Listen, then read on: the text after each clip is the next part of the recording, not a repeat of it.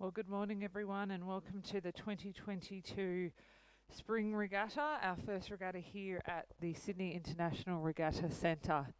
It's great to have everyone back out at Penrith for another great season of racing. My name's Margot Harley. I'll be commentating this morning and we'll be shortly joined by Peter Waldersee in the commentary box. But we've got to start in the first race of the day, which is the men's C-grade quad scull. In lane 2, we have Canberra. Lane 3, University of New South Wales. Lane 4, UTS. We have a scratching in lane 5. Lane 6, University of New South Wales 3. Lane 7, Canberra 2. And in lane 8, University of New South Wales 2.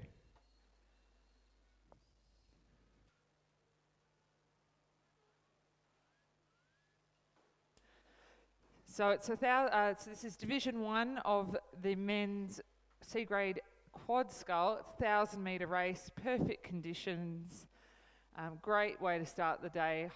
Water is a little bit elevated. For those of you who are at the course, you would have had to trudge out through some water to get to the pontoons, but Penrith has put on a pretty spectacular day today. We are now joined by Peter Waldersee in the commentary box. Good morning, Peter. Good morning, Margot. Thank you very much for having me. And as you've already called out, we do have the Division 1 Men's C-Grade Quad Scull coming down the course now.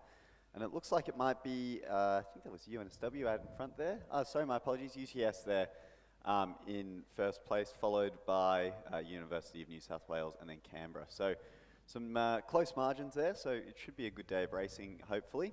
1:18 through the 500-metre mark, with a margin of about 1 second back to UNSW.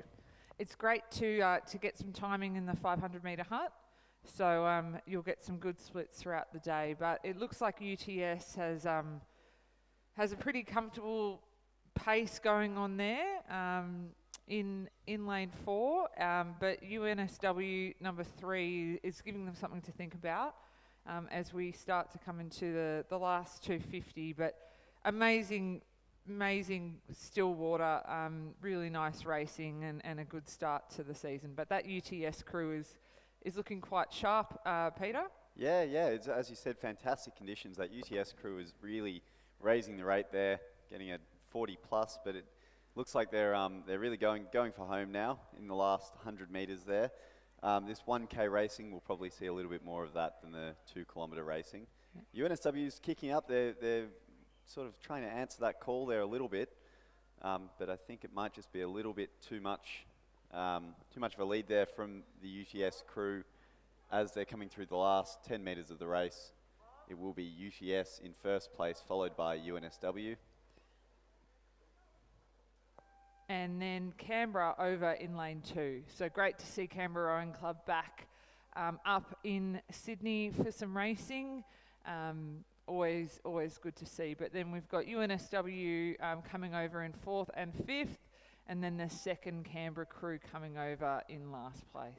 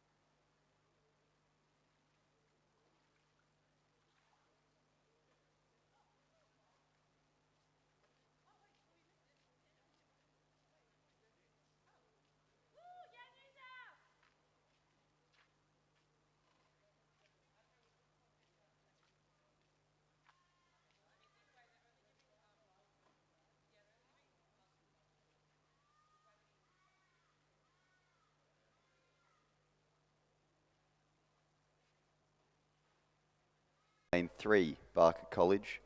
In lane 4, Drummoyne. In lane 5, St Augustine's. In lane 6, Barker College. And in lane 7, St Augustine's. So this race is primarily a schools race, whereas the first division we saw a lot more clubs, with the exception of Drummoyne in this race also, coached by Sarah Ellis. So we'll see. This will be an interesting one to watch. It will be, Peter. Especially we've got Torben Ungemark up against his mother Judith in the coaching ranks. So that should be an interesting conversation in terms of tactics. That will be a very good one to watch. 100%, yeah. And some of those St Augustine's crews, they are, I know, coached by the Ungemarks. Very recently, Judith coached St Augustine's crew to a gold medal at the Junior World Championships, which is very impressive. And Torben here is, along with Nick Pender, taking on the role of coaching the St Augustine's kids. So it'll be good to see how they go. It's a very good budding program. Yeah, and it's great to see schools coming out and racing at the Spring Regatta. Obviously, this school season's just come back, but it's great to see a bit of crossover of school crews coming out outside of school regattas and getting some experience on this course that will set them up well for the rest of the season. Yeah, it definitely is. And it looks like as this race has begun, it looks like it might be that St Augustine's and Drummoyne crew out in front. Now, it's always interesting seeing these club guys competing against the school guys and how those two, I guess, avenues of the sport do compete and which avenue is more successful. But I think at the moment it looks like it's that St Augustine's crew just with about half a length lead on the Drummoyne crew coming into the 500 metre mark. And this division, I think, will be just a tad slower than the previous division to the 500. But we'll see how the rest of the race folds out. It is, for certain, Drummoyne and St Augustine's here in the first 500 metres. Yeah, with Clearwater, they look very comfortable. And I know Drummoyne's been building up their junior program, so it's not unsurprising to see them competitive with the St Augustine's #1 crew in the centre lanes. But yeah, some good junior program pushing occurring at Drummoyne, which is great to see. But yeah, St Augustine's look quite comfortable #1 in the centre lane, in lane 5, rating quite comfortably. And like any regatta at the start of the season, crews are a little bit spread out, but that's what the Spring Regatta is for, to give people some experience. But yeah, St Augustine's looking quite comfortable. Judith will be very, very pleased, and as they come into pretty close to the Red Boys. They've got that distinctive St Augustine style, but the Drummoyne crew is making them work for that finish as they bring the rating up just a little bit to get the legs moving for the rest of the day. Yeah, right, well, Margot, and this St Augustine's crew doing very impressive stuff, and a great school crew here that we can see in front of us. And as you said, that Drummoyne, the Drummoyne club is working very, very hard to develop their junior program. St Augustine's crew is going to cross the line in first place. Drummoyne has recently had Eve Timms representing New South Wales in the Victoria Cup coming second. Mitch Blackball-Cram doing fantastic things, coming through the shed. And of course this young crew here, I'm sure will be no exception coming into the future. In second place there was Drummoyne Rowing Club. And coming through to third place now we have the second crew from St Augustine's. Also very impressive to have 2 crews in the same race, let alone 3 crews, which St Augustine's have. A real show of depth in the program.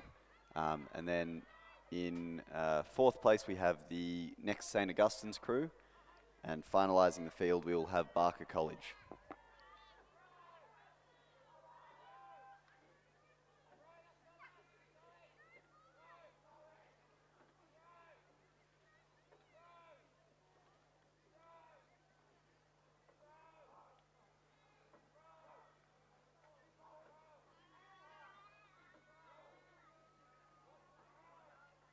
So we just see Barker coming across in lane 6. That's Barker College number 1. Maybe have a slight issue there in the 2 seat. And then we've got Barker number 2 coming across. So as I said, it's the start of the season, so these young gentlemen will probably be relatively new to the sport as they come across. But we do have a start in race 3, which is the women's C grade 8.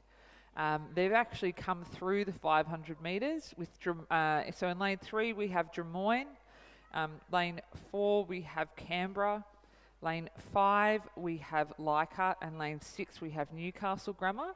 So through the 500, Drummoyne, stroked by Ash Brooking, was through first in a time of 2 minutes 22. So we'll see how that continues for the rest of the race. So 4 crews in this race. Great to see some women's 8s out here early on in the piece. But the Drummoyne crew over in lane 3 looks relatively comfortable. And taking it up against the Newcastle Grammar crew and Canberra with we've got, I think, Leichhardt sitting in 4th place. But yeah, Drummoyne looking really nice. We've got Lily Smith in there, Eve Timms, who we just spoke about before, so late call up for the Penrith Victoria Cup this year, sorry.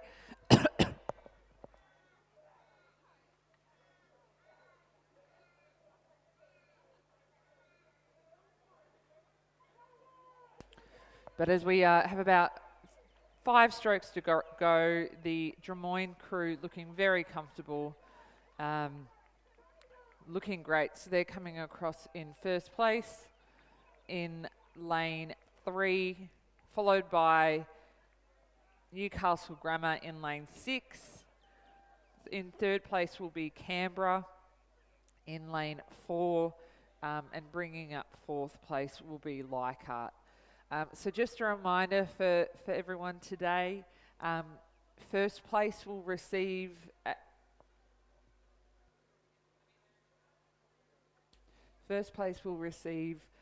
mugs, Rowing New South Wales mugs, so they will be available at the bottom of the grandstand in the Rowing New South Wales tent.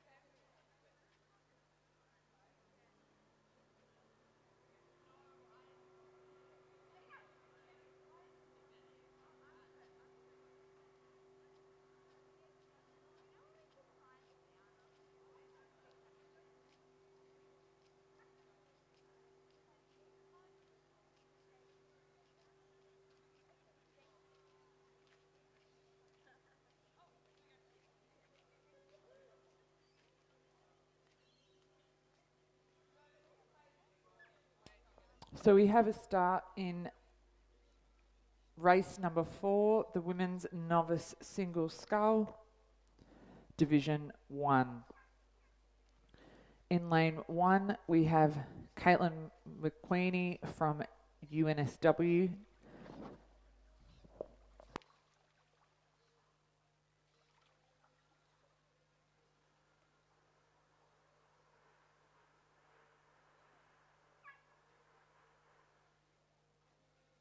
In lane 3, sorry, we have Maya Idzabart from Leichhardt. Lane 4, we have Annabelle Singh from UNSW. In lane 5, from Abbotsford, we have Yvonne Konkek. In lane 6, Hannah Smith from UNSW. Lane 7, Ali Waddington from UTS, and in lane 8 from Nepean, Kate Shepherd. So great to see a full field in this novice women's single scull. So this would be the first time these ladies are competing, and the novice category is a great one to give people a chance to compete against new rowers like themselves, and try themselves on the course.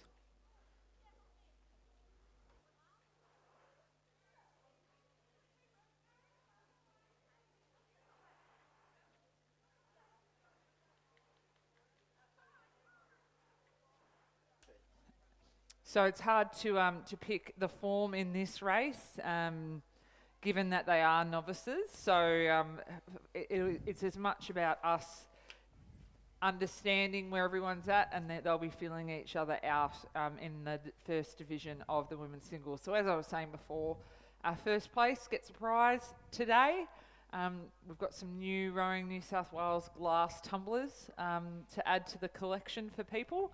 And they'll be available from the bottom of the grandstand.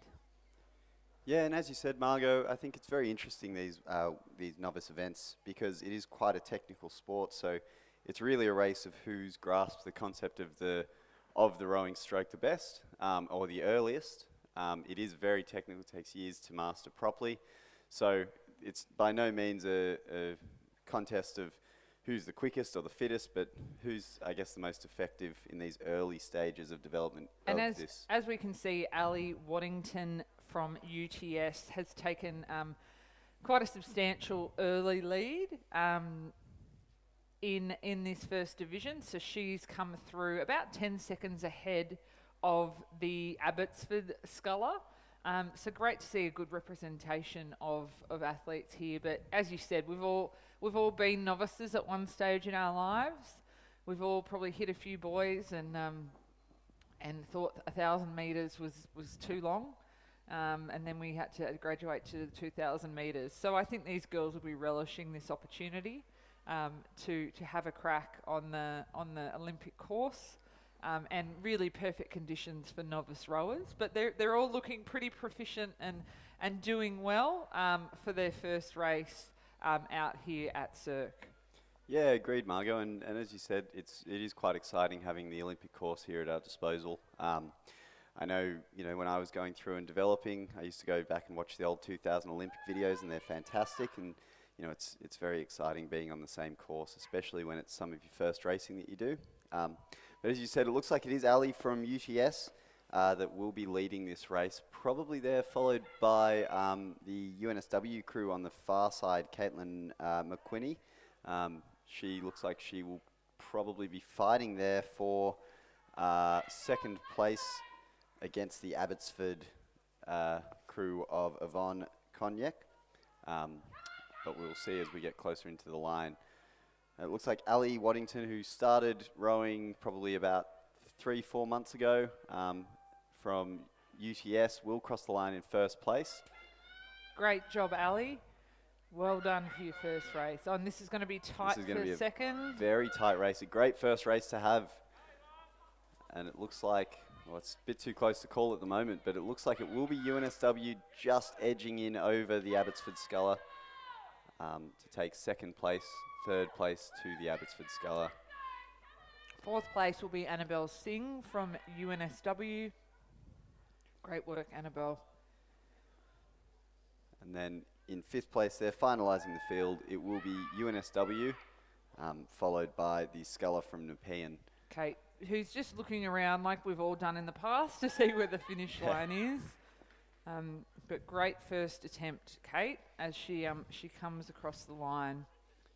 Yeah, and a very good attempt from all these scullers. I think we can probably all remember our novice event when we were quite new. It was our first race. It's a very different skill and a very different thing to try out. So very impressive from all these scullers, and they should all be very proud of their achievements.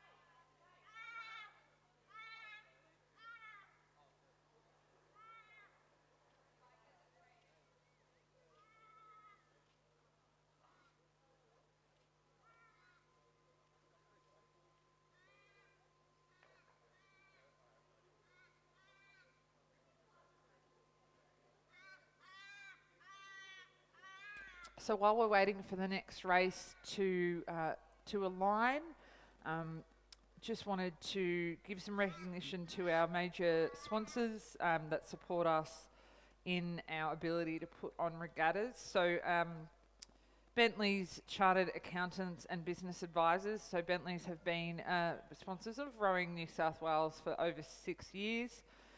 They are a great support to us. Also V Insurance, so helps us with all of our insurance needs for our volunteers, but also our clubs and their facilities. And also the Regatta Shop, Pontoon Sports, who I think will be here today.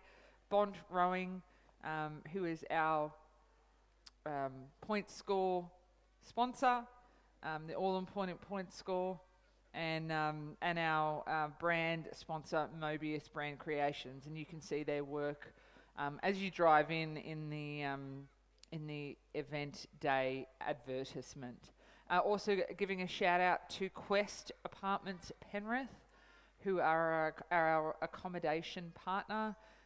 A lot of us stay there throughout the season. That's where Rowing New South Wales is based. And they give all members some great rates and discounts throughout the season. So make sure you check them out and let them know you're a member of Rowing New South Wales. Also wanted to give a shout out to Vince at the Lakeside Restaurant. So like always, the kiosk is open all day today. And make sure you get that all important egg and bacon roll before you race, and maybe some hot chips after you finish.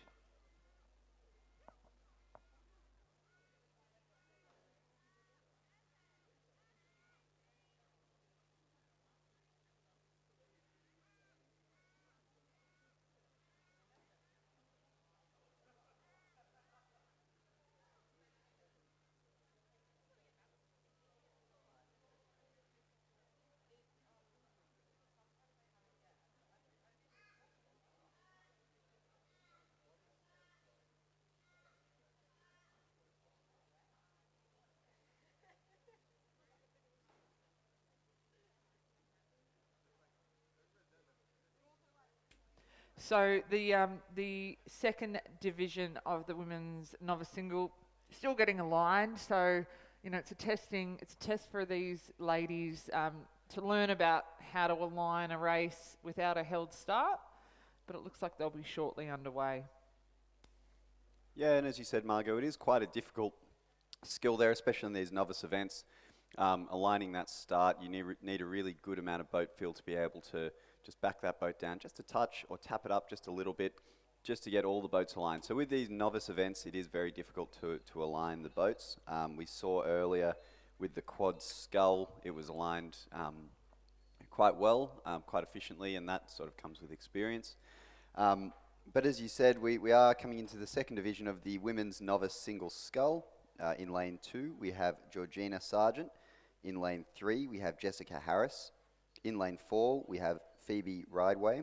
In lane 5, we have Lily Bennett. In lane 6, Annabelle Hayworth. In lane 7, we have Grace Connery. And lane 8 from Abbotsford has scratched this race. It looks like we've also got a scratching in lane 2. So Georgina from UNSW has scratched, unfortunately, and also Phoebe Rideway from Newcastle Grammar. So it looks like four athletes in this second division of the women's novice single scull.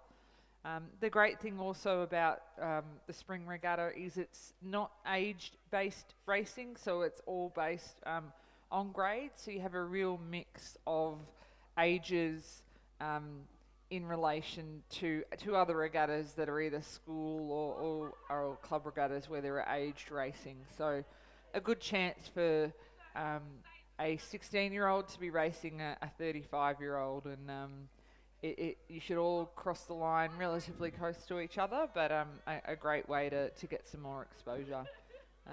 But it looks like these ladies are going along well.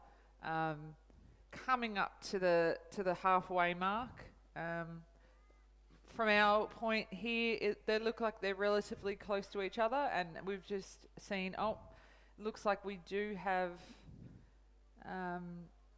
Leichhardt, I think, just edging out in front, I believe. Oh, she has just stopped there very quickly because she's got a bit of a course issue. Yep, so it looks like she's Just had to recorrect the course, and that's cost her a bit of time. So it looks like Grace Connery from Leichhardt is in the lead. Whether or not that will remain if she brings the rating back up now that she's corrected her course. But yes, it looks like she's recovered well and is going along quite nicely. Closely followed by Annabelle Hayworth from University of New South Wales, number 2.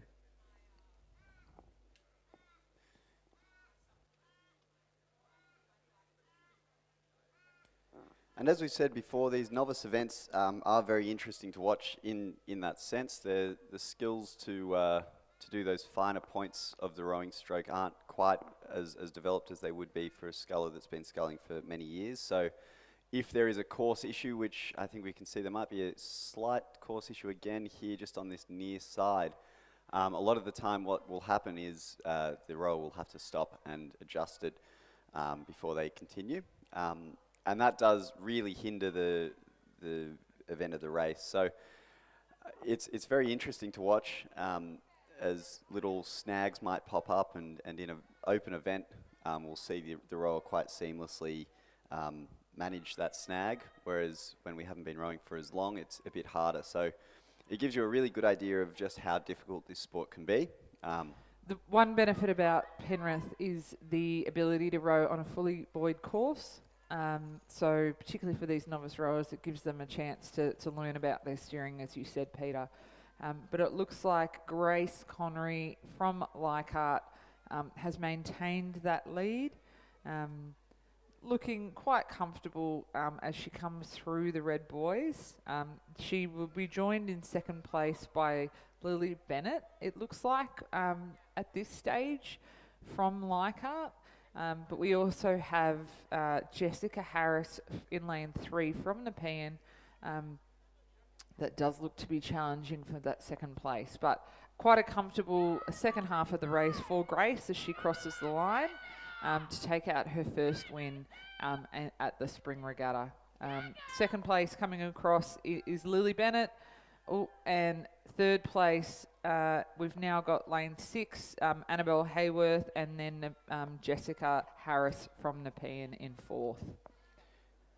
Yeah, thanks, Margot. And some really close racing there for a novice singles race. Usually we see quite a margin here in the novice single, but that looks like margins you'd probably more find in a lightweight open single than a novice single. So really impressive work there from all scullers involved. And it must be said the efforts of Leichhardt there in a first and second finish, as well as having quite a few in the first division, which is very positive to see. They've got a good depth of young members at the shed. So it looks like we're underway in race 6, the women's D grade single scull division 1. In lane 1 we have Janine Donovan from Drummoyne. Lane 2 from Glebe, Anne Skilton. Lane 3, Zali Gins from Newcastle Grammar. Lane 4, Amelia DeVilles from Sydney. In lane 5, Palmina Grady from Nepean.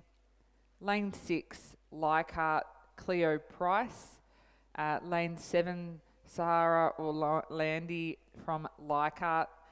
In lane 8, from Newcastle Grammar, Annabelle Lacey, my apologies, and Taylor Grayson from Barker in lane 9. So a full field. It looks like maybe a few scratchings in the middle of the race. Zali and Amelia, it looks like, have scratched, unfortunately, but still a relatively full field for D grade women's single scull. Yeah, thanks, Margot. And it looks like coming through the 500 metre mark, it will be Ciara Altalani, from Leichhardt, that will be in first place at the time of 2:09 through the 500.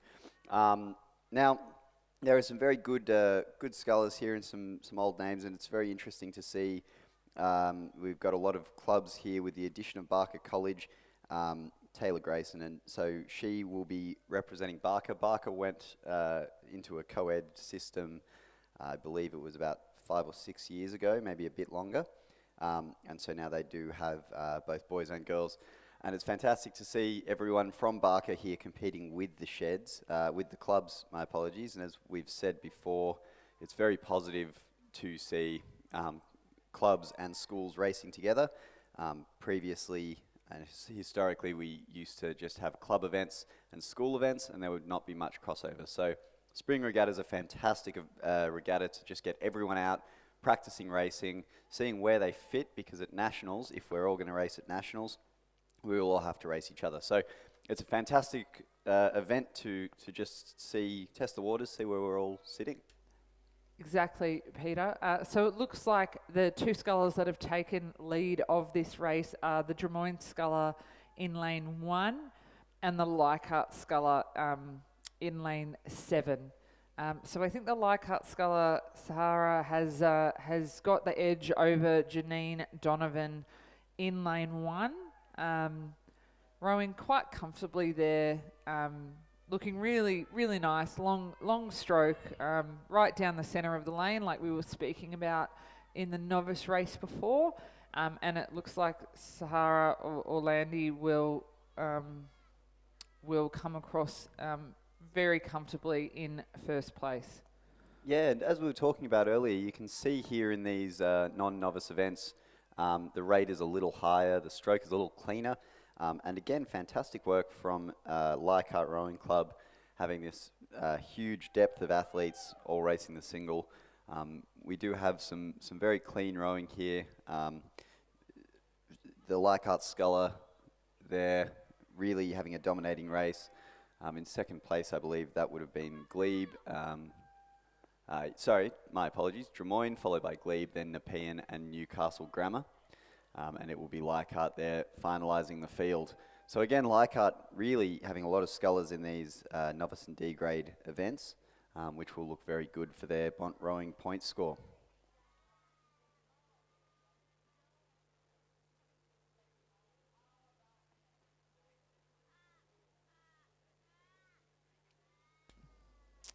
So just a reminder, if you have any substitutions or withdrawals, please come and see us at the tower downstairs. We have substitution and withdrawal forms to fill out. That's important that we get those in. Also, a reminder that once you're done with your bow number, to please return it to the tower. We do have a full day of racing at the Spring Regatta, and we like to be able to give people the bow numbers when they require it. But we do have a start in the second division of the women's D grade single scull. In lane 1, Mika Kelly from Glebe. Lane 2, Sophia Whitelaw from Nepean. Lane 3, Louise Termine from Lake Macquarie. Lane 4, also from Lake Macquarie, Rayleigh Ison. Lane 5, Georgina Stevenson from Sydney. In lane 6 from Glebe, Kelly Clifton. In lane 7, Carmel Taylor from Leichhardt. It looks like we have a scratching from the Newcastle Grammar rower in lane 8, and then Chloe Hitchens from Glebe in lane 9. So again, a great array of clubs. Also really great to see some clubs and schools from our regional areas. I know that there's been a lot of damage and flood-related damage up in the CDRA and NRRA regions. So it's great that that the Lake Macquarie Scullers have been able to make the trip down and have some racing, which is so important early on in the season. But it looks like we've got Georgina Stevenson from Sydney that has taken a 6-second lead over Chloe Hitchens from Glebe. And then we've got Kelly Clifton also from Glebe, not too far behind in third place, but some really tight racing as we come through the first 500.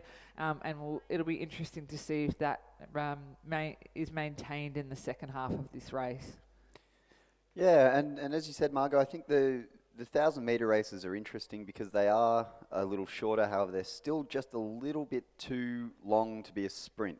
So we will have the sprint regatta later on in the year, which is 500 metres, which is still a bit lengthy for a sprint in itself. So these 1,000 metre races, the athletes do have to pace themselves, and in the D grade events, a lot of the time we see big changes towards the back of the race. Because you'll have these athletes really going hell for leather in the first 250 metres, and it just empties the tank early. So it does look at this point like it's going to be a pretty commanding lead here from Georgina Stevenson from Sydney Rowing Club. At the 500 metre mark, she was 6.07 seconds ahead of the glebe sculler in second place, Chloe Hitchens. So it does look at this point to be Georgina Stevenson's as we're coming into the last probably 150 metres. She'll be seeing those red buoys indicating 100 metres to go, and we'll probably see a step from her there. But it's very clean rowing, Margot, from Georgina.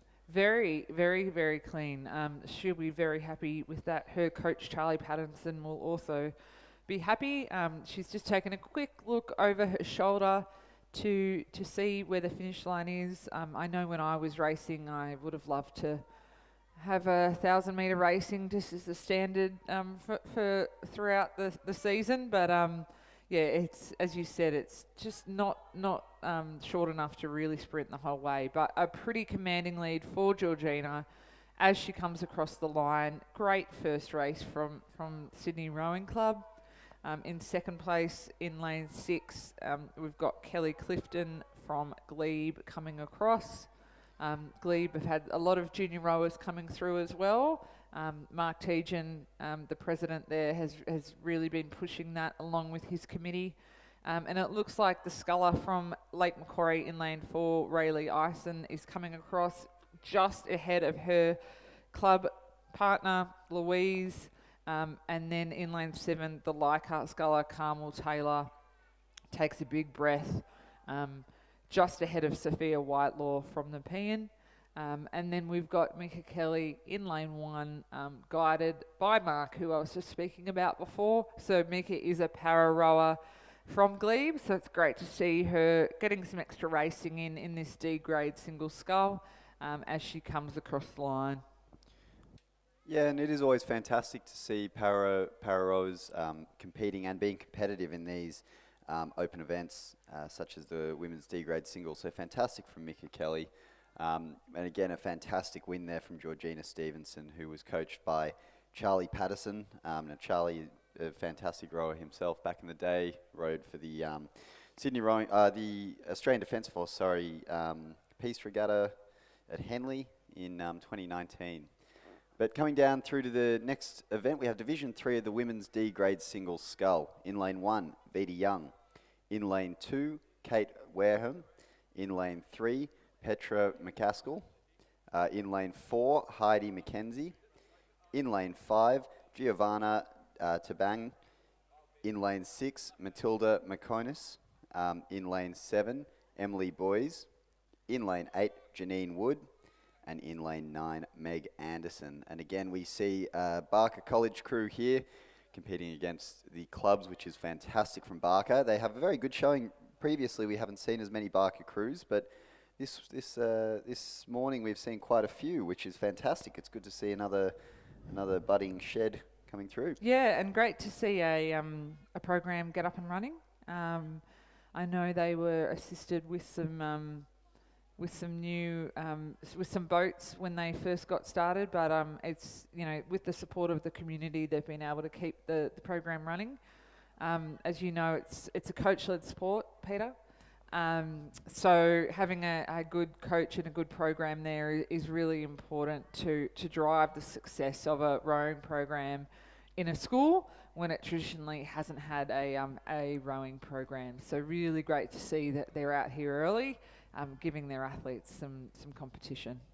Yeah, it sure is, and that's correct. It's a very interesting sport in that sense. And I was very recently at the St Catherine's rowing launch, and very similar sort of program from St Catherine's, what it looks like Barker's doing. So St Catherine's about 10 years ago really started from nothing and have won nationals this year. So Barker hopefully will have a similar trajectory. Definitely. It looks like as we come across the rower over on the far side, Vita Young has taken a narrow lead from the other Nepean sculler, Emily Boys. I'm sure they've probably had some competition in training, so it looks like that's continued over. In third place from Sydney, Matilda McConus, coached by Brendan Longman, has come through in third, but to be honest, really tight all the way through to seventh place, and then there's a little bit of a battle for the last two positions. But these two Nepean scullers probably doing a bit of training out at Cirque at the moment, because the Nepean is up with all the rain that we've been having, so they probably call this their home turf. But rowing well, and another competitive division from the women's D grade single scull. And fantastic to see that Cirque is holding up as well as it is, given the flooding. We know that back this year we had to relocate nationals due to the flooding, and so between COVID and flooding is one thing after another, unfortunately. But it's really, really positive to see the design of Cirque is really holding up to what has been a pretty extreme flooding season. So we're very, very blessed to have Cirque at our disposal. And back to the race here, it looks like it will be Vita Young still ahead. I believe, unless it is... No, Vita is taken a commanding lead over in lane one. From Nepean, Daniel Waddell would be very happy with this from his charge. It looks like the rest of the race has tightened up in the middle of the field. So we've got, it looks like Sydney and Nepean, Emily Boys and Matilda McConus are battling it out for that second position. Just Emily just had a look over to her right side to see where Matilda was. And it looks like she might just have the momentum, but we've got Vita Young taking out the third division quite comfortably. She's just sitting back taking a breath, and it looks like Matilda McConus, Emily Boys from Nepean will take out second place. Yeah, and a nice battle here for fourth place. I think it will be the sculler in the near lane here from Barker College, Meg Anderson, that just pipped out lane 5, Giovanna. Unfortunately for the fourth place. But again, a great field here in Division 3 of the D grade single scull. So we've had quite a decent number of young scullers coming through into this D grade event. Excellent, Peter. So we move to some 2,000 metre racing, or today 1750 racing. So for those of us watching at home, just due to the flooding that the Cirque water levels are up slightly or considerably. The start fingers had some damage done to them in the floods in the middle of the year, so they're still being repaired. And just due to safety concerns and ability to start, the umpires have made the decision to move the start down to 1750. So I don't think anyone will be complaining today to be rowing 250 metres less. I know I'd be pretty happy with that. Might change a few race plans for some people, but we've got a couple of B grade and open races, just a few at the 1750, and then we'll be back to some 1,000 metre races. No, certainly not. I think that'll be fantastic for some of the rowers. As someone that has a notoriously unimpressive last 250, I'm going to be very happy about this change in the events.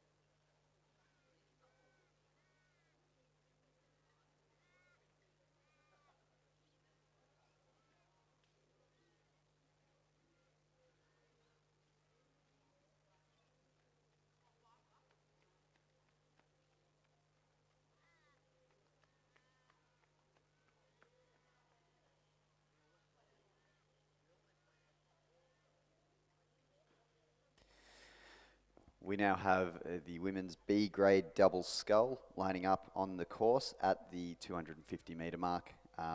In lane 3, we have UTS Lillian Hyde, and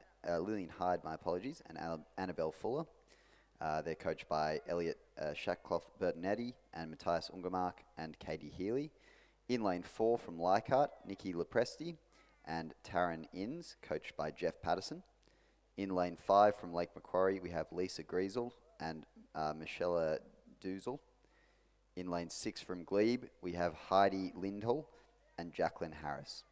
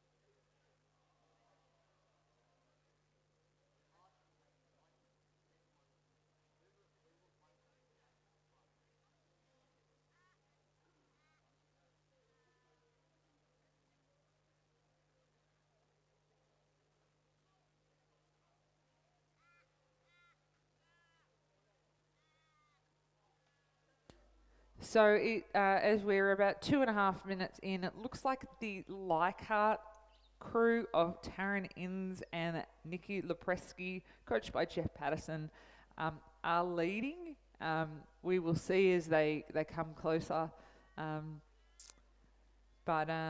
Yeah, relatively tight. We do have in the Lake Macquarie crew, Lisa Griesel, as you said, is joining us. Lisa is also a para athlete like Mika in the race before, a dual New South Wales state team representative, receiving second place in both the interstate regatta single scull at Nationals in Nagambie this year, but then backing up at Ballarat in the Masters para single. So Lisa's an up-and-coming, aspiring para representative sculler, so it's really great to see her jumping in a double like she always does. Yeah, it really is, and it's great to see as well here. I think it's the Leichhardt crew as well as it looks like the Glebe crew, Heidi Lindell and Jacqueline Harris, really fighting for the lead quite competitively here. With the other two, the UTS crew and the Lake Macquarie crew, just dropping back a touch, fighting for the minor placings. But the lead fight here between Glebe and Leichhardt does seem to be quite a tight one. We'll see as they go through one of the distance markers. But this is our first bit of racing today over 2,000 metres or 1,750 metres. So it will be interesting to see how the athletes hold up over these longer distances. Yeah, Peter, and as you would know, the first sort of 2K racing in the new season, so everyone's been doing some long distances in the cold, so it can be a bit of a shock to the system to come back and race over 2,000 metres.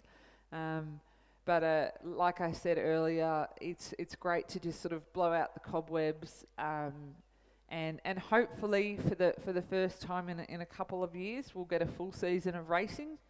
For those of us that haven't blocked it from our memories, this time last year we were just I think we were still in lockdown, but we had to cancel this regatta. So yeah, I don't think. Well, I know the last regatta we held here was actually New South Wales Championships in February. So usually it's not that long between drinks. But yeah, these scullers are doing quite well. So it looks like as they come through with 500 metres to go, that the Leichhardt double of Lepreski and Inns have maintained their lead over Harris and Lindahl, who are about 6 seconds back, with the UTS pairing of Hyde and Fuller a further 9 seconds back in third place, and then Grisel and Doozle from Lake Macquarie in fourth. So relatively spread out, which you do see over the 2,000 metres, but the Leichhardt double will be very happy with this, I would suggest. Yeah, and as you said, Margot, it does feel like it's been years since we've had a regular flow of races. So it's very positive now that we have COVID not finished, but a bit more in a normal position, that we can start racing a bit more normally, and everything can go back to a regular schedule. As you said here, Margot, it will be the Leichhardt double coming across. It looks like they're taking a bit more of a commanding lead here in the second half of this 2 kilometre race, and they've got a decent lead here on the UTS and Lake Macquarie crew. Glebe still hot at their heels, but probably a little bit further back now. It looks like it will be a bit more of a clear-cut race, this one, with Leichhardt coming in first place, Glebe second, UTS third, and finally Lake Macquarie in fourth.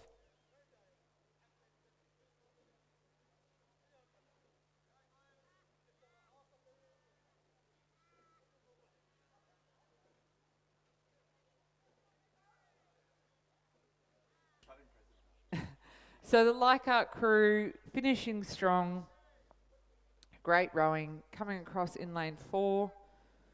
Great work, Tarrant and Nikki.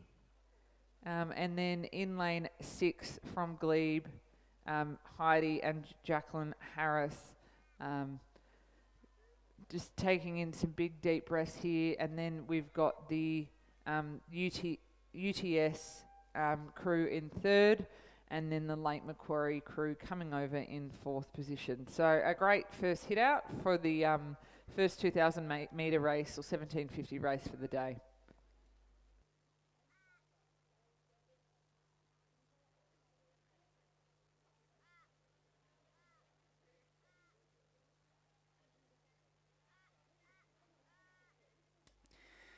Race 10 is coming down the course now. This should be a fairly good race. We have in lane 1 Sydney University, Lily Gavin and Phoebe Teal.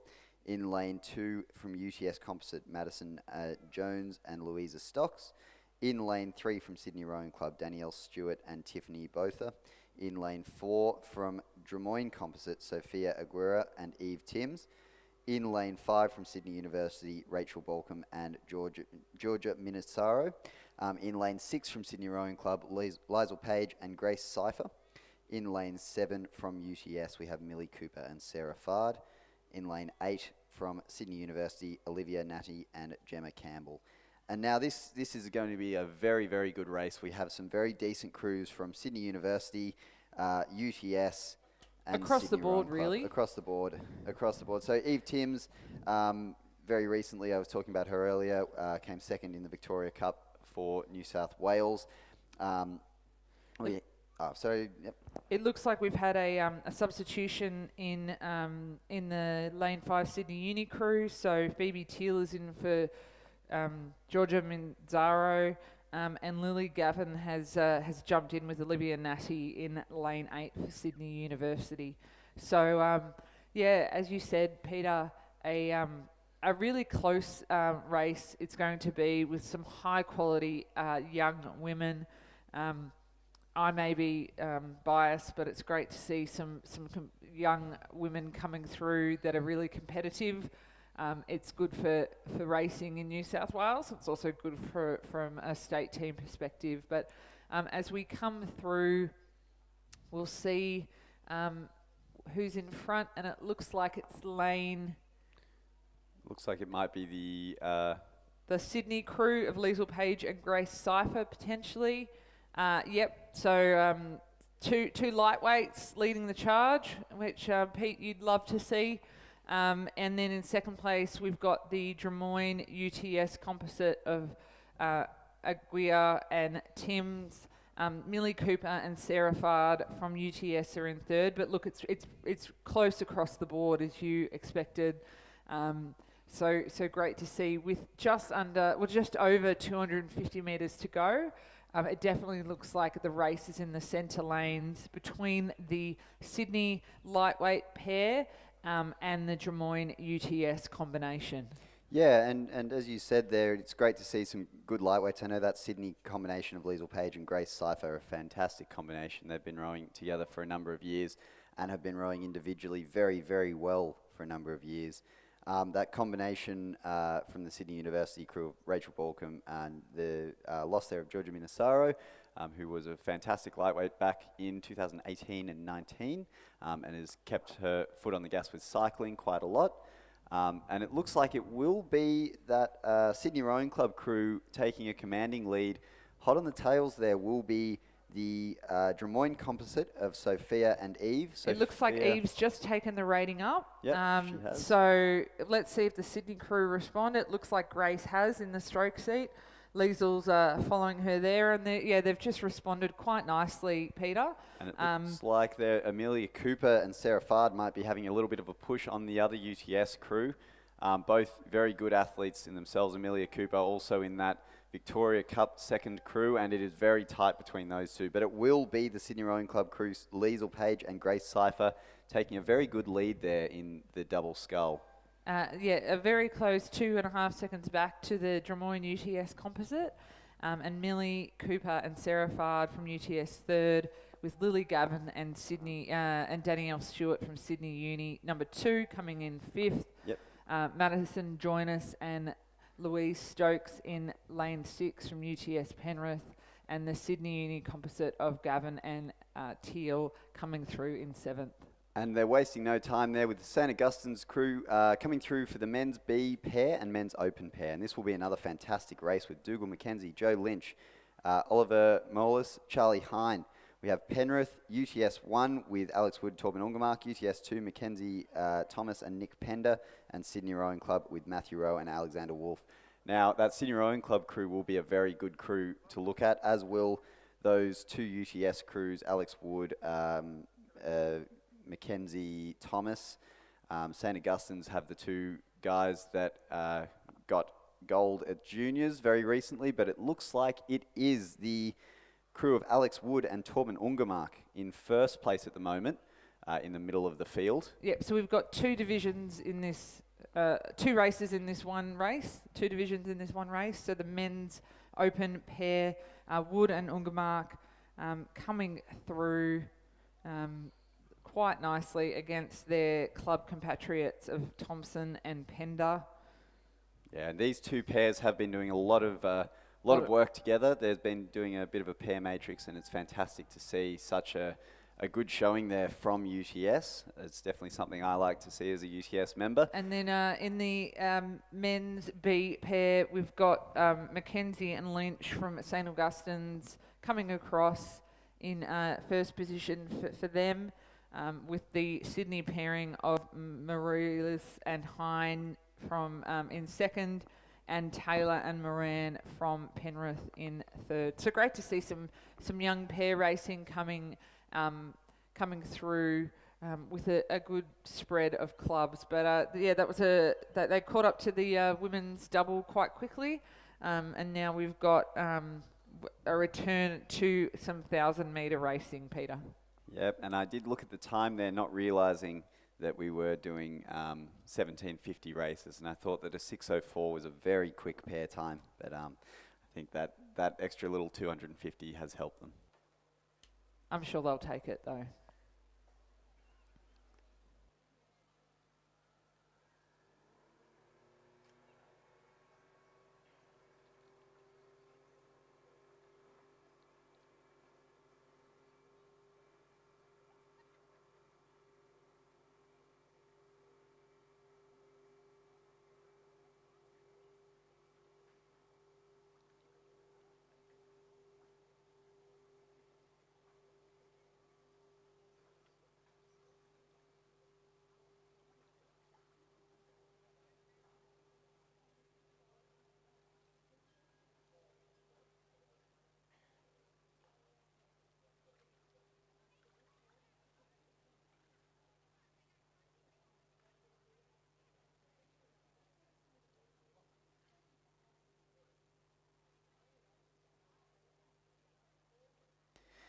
We're now calling the race 12, Division 1 of the men's C grade double scull. This is back over 1,000 metres. We have Clayton Ficini and Flynn Wilkinson. We have from lane 2 UTS, Chris Thompson and Zink Bosco. And lane 3 Drummoyne, we have Joe Bennett and Lucian John. In lane 4 from Canberra, we have Thomas Wynne and Eamon Burke. From lane 5 from Newcastle Grammar, we have Noah Gidley and Kobe Young. From lane 6 from Canberra, we have Austin Beanie and Nicholas Latimer. From lane 7 from St George, we have Tom Masterton and Lachlan Dunn. From lane 8 from Canberra, we have Jackson Boyd and Alex Tomanovic. From lane 9 from University of New South Wales, we have Frederick Leary and Jack Clements.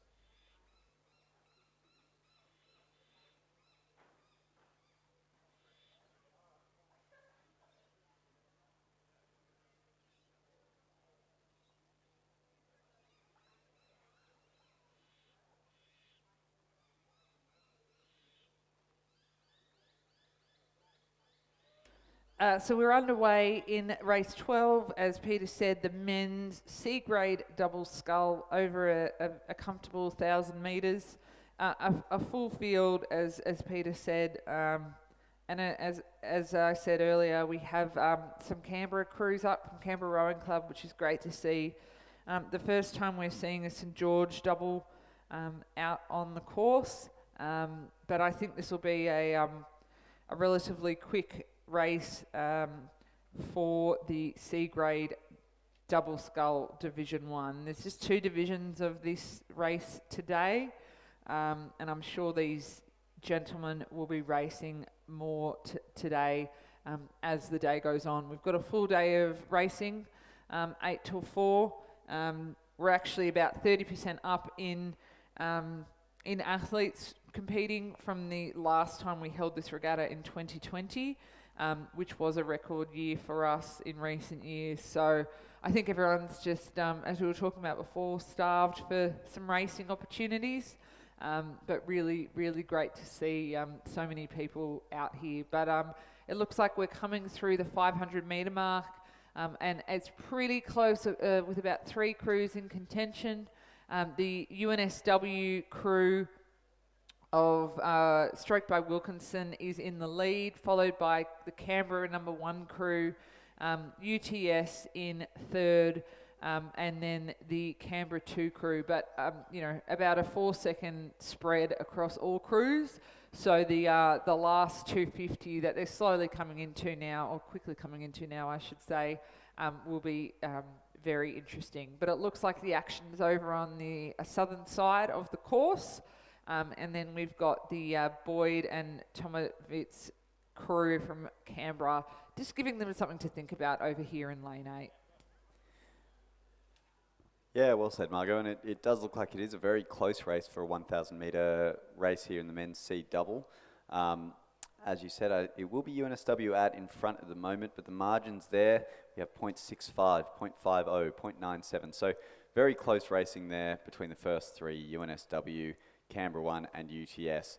So we'll see as we're coming through the last 250, 100 metres.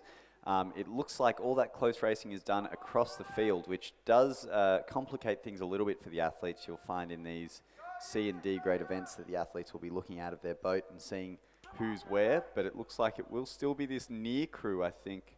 No, I think actually the UTS double of Thompson and Bosco have taken the lead from the Canberra combination.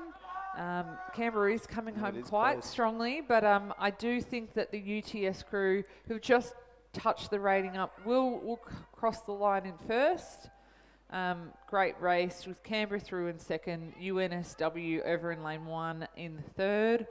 The next Canberra crew in lane 4 coming across, and then we've got Drummoyne, UNSW, and then the St George double coming through, and then bringing up the rear are the Canberra crew in lane 6 and the Newcastle Grammar crew in lane 5. But yeah, pretty quick racing for the men's C double, but great to see a full field.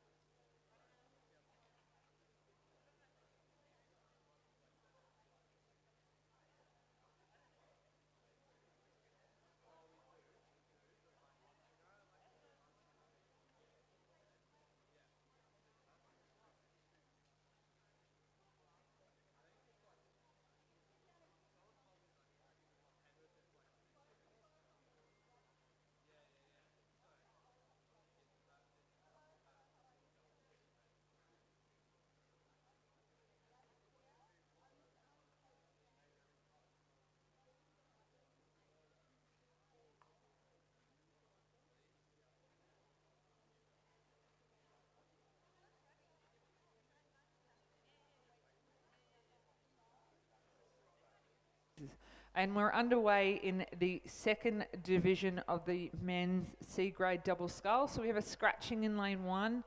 In lane 2, we have Clarkson and Elvish from Newcastle Grammar. In lane 3, Neil and Sheriff from Barker. In lane 4, Goldspring and Little from Canberra. In lane 5, Lith and Kibble from Barker College. Chadston and Collins from Newcastle Grammar in lane 6. Grace and Yan from Barker in lane 7. We have another scratching from Glebe in lane 8. And then the Lake Macquarie pairing of Fleming and Walker in lane 9. So unfortunately the two Glebe crews having to withdraw from racing this morning, which is unfortunate. And all in lane 7, we've got the Barker College double just finding their feet, it looks like, in this race, and having a few steering issues with the BROs helping them there. But they'll get back to it. But yeah, relatively full field, and it looks like the rest of the field have gone away. But this Barker College double just finding their feet. But it looks like the crew over in lane 9, or over on this side from Lake Macquarie, from our viewing point, seems to have taken the lead. Peter? Yep, agreed. And that Lake Macquarie crew does look like they've got quite a dominating lead in this race. It looks like they've got a fair few lengths of clear water following the rest of the field. The rest of the field do look like it's quite a tight race. So we've seen here in these C and D doubles that the spread of athletes is a little bit wider. So we'll have larger margins than we do maybe in some of the singles, some of the novice races. But it looks like here we have Lake Macquarie in first place at the time of 150, which I think has been the quickest time to the 500 so far, followed by Newcastle Grammar. And the margins there, 8.38, 3.46, 9.99. So we have a little bit of a larger spread through the 500 metre mark, which tends to happen from time to time. But as they come through the 1750 or the 250 metre mark to go, it will still be Lake Macquarie in first place. And they are in the boat closest to the grandstand, so we'll see them coming past in just a moment. And they will have quite a commanding lead on this race. Yeah, it looks like the Barker double that we spoke about before has found their feet and is coming along. But Lake Macquarie doing well here, looking relatively comfortable, just keeping an eye out over the rest of the field. And we've got Newcastle Grammar and Canberra from the ACT just battling it out for that second position, and it looks like the Canberra combination has taken the lead, but definitely lane 9 coming across from Lake Macquarie, it looks like. Those Lake Macquarie blades looking very similar to Australian blades. I'm not sure if they are Australian blades or if that's the Lake Macquarie blade colour, but that's a good showing from them. And it is a very close race here between two minor placings, but it will be that crew in lane 6, the crew from Newcastle Grammar, followed by the crew in lane 4 from Canberra. And very similar Zudi shapes and styles there, so a bit hard to tell apart. And the two places here in 4 and 5 will be Barker College.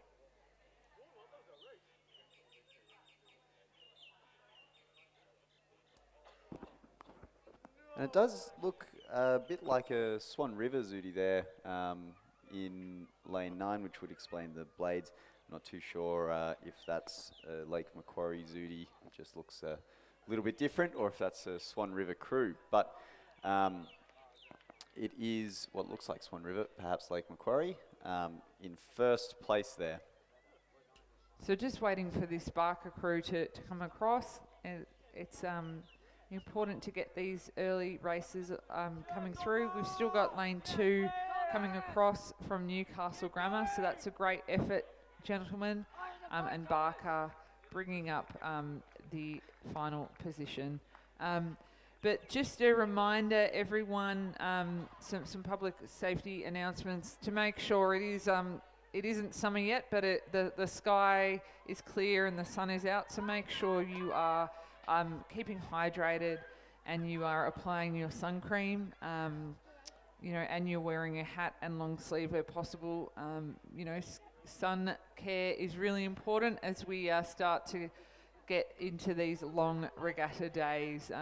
If you are a coach riding up and down the course, make sure you are wearing a helmet. It is a finable offence if you are riding around without a helmet on. So we want to make sure we keep you safe as you're following down the race. But a couple more strokes here from the Barker crew, just having a bit of trouble with their steering from the race. But they've got there in the end. So well done, gentlemen. A nice little handshake from the two rowers that they've made it across for one of their first races. So well done, gentlemen.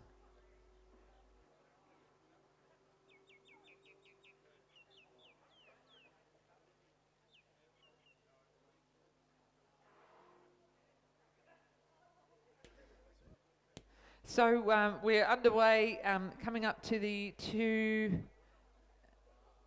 500 halfway mark, of the women's D grade quad sculls. So the first time we're seeing quads racing today. In lane 1 we have Drummoyne 2, lane 2 we have Penrith, lane 3 Leichhardt 4, lane 4 Drummoyne 1, lane 5 UNSW 1, lane 6 Leichhardt 2, lane 7 Canberra, and lane 8 Drummoyne 3. So great to see a few Leichhardt crews in there, 3 Drummoyne crews, Canberra again, UNSW and Penrith. And it looks like as we came through the halfway mark, the Drummoyne combination coached by with Brooking in the crew is in first place, with the Canberra crew of Ella Boyd 2 seconds behind, and then Drummoyne number 2 with Lily Smith 2 seconds behind that. So pretty close for the first 7 positions. Again, everyone just sort of seeing where they're at, but great to see some quads out there on the water. And the Drummoyne crew, it looks like in lane 4, stroked by Ashley Brooking and coached by Sarah Ellis, has maintained their lead through the 500, and as they come into the red boys. Yeah, it's a good experienced names there in that Drummoyne crew. You have Kathleen Hextell, Freya Warner Vanderdyk, and Ashley Lister, as well as Ashley Brooking. All athletes who have been around for quite a while, so it is expected probably that these guys will have a bit of a commanding lead as they do, although they've just hit a little bit of a rough patch. So we'll see whether that crew from UNSW is able to capitalise on that, but it looks like they've just made a bit too much of a lead, and unless they hit another rough patch, I think they will take this out. This first division of the women's D-grade single scull, women's D-grade quad scull will be taken out by Drummoyne Rowing Club, followed by University of New South Wales, and then in a narrow margin we have lane 7 Canberra Rowing Club just ahead of the second Drummoyne Rowing Club quad. And then we've got the third Drummoyne crew narrowly beating Penrith in lane 2, and Leichhardt in lane 6 coming across. And then Leichhardt number 4 in lane 3, bringing up the rear of the field. But yeah, really close racing. 1,000 metres for a quad is I'd say a bit more comfortable than a single scull, and good to get these early combinations out there.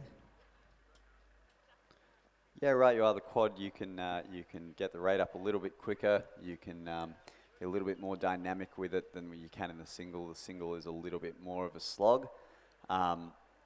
But doesn't mean it doesn't hurt, because the quad certainly does, even over a kilometre. And now as we come through, we have the second division of the women's D grade quad scull. In lane 1, Newcastle Grammar. In lane 2, Shellhaven. In lane 3, University of New South Wales.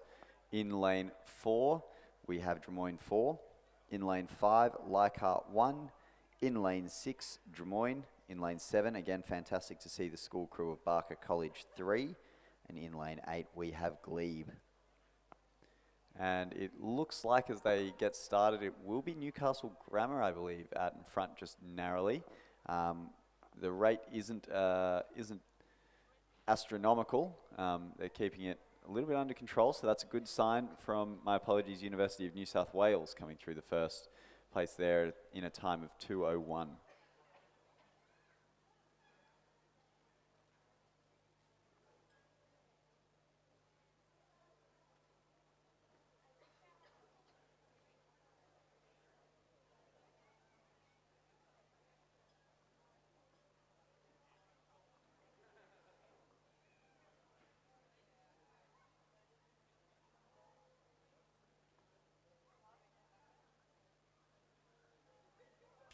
So it looks like the lane 3 combination from UNSW, stroked by Heather Cox, I should say. It looks like they're still maintaining their lead, as we've got just over 250 to go. The water's a bit high, so it is hard to see the marker there. But looking quite comfortable, the UNSW crew, with the Drummoyne combination stroked by Sky Smith.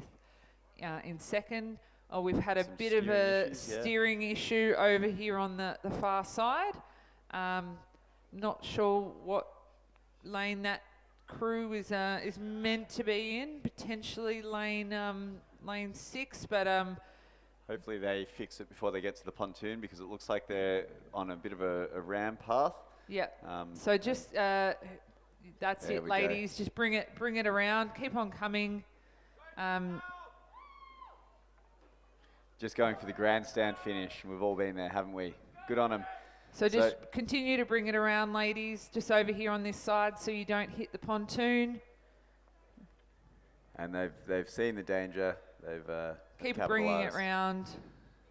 But we've got lane 3 coming across in first place. So that's the Drummoyne crew in lanes. Was meant to be in lane 6. Have had a bit of a steering issue. In second place, it'll be lane 4 from Drummoyne, stroked by Sky Smith. The third place will go to the Drummoyne crew that was from lane 6. Leichhardt coming across in fourth place from in lane 5. And then the Glebe bringing up the rear of the field.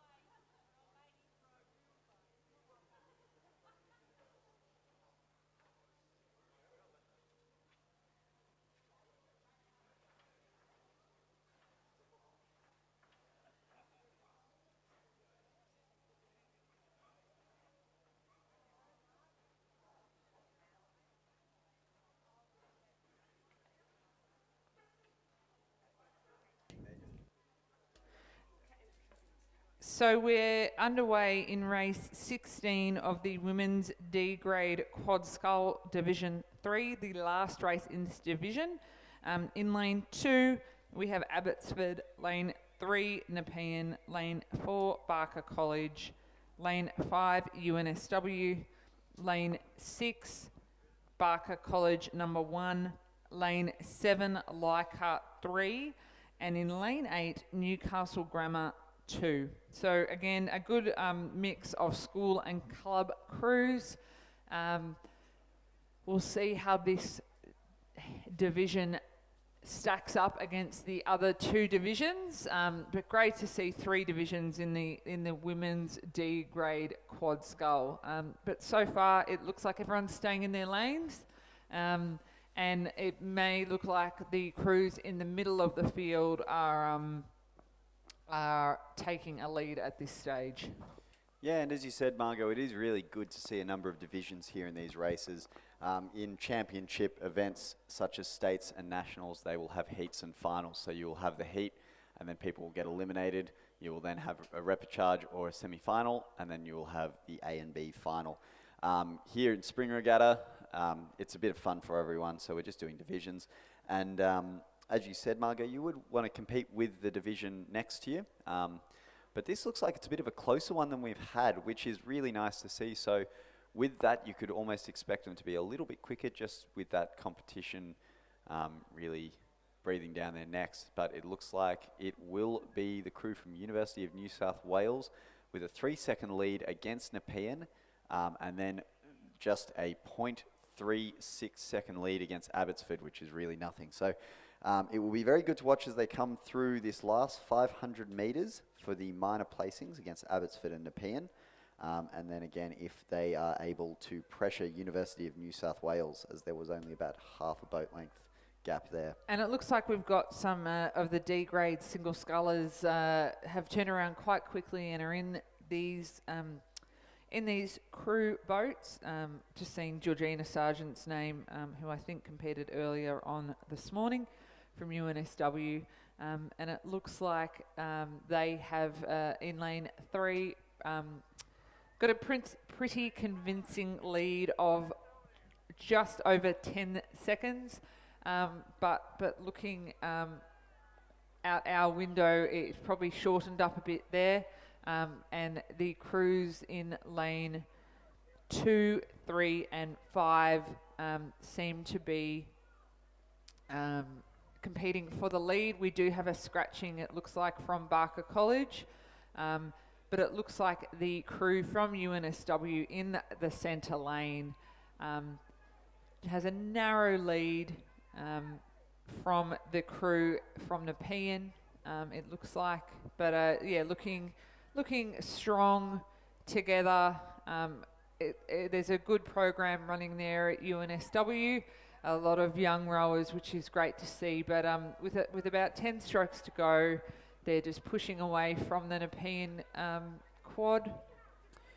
Yeah, and funny you mentioned that, Margot, about fatigue as we come to these later races. So that's going to be another element to watch in these races. But looks like it will be a bit more clear cut now as we come through the final strokes of the race, with University of New South Wales in first place, Nepean in second place, lengthening that lead out from Abbotsford that was 0.3 of a second and is now around 4.5 of a second. So very, very impressive there from Nepean to do that. And in fourth place here, we have lane 8, Newcastle Grammar. Finalising the field here, it looks like, bar any disasters, we'll have lane 7, which will be Leichhardt, followed by lane 3, my apologies, I believe, Nepean, and then finally lane 8, Newcastle Grammar.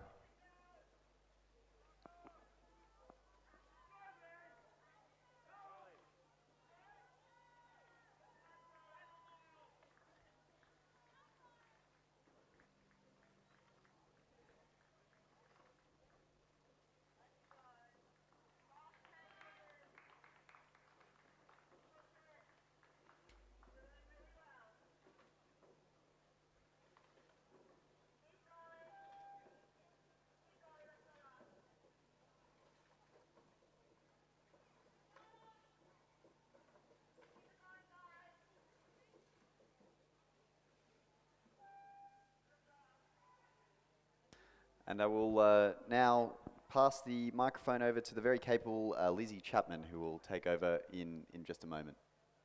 We'll just let her eat her breakfast after her successful competitive debut in the coxing seat. But we've got the next race up is the para single scull, and just in time for our font of all knowledge on para racing, Lizzie Chapman. Lovely to be commentating with you this morning, Lizzie. Thank you. Lovely to be back. It feels like forever since we were last in It this has been commentary forever. tower. It has been forever. But And what a stunning day, beautiful water. Where would you everybody's in rather good be? Spirits, exactly. where would you right. rather be? So we've got 5 athletes in this race that is underway. So a couple of divisions within this one race. In lane 3 from Community Rowing Club, Tarly Hind. In lane 4 from Shell Harbour City, Kevin Wall. In lane 4. Lane 5, Parry Mataris from Community Rowing Club in lane 5. In lane 6, Stephen Lawler from Community Rowing Club, and James Johnson also from Community Rowing Club in lane 7. So 2 races within the one. And all of them are PR3, so PR standing for para rowing, of course, and 3 standing for the number of muscle groups that they can effectively use. So they can use their legs, their trunk, and their arms. So if it was PR2, they would be using just trunk and arms, and PR1 would be arms only, or arms and shoulders. So we can see our competitors now progressing down the course. We have just one girl in the group, and that's Tarly Hind across on the far side in lane 3. Kevin Wall, Shell Harbour City's captain, I believe, who has represented his state of WA when he lived over there, and then most recently he's been in New South Wales for some time now, and at the Masters last year he medalled in the interstate competition. He won, thank you, in the interstate competition. And Kevin, of course, showing really strongly in the early part of the race, and now dropping his rate of striking and just having a nice comfortable paddle over the rest of the course as he comes through to the finish. Shell Harbour City is his home now, and as I said, he's captain down there, and I think he has managed to get quite a lot of crews up and racing there. And that, was it called the Bill Hind, was it? No, Bill Head Memorial. Head Memorial Race, yeah, which is a new regatta. But Kevin looks very comfortable in the last 200 metres. He does. Just an easy stroll out for him, but good to have him back. And we've got a bit of competition for the minor placings in this next race. So this is the first time we're seeing at Cirque Community Rowing Club. Yes. So some Wonderful. new Zudi designs out there for everyone that is wondering. Community Rowing Club. Focusing on para rowing at this stage, and very close between the 3 male para rowers from Community Rowing Club. So at the moment, lane 5, Parry Mutaris, has a very slight lead over lane 6's Stephen Lawler. And then not far behind at all is James Johnson in lane 7, so that's closest to you in the grandstand. All of these crews from Community Para Rowing are coached by Liam James, Anne Craig and Barbara Ramjam. They're a fantastic coaching team there. That's a great race for the 3 of them. Congratulations, guys. First race for us to see Community out here on our multi-lane course at the Sydney International Regatta Centre.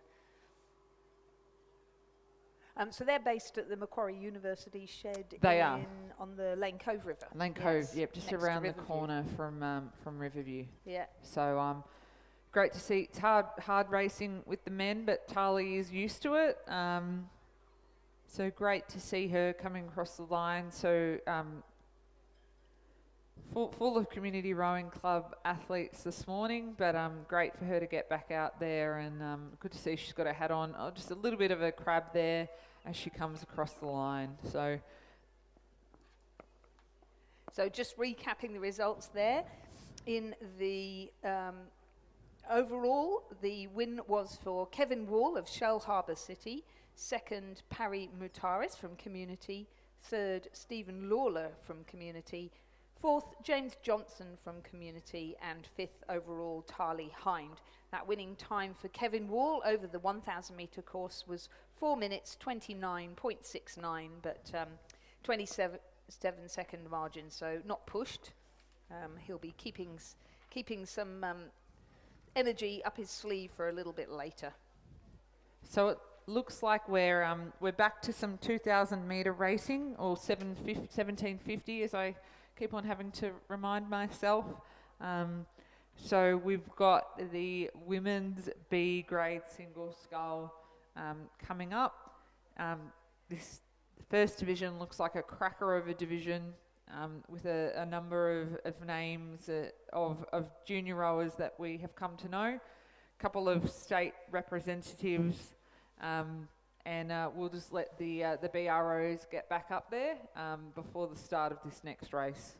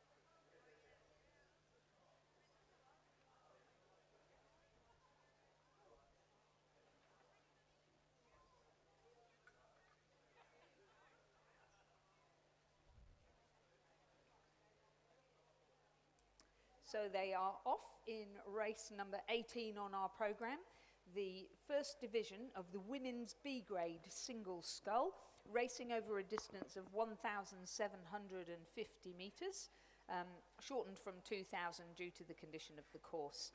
In lane 2, a reminder to Lisa Noak Driver of Sydney Rowing Club, coached by Brendan Longman. Oh, sorry, she has scratched, which is a great shame. She was in the junior women's double at the Junior World Championships earlier in the year, so it would have been great to see her. I'm sure we'll see her at some point this season. In lane 3, representing Queenwood School, Chloe Driver, coached by Kieran Glynn and Ray Boyle. In lane 4, representing UTS, Sarah Berretree, coached by Elliot Shackcloth-Bertonetti, Matthias Ungemach and Katie Healy. In lane 5, from Queenwood, Phoebe Campbell, coached by Kieran Glynn and Ray Boyle. In lane 6, Sydney Rowing Club, Liesl Page, coached by Brendan Longman. In lane 7, representing Nepean Rowing Club, Edie Brown, coached by Daniel Waddell. And in lane 8, our third Queenwood sculler, Alexandra O'Brien, coached by Kieran Glynn and Ray Boyle. They're off to a nice clean start in fantastic conditions. Just a gentle little cross-head breeze. So I was looking forward actually to seeing Talisa Noak Driver race against Liesl Page. They're both members of that, what was the junior squad, now working their way through the ranks. And Liesl narrowly missed selection to the junior team and the junior double for Australia, and so went with her partner Laura Cypher to Henley Women's Regatta, and then Henley Royal Regatta over in England, and they won the Henley Women's Regatta in the junior women's double event. Yeah, Liesl we saw taking out the double earlier today with Grace Cypher. Also a member of the winning youth women's 8 from New South Wales at the Interstate Regatta this year. So great form for Liesl. And it looks like she is in front at this stage. But you know, a good head out for these athletes. Particularly who are looking for selection either on the junior team or from a state team perspective. As I said before, probably doing a lot of training and racing over longer distances, but that definitely is Liesl out in front in lane number 6. Got some great run on the boat and great connection in the water as we come through, and she's got clear water back to the Queenwood sculler in lane 8, Alexandra O'Brien, and then over on the far side it looks like the other Queenwood sculler, Chloe Driver, coming through in third. But a commanding lead from Liesl at this stage, and unsurprisingly she'll just be blowing out the cobwebs in the single after the double this morning.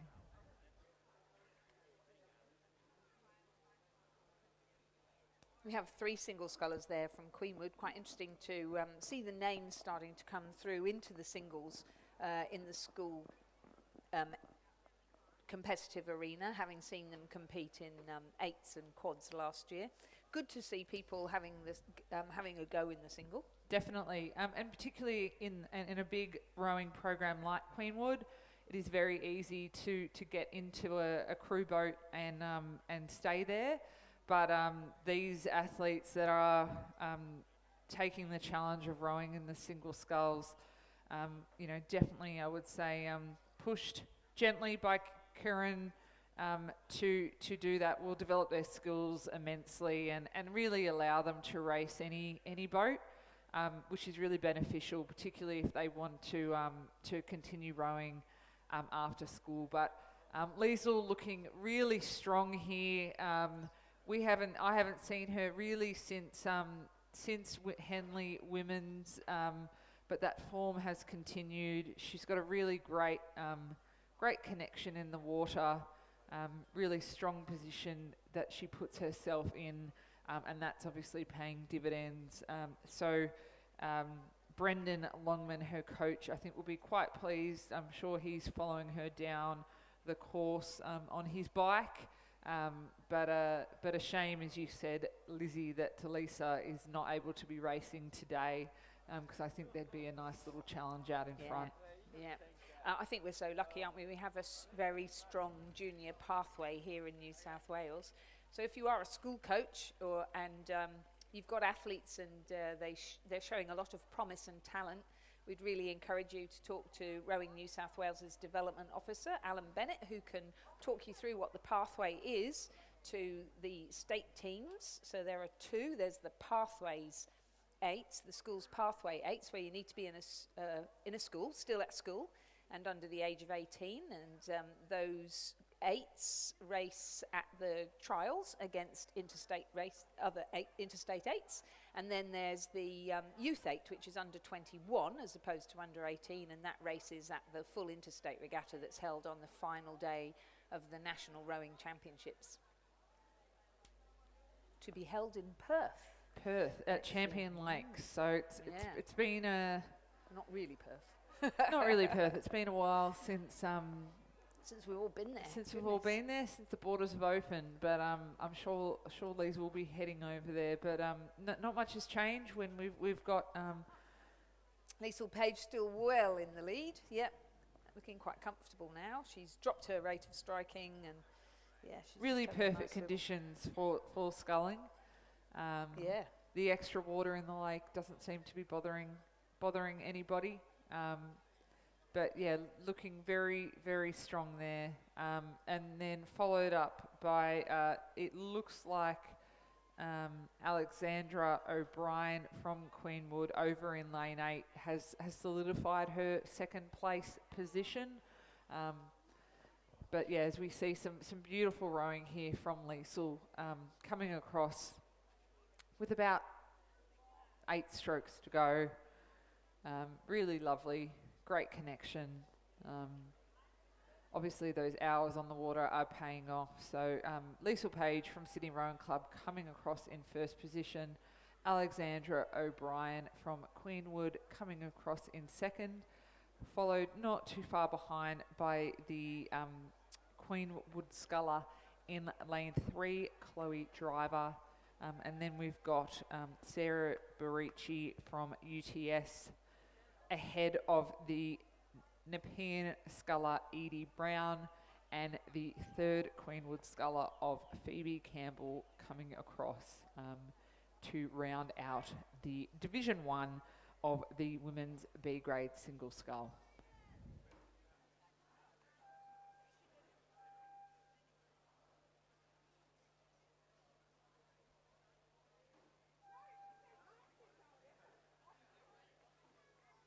Confirming the results of the Women's B Grade Single Scull Division 1. A win for Liesl Page of Sydney Rowing Club. Second, Alexandra O'Brien, Queenwood. Third, Chloe Driver, Queenwood. Fourth, Sarah Berritry, UTS. Fifth, Edie Brown, Nepean.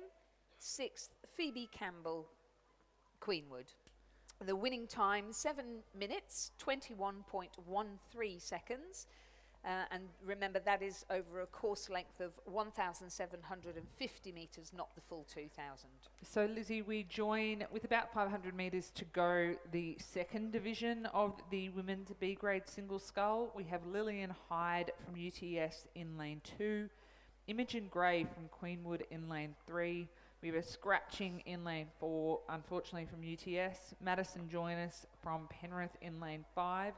Neve Tierney from Sydney in lane 6, Charlotte Bothart from Queenwood in lane 7, and Jemima Mackenzie from Newcastle Grammar in lane 8. So another stacked field in this women's B grade single scull. I would be looking, I think, and no surprise, Imogen Gray came through in first place as we came through the 500 metres, closely followed by Neve Tierney from Sydney, about 3 seconds behind, with Lillian Hyde from UTS in third. But it looks like, much like the race we just saw, Imogen Gray, a really great up-and-coming athlete who recently moved to Queenwood, I think last year, Lizzie, has a lead on the rest of this field, and it'll be interesting to see her time comparatively to the winner of the first division. As Lizzie said before, there are no, or Peter said, there are no heats and finals today, just divisions. But Imogen looking quite comfortable there, and quite commanding lead over the UTS sculler Lillian Hyde in lane 2, and Madison Joynes, I think, actually the Sydney sculler Neve from lane 6. Yeah, so Imogen, I think last year was her first year in the single scull, and she's been doing lots of homework, and it's clearly paying off. So she's managing to get great length out front, pretty good sequence of movement there, and she's managed to sit on top of some fairly experienced scullers on either side of her there. Lillian Hyde now of UTS on her right, and Neve Tierney of Sydney Rowing Club on her left. Neve, who's had a really good second half of the race. I don't know whether the shortened course threw her or something, but she's moved through she's managed to hold on to second place. UTS Lillian Hyde chasing her all the way. Coming across in 4th position, Madison Joynes from our local club here in Penrith, and Charlotte Botha from Queenwood placing 5th. So we have our Newcastle Grammar sculler. Great to see a single sculler from Newcastle Grammar there, Jemima Mackenzie. So the winning time for Imogen Gray was 7 minutes 34 seconds .48. So a little bit behind Liesl Page from that first division, but impressive nonetheless. But yeah, as we said before, great to see the schools out competing at the spring regatta, as we see Newcastle Grammar's Jemima Mackenzie coming across the line. Great showing by Jemima against a quality field. And we should point out, this is Newcastle Grammar's new kit, their new colours. So I was looking at them thinking, that doesn't look like Newcastle Grammar, because of course they used to be just plain red and blue, but now they've got a paler blue in the mix with them there, and the many stripes. I was talking to Tony Blay about the stripes that needed to be put on the blades. So there was an awful lot of work that went on there, but they look very smart indeed. So yep, that's Newcastle Grammar. Jemima Mackenzie modelling the new kit and the new colours for us there in the 2nd division of the women's B grade single scull. Well, we have a 3rd division, which is now just underway. In lane 2, we have Ciara Ortolani from Leichhardt Rowing Club. In lane 3, Olivia Harris from Nepean Rowing Club, coached by Daniel Waddell.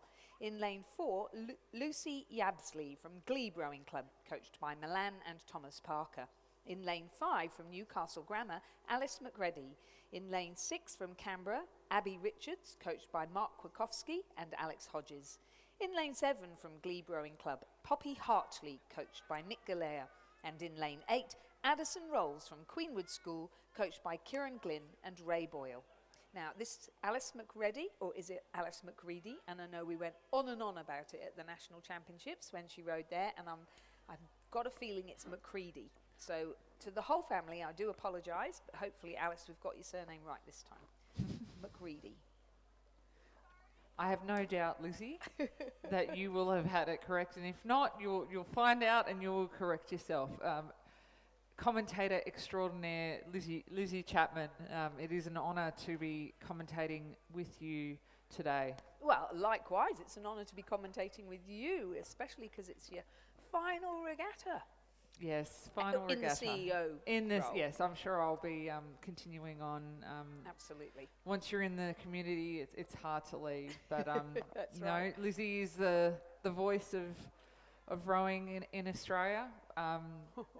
Well, Not sure definitely about from that. my perspective, and along with Razor, is right. the voice of the interstate regatta, and is so eloquent in her commentary. Oh, thank you.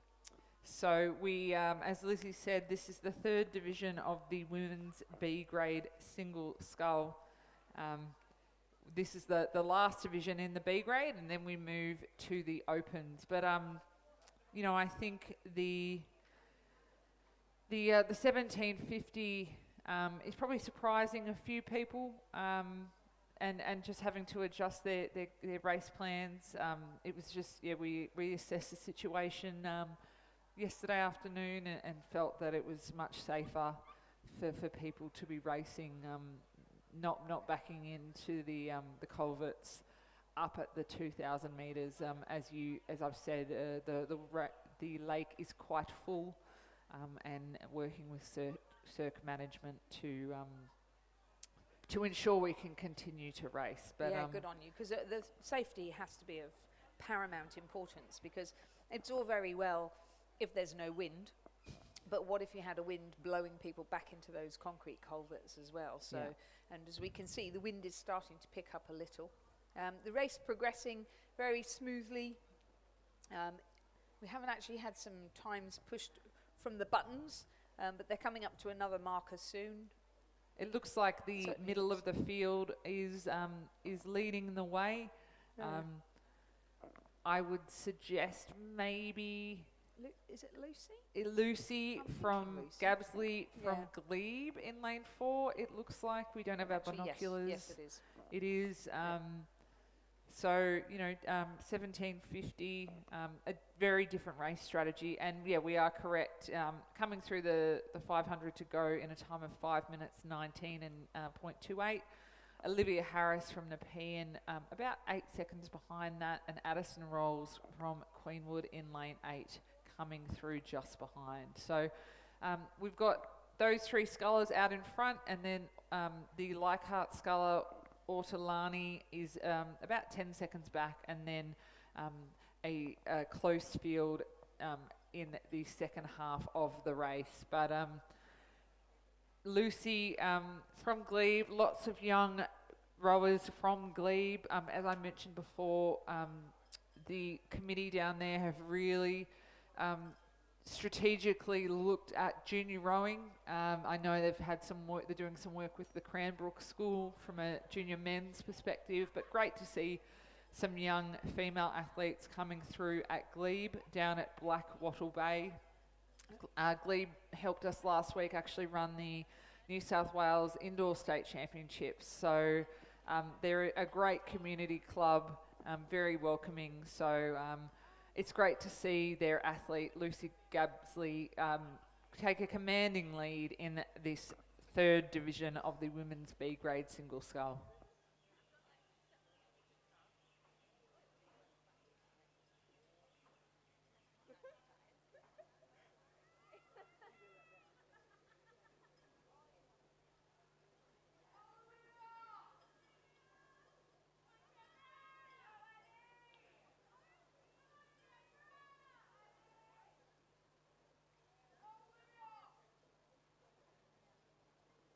Yeah, really great sprint for the line coming from Lucy Yabsley of Glebe Rowing Club in her distinctive yellow boat. Nice long strokes, as we've come to expect from anybody coached by Milan Parker. Good length out front and at the back, and she looks very comfortable indeed crossing the line there to take out Division 3 of the women's B grade single scull. A good sprint for the line here, but it will be Addison Rolls of Queenwood School who will take second position narrowly over Olivia Harris sculler of Nepean. Yep, so Lucy finishing in a time of 7 minutes 28, so smack bang in the middle of those other two. And we've got the Leichhardt sculler coming across, followed closely by Abby Richards from Canberra. In lane 5, Alison McCready from Newcastle Grammar coming through. And then rounding out the field, Poppy Hartley from Glebe, coached by Nick Galea in lane 7. So a really great race, ladies, and some relatively close times for those three division winners across the board. And great to see Canberra Rowing Club here. Nice Excellent. to have them visiting from down south, and Newcastle Grammar, and I think Lake Macquarie, and a couple of others coming from up north. Definitely. So we're well underway in Division 1 of the Women's Open Single Scull. This is a stacked field, so really great to see. In lane 1, we have Liesl Page down here. I'm not sure if she's made the start. No. After her recent win, a scratching in lane 2 from Sydney Uni.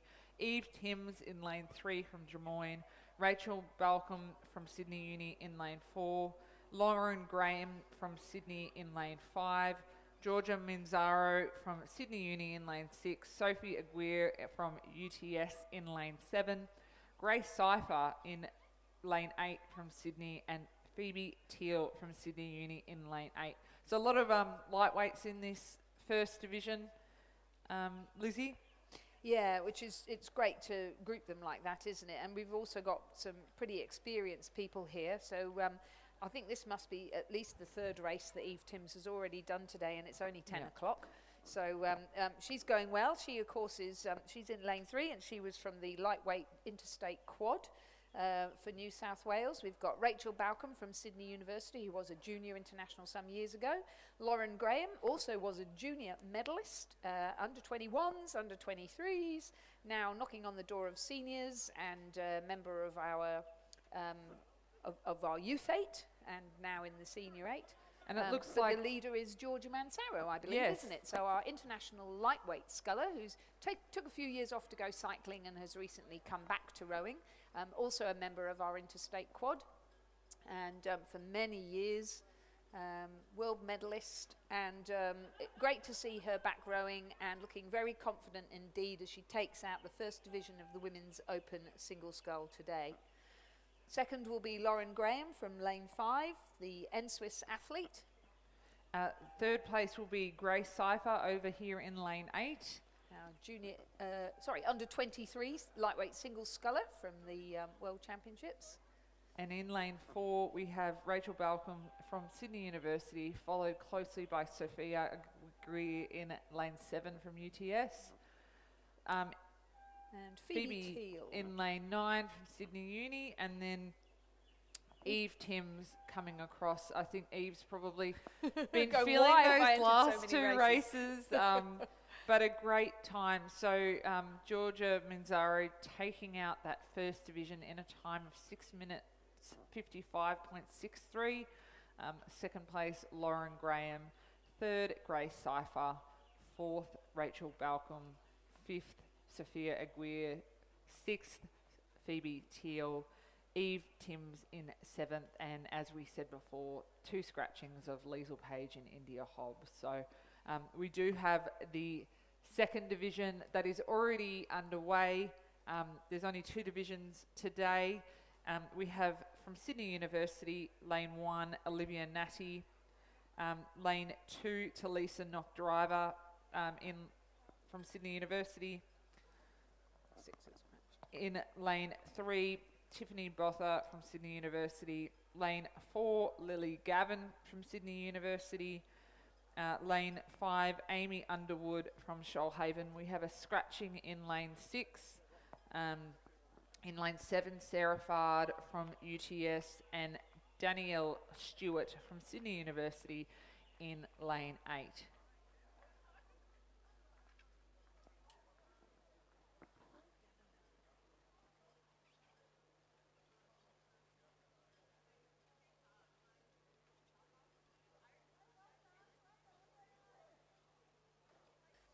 So in the early stages of the race, actually that's pretty even, I think. But it looked as though Danny Stewart from Sydney University, who was in the junior double a few years ago, going quite well. But Sarah Fard at UTS, and I had heard from the UTS coaches that she's going well this year, but she looks as though she is in the lead. She's coached over there by Elliot Shackloff Bertinetti and Matthias Ungermark.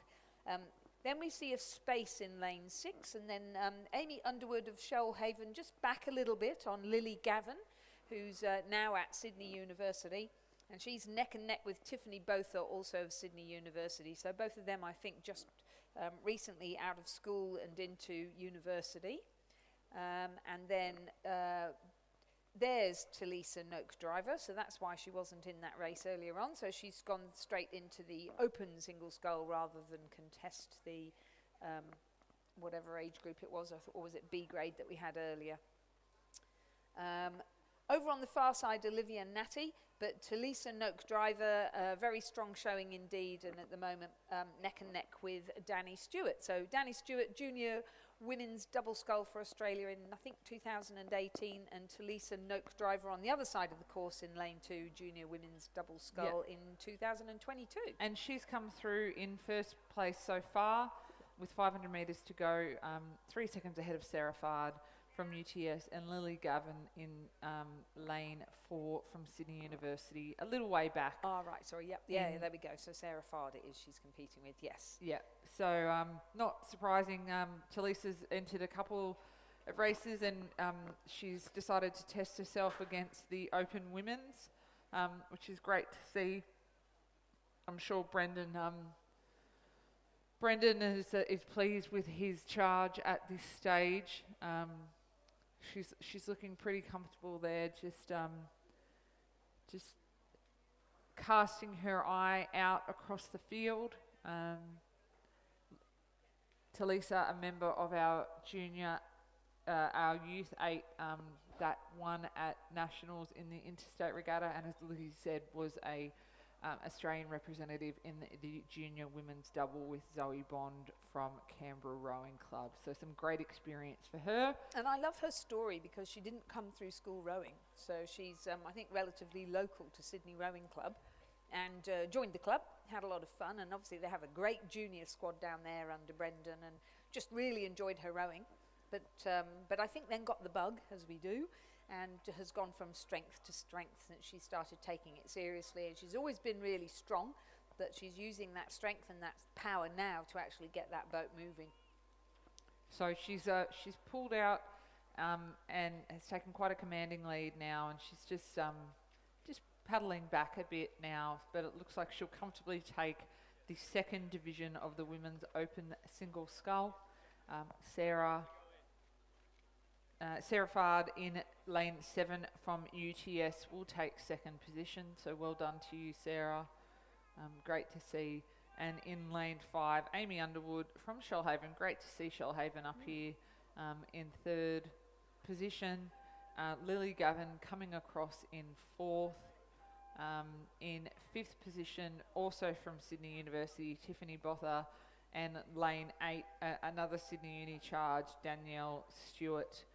And then rounding out the field, we have Olivia Natty from Sydney Uni as well in lane 1. So the time for Talisa Noak Driver in the second division of the women's open single scull was 7 minutes 18.20. So that's interesting. That's sort of more toward 6:55 is what Georgia Mansaro did. So. But as I say, Talisa's still junior level, and Georgia a very experienced senior athlete. Yes, Georgia went over to Henley and raced there. Oh, she did too. Thank you, yes. So it was great to see her representing Sydney University on the Thames. And then Lauren Graham, I think she raced in the 4 at Henley Royal for Sydney. Yeah, yeah.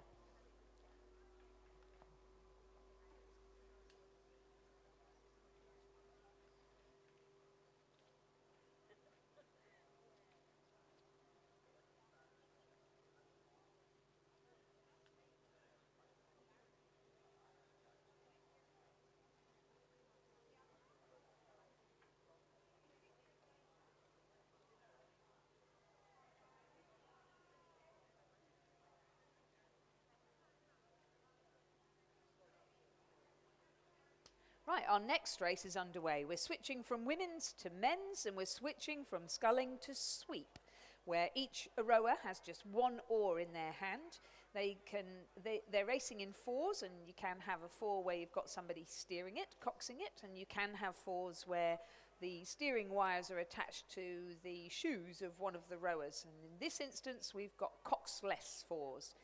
Again, we have 2 divisions in the one race. We have 2 B-grade crews and 4 open crews. In the B-grade, they're across in lanes 2 and 3. The first in lane 2, St Augustine's, represented by Oscar St Pierre, Tane Potts, Dougal Mackenzie and Joe Lynch, coached by Judith Ungermark and Matthias Ungermark. And in lane 3, UTS, Haberfield, with Mackenzie Thompson, George Finlayson, Torben Ungermark and Nicholas Pender, coached by Matthias Ungermark, Tim McLaren and Elliot Shackcloth Bertonetti. In lane 5, we have an open 4 from Sydney Rowing Club of Declan Glendinning, Tom Hart, Angus Aitken and Andy Hoffman. In lane 6, a men's open 4 of Torrin Olsen, Tom Cregan, Matthew Morgan and Harry Crouch. In lane 7, an open 4 of Bradley Graham, Alex Nichol, Matt Rowe and Alexander Wolfe. And in lane 8, open 4 from Sydney Rowing Club of Oliver Maroulis, Charlie Hine, Gabriel Carmody and James Fredrickson. So we've got quite a few people in this race who are experienced at international level. In lane 4, the St Augustine's crew, I believe Oscar St Pierre and Joe Lynch were in the Junior 4 that won a gold medal at the Junior World Rowing Championships, coached by Judith Ungermach.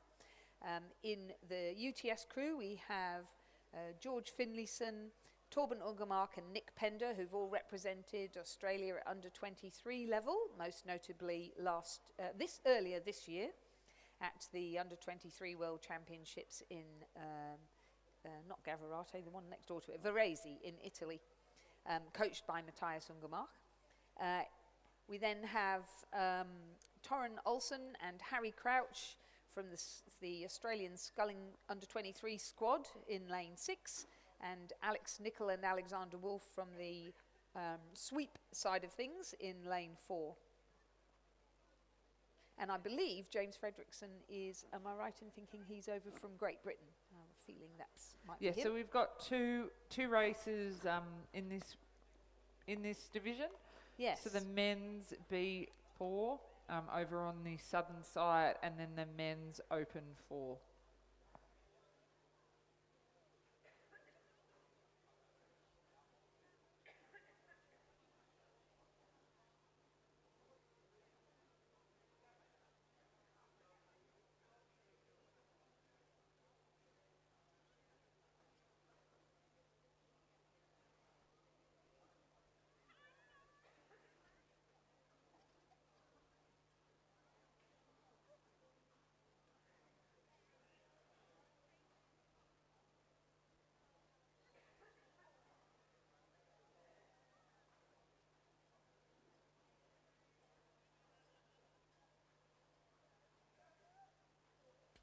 So we've, not surprisingly, have the men's open 4s leading the way.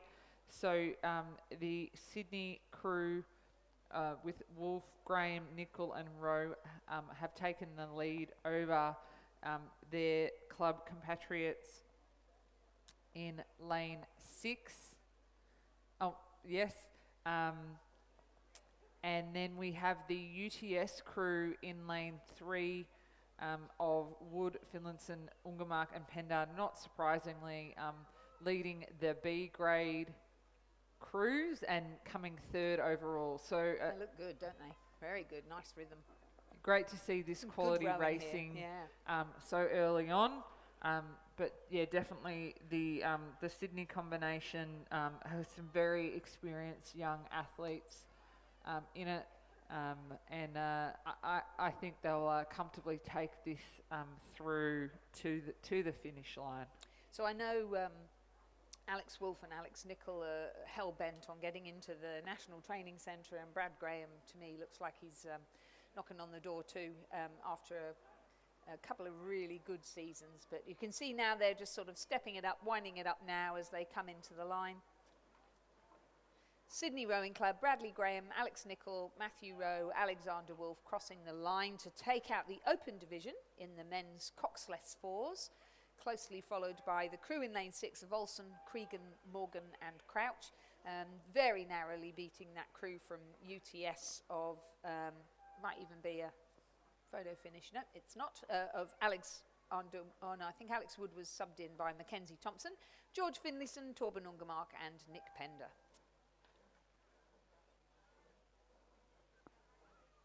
Fourth, the Sydney Rowing Club, 3rd crew, the one stroked by Andy Hoffman. 5th, the St Augustine's crew, stroked by Joe Lynch. And 6th, the Sydney Rowing Club 4, stroked by James Fredrickson from lane 8. The winning time, 5 minutes, 24.18 seconds. That's over 1,750 metres. The margin 7.21 and then just 1.81 between the Sydney Rowing Club crew and the UTS4. What a great race. There's been some great rowing already this morning, hasn't there?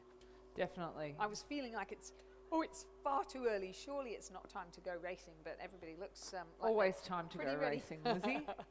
Always time. Nationals will be on us before we know it. Yeah. True. So as Lizzie mentioned before, national championships are in Perth this year at Champion Lakes, which for those of you who have been there before, you'll see is sort of modelled off Cirque. So Yeah.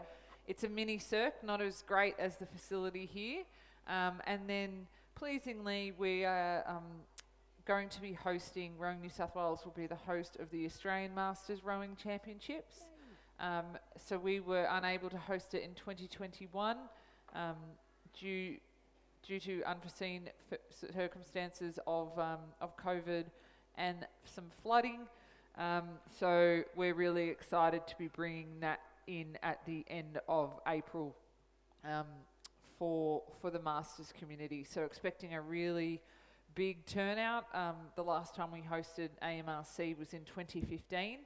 And I think we had 1,100 competitors attend. So I think I remember that. And there was something like 3 minutes between each race. It was manic. yeah, it'll Yeah, be a busy 4 days.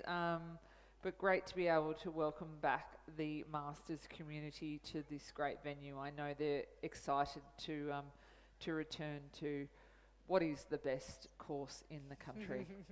That's right. That is right. So our next race will be another race in the para single. And again, we have all PR3 competitors today. This time they're racing over the longer distance, so 1,750 metres. And we have a mixture here. We've got a real mixture, both of genders, clubs and impairments. So we have in lane 1, so that's should be across on the far side, but yep, she is. We have Mika Kelly, who is from Glebe Rowing Club and is coached by our colleague commentator Mark Tejan, who took out his division in the head, I think, last week at North Shore. A great water for that as well, actually. So we've been so lucky with our racing so far. Now she's a PR3 sculler, but she has a visual impairment, which qualifies her, and I believe also physical impairment as well, but that qualifies her for para rowing. So she'll be in lane 1, and that'll be closest to the bank to allow her a good frame of reference as she races down. And for the visually impaired, they also are able to have a guide, so there will be an umpire's launch following her. And Mark's in it with her. That's fantastic. It's always good to have your coach's voice. Yeah, so if you're looking at the big screen, there she is on the big screen now. We can see her making her way down the course. Our other competitors are in lane 4, Lisa Greisel from Lake Macquarie Rowing Club, coached by Jeremy Smith. Lisa, who has a leg impairment as a result of cancer a few years ago, and is our interstate representative in the PR3 division for both Masters and the senior team. Dual medal Which is winner, great. second place in both. So Yeah, fantastic. I know Lisa is an aspiring representative sculler on the national scale, so she's working Absolutely really is. hard to meet the criteria and be in the mix. But And she did really well. She had a very high prognostic in the first of the winter time trials that we do as part of the selection process. yeah, so she's on screen well. now. And then we've got Kevin Wall, who I'm not sure if he has joined this race. Yeah, we saw him racing earlier, didn't we? Maybe he's decided against it, but Kevin Wall from Shell Harbour City, also our PR3 interstate representative in the Masters. So Lizzie, just speaking about Lisa and her aspirations, the PR3 4 has been the traditional crew that represents at the Paralympics, but there's a PR3 double that is mixed double that'll be introduced for Paris. Is that correct? That's correct. So it's been a World Championship event for some time. And Lindsay Callahan, our coach at Nepean Rowing Club, took Kate Murdoch and Jeremy McGrath to Amsterdam in 2014, where they won a silver medal in that boat. So we certainly have a track record in the boat, but we haven't had that. We haven't had competitors in that division for a while because our funding comes from representing in Olympic and Paralympic boats, and so that's where the emphasis has been for the last few years. And of course New South Wales has produced some great representatives, including Kate Murdoch in that boat. But yeah, so Lisa's goal is to make or to at least be allowed to trial for the mixed double scull. Yeah, so great to see her out. She was in the double earlier today, so great to see her out in the para single scull. Lisa is a great woman, always friendly, got a smile on her face. Absolutely, runs a charity called the Hug Box. Yes, so great to see her continuing on, and a good hit out for her in with a little bit of a breeze, but nothing to be concerned about. So. She's just coming across the line and is looking good. So a great win for Lisa in this para single scull. She's come through in a time of 7 minutes 55.98.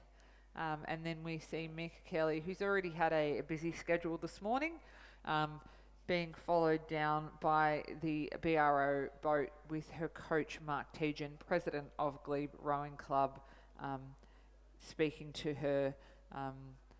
And I must give a shout out to our BROs and our boat drivers.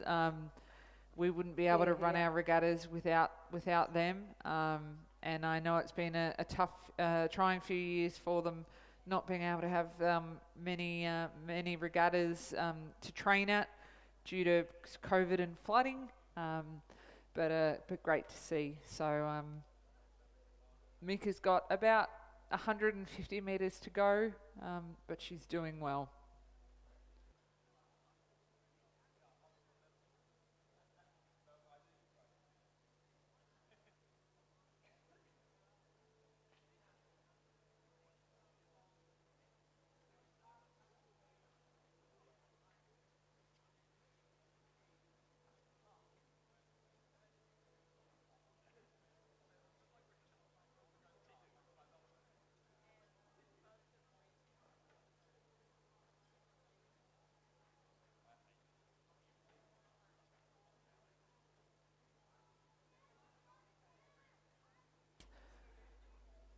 So Mika Kelly coming across the line, great work, Mika. 1750 is always tough, so Mark will be really happy with that. So we have a few minutes break until the next race, which will be the men's C grade single scull. Yeah, so at the back of the grandstand we have the Lakeside Cafe, so a kiosk, so you can get coffee and breakfast from there if you want, and they have started doing some breakfast type hot food. I believe they're not starting lunch food until about 12, but it feels like lunchtime already, doesn't it? You know, I think I saw someone ordering some chips at about 8 a.m, so it's never too early for chips. I agree with that, but making sure we've had a number of races this morning that we're bringing our bow numbers back to the finish tower so that we can continue to cycle those, and making sure, you know, the sun is out, that we're being sun smart. Drink plenty of water if you're racing. You know, it's going to be a hot summer, and as someone that's recently had a few skin cancers cut out, yes, it's very important that we are sun smart, particularly with this reflective surface. So making sure you're staying under cover when you can, but you know, enjoying this nice weather and being back here. See some people enjoying the sun on the hill, skipping some rocks down below, but it's just great to be back here at Cirque. It is, isn't it? So are people able to go on the far side, or yes, is that they are? So we can go all the way around. Yeah, so we're back to sort of a a normal Yeah. setup, which seems odd. It's just looking very green. Looks Looking very fantastic, green. doesn't it? No COVID check-ins or things of the past. But yeah, it's a wet summer ahead, so I think we'll be getting used to this sort of level of water for those times to come.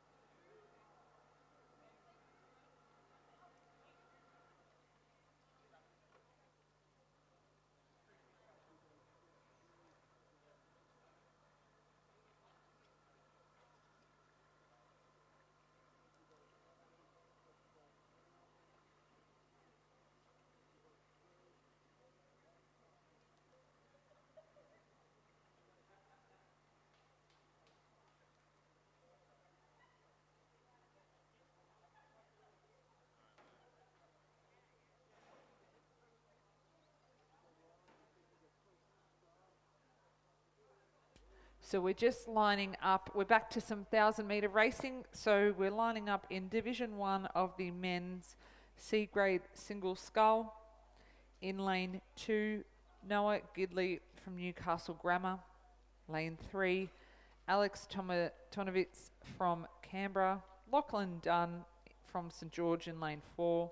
In lane 5, Kobe Young from Newcastle Grammar. Jackson Boyd from Canberra Rowing Club in lane 6. Andy Wigan from Glebe in lane 7, and Flynn Wilkinson from UNSW in lane 8. And they're off and running, and again they've got beautiful conditions, although looking down the course you can see a bit of a wind shadow coming across by the 500 metre to go mark, and the wind just lifting a little. It's now changed from being a cross headwind to being a bit more of a cross and a little bit stronger, but gusty rather than continuous wind, and still very gentle really, so quite nice really given that it's warming up. As they progress down the course, it looks as though, have we actually got all of them there? No, we are missing Andy Wigan of Glebe Rowing Club, who was supposed to be in lane 7, so can't see him there. So that means Flynn Wilkinson of the University of New South Wales, coached by Cameron Butler, is on his own a little bit, and then it's across the gap to Jackson Boyd of Canberra Rowing Club, who along with his colleague Alex Tomanovitz, who's in lane 3, is coached by Mark Kwiatkowski and Tom Hayes. And as we said earlier, great to see the guys from Canberra here.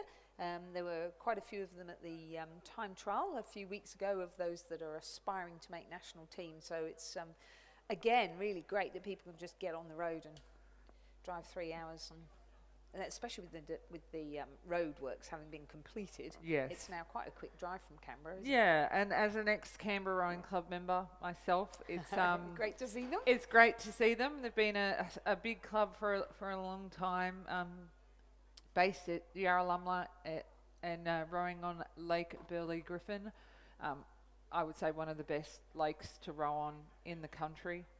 Not having to deal with any ferries, maybe a water police boat every now and again, but no, really really lovely water. So it looks like the Canberra Sculler in lane 3 is retaining his lead, and good to. I think there'll probably be a lot of eyes across the season as we head up to AMRC in Sydney here at the end of the season. To get some good form guides. So we're just coming into the last 150 metres of the race, and Flynn Wilkinson from the University of New South Wales, closest to you on the bank, has raised his rate of striking. He's seen the danger of Alex Tomanovitz across there in lane 3 representing Canberra Rowing Club, and he's responded, but it's a question of whether he's left it a little bit too late, because Alex has certainly sent out a very clear message that he wants the win in this first division of the men's C grade single scull, racing over 1,000 metres. And coming into the last of the red boys, Alex Tomanovitz has secured himself, failing a capsize of course, has secured himself, yep, he's got the win there for Canberra Rowing Club. And Flynn Wilkinson of University of New South Wales, a great scull, but he'll have to settle for second this time round, and it'll be Jackson Boyd of Canberra who will complete the first 3 across the line. Then we've got Lachlan Dunn from St George Rowing Club, coached by Mark Featherston. He will come in 4th position. Then it's back to Kobe Young of Newcastle Grammar, again sporting the new colours of the Newcastle Grammar School Club, Rowing Club. He'll come across the line in 5th position, and his colleague Noah Gidley across on the far side will complete the field of 6 in race number 25. The winning time for Alex Tomanovitz over that 1,000 metre course was 3 minutes 44.84, and the margins 4.45 and 4.78. So we're underway in the second division of the men's C grade single scull. In lane 1, Luke Walker from Lake Macquarie. Lane 2, Andrew McEnroe in lane from University of New South Wales. In lane 3, Tom Madison from St George. In lane 4, from Glebe Rowing Club, Sam Greenwood. In lane 5, Austin Beanie from Canberra Rowing Club. Elliot Collins from Newcastle Grammar in lane 6. Thomas Wunderlutch from Barker College in lane 7. And from Lake Macquarie in lane 8, Beau Fleming. So these are other colours that I'm not familiar with this season round. So it's the Newcastle Grammar I've got to get to know. And do you know what the colours are for Barker? Because that's a new rowing programme, isn't it? Barker is a dark navy and red. Right. You'll see them when they come past. But yeah, this is the second division of the C grade single sculls. So it'll be interesting to see how they compare to Division 1. And again, it's great to see such a full field in all of these races. As I mentioned before, we're about 30% up on our 2020 regatta. Wow, that's good. Which is great to see. So I think everyone's excited about competing. As we come through the 500 metre halfway mark, we'll get an idea of who is in front. It looks like one of the scullers on the far side. Luke Walker from Lake Macquarie having a battle with Andrew McEnroe of University of New South Wales, I believe. Yep, so Andrew McEnroe of UNSW's come through leading the way, closely followed by Beau Fleming from Lake Macquarie and Tom Madison from St George. Very close across the board for the first 6 scullers. And now it's the push home for the last 500 metres. So we've effectively got 2 battles going on. One is on the far side, which is where Andrew McEnroe in lane 2, representing Uni of New South, is leading Luke Walker of Lake Macquarie on one side of him and Tom Masterson of St George on the other side of him. And then on the side closest to the grandstand, we've got Beau Fleming from Lake Macquarie in lane 8, closest to the grandstand, and he's leading that little faction of the field with Austin Benny of Canberra Rowing Club, who's in lane 5, sitting in 2nd position. Then back a little way to Elliot Collins of Newcastle Grammar, who is in lane 6. So the scullers who've dropped behind are lane 7's Thomas Wunderlich of Barker College, and then across to Sam Greenwood of Glebe in lane 4. So the ones to watch really, Andrew McEnroe in lane 2 on the far side, Beau Fleming from Lake Macquarie in lane 8 on the near side. Yeah, and it looks like Andrew is maintaining that lead.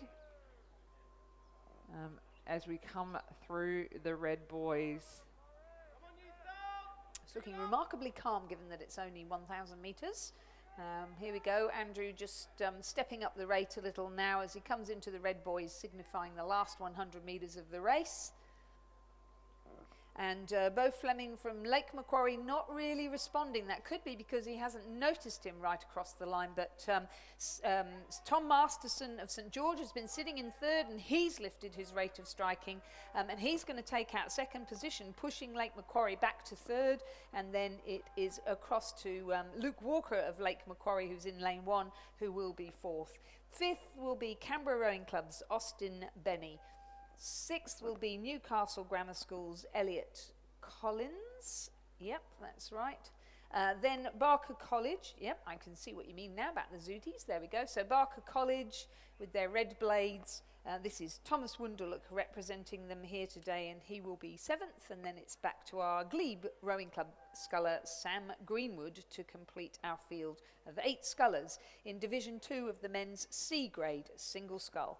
Winning time for Andrew McEnroe, 3 minutes, 54.77, and he had a margin of just 2.93 over Tom Masterson, and 2.98, and that was just 0.96 ahead of Bo Fleming, and he was just 0.37 ahead of Luke Walker. So some good competitive racing in the men's C grade single scull. Exactly, Lizzie. And a good spread of ages in that race too, which is some of the and we've got the Glebe sculler just coming across. Good to get some competition against people that you don't usually race against, because otherwise you can sometimes get a bit complacent knowing your opposition. So good to keep you on your toes. And we move now through to the women's C grade coxless pair. This is race number 27. They're just lining up, as you can see, in lane 1. Anne Seaby and Zoe James from Queenwood. In lane 2 from Newcastle Grammar, Audrey Alexander Lacey and Melissa Carpenter from Newcastle Grammar. In lane 3 from Glebe, Anne Scoulton and Kate Wareham. In lane 4 from Leichhardt, Belinda Brigham and Jane Hutchinson. In lane 5 from UNSW, Charlotte Zanix and Anna Ristic. In lane 6 from Lake Macquarie, Kirsten Berry and Trudy McDonald.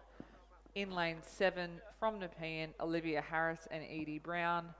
In lane 8 from Leichhardt, Taryn Innes and India Evans, and Annabelle McKenzie and Molly Boyle from Newcastle Grammar in lane 9.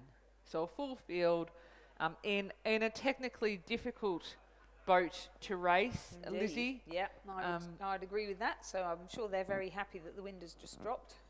Yes, definitely. You don't need anything else, do you? It's hard enough rowing in a pair. Yeah. It looks as though the centre of the field has taken the early lead. It's only 1,000 metres though, so they won't have sorted themselves out too much yet, but it is lane 9, 8, 7, 6, 5 and 4. Pretty good showing. So that's University of New South Wales, Charlotte Stanwicks and Anna Ristic, coached by Cameron Butler. And then the experienced masters from Leichhardt Rowing Club in lane 4 of Belinda Brigham and Jane Hutchinson. Pretty good start for Queenwood School across in lane 1. Annie Seave and Zoe James, who are coached by Kieran Glynn and Ray Boyle. They look as though they've got off to a good steady start, and they've managed to get a good few boat lengths over their competitors from Newcastle Grammar School of Audrey Alexander Lacey and Melissa Carpenter in lane 2. And as we come into the 500 metre mark, they look to have extended their lead further over Newcastle Grammar and Glebe Rowing Club. Lane 4 Leichhardt still going well, University of New South Wales still going well, and Lake Macquarie's coxless pair of Kirsten Berry and Trudy McDonald coached by Odin McIntosh. The double that are better known to us, the pair that's better known to us is a double scull. But good to see them taking the rigour off and getting out here and doing quite well. And Trudy was a member of our Masters Interstate Women's D grade quad scull this year. Right. So great to see her again. But yeah, the Leichhardt pairing of Innes and Evans are continuing to lead. But I think it'll be a pretty tight race to the end, because that Queenwood pairing of Annie and Zoe aren't giving up. And look, anything can happen in a pairs race. It can. So India Evans, and I think Taryn as well, I remember her from Sydney Uni back in the day, and I think she was an interstate rower in the youth division, and a very good rower, and I think she was captain of the rowing club around the time that the Sydney Uni Women's Rowing Club merged with the Men's Boat Club to become one boat club. Great to see her back, and I know she's absolutely loving it at Leichhardt Rowing Club. Great atmosphere down there, and she's really enjoying her rowing. And this pair looks to have got better and better throughout the race, actually. So we're talking about Lane 8, Leichhardt Rowing Club, Taryn Innes and India Evans. And I think it'll be a really close race between 1 and 8. I couldn't pick it at this stage. Lake Macquarie going really well in that pair. That's Kirsten Berry and Trudy McDonald. But I think Lane 8 might just have it. The Leichhardt pair, I think, have just kicked away. Yep. But it'll be very close. So great response, Taryn and India in Lane 8, coming across in first place. Queenwood in second. Glebe in second. No, sorry. No, it was Queenwood second. It was Queenwood. And I reckon a photo finish, is it not? Oh, maybe University of New South Wales just got ahead of Lake Macquarie right on the line there. Oh, that's really hard to tell. Leichhardt Fifth. and Nepean coming across. Yeah. And then Glebe coming across in lane 3. And then in in lane 2 coming across, we have Newcastle Grammar, Audrey Alexander Lacey and Melissa Carpenter. So, everyone made it across all in one piece, and that's a great race for these women in the women's C grade coxless pair. So a little difficult to tell who came what, but certainly confirming it was a win for Leichhardt Rowing Club in the women's C grade coxless pair, and it was the pair of Taryn Innes and India Evans. Second was definitely Queenwood, Annie Sieve, Zoe James. On the line, the University of New South Wales took out third place over Lake Macquarie.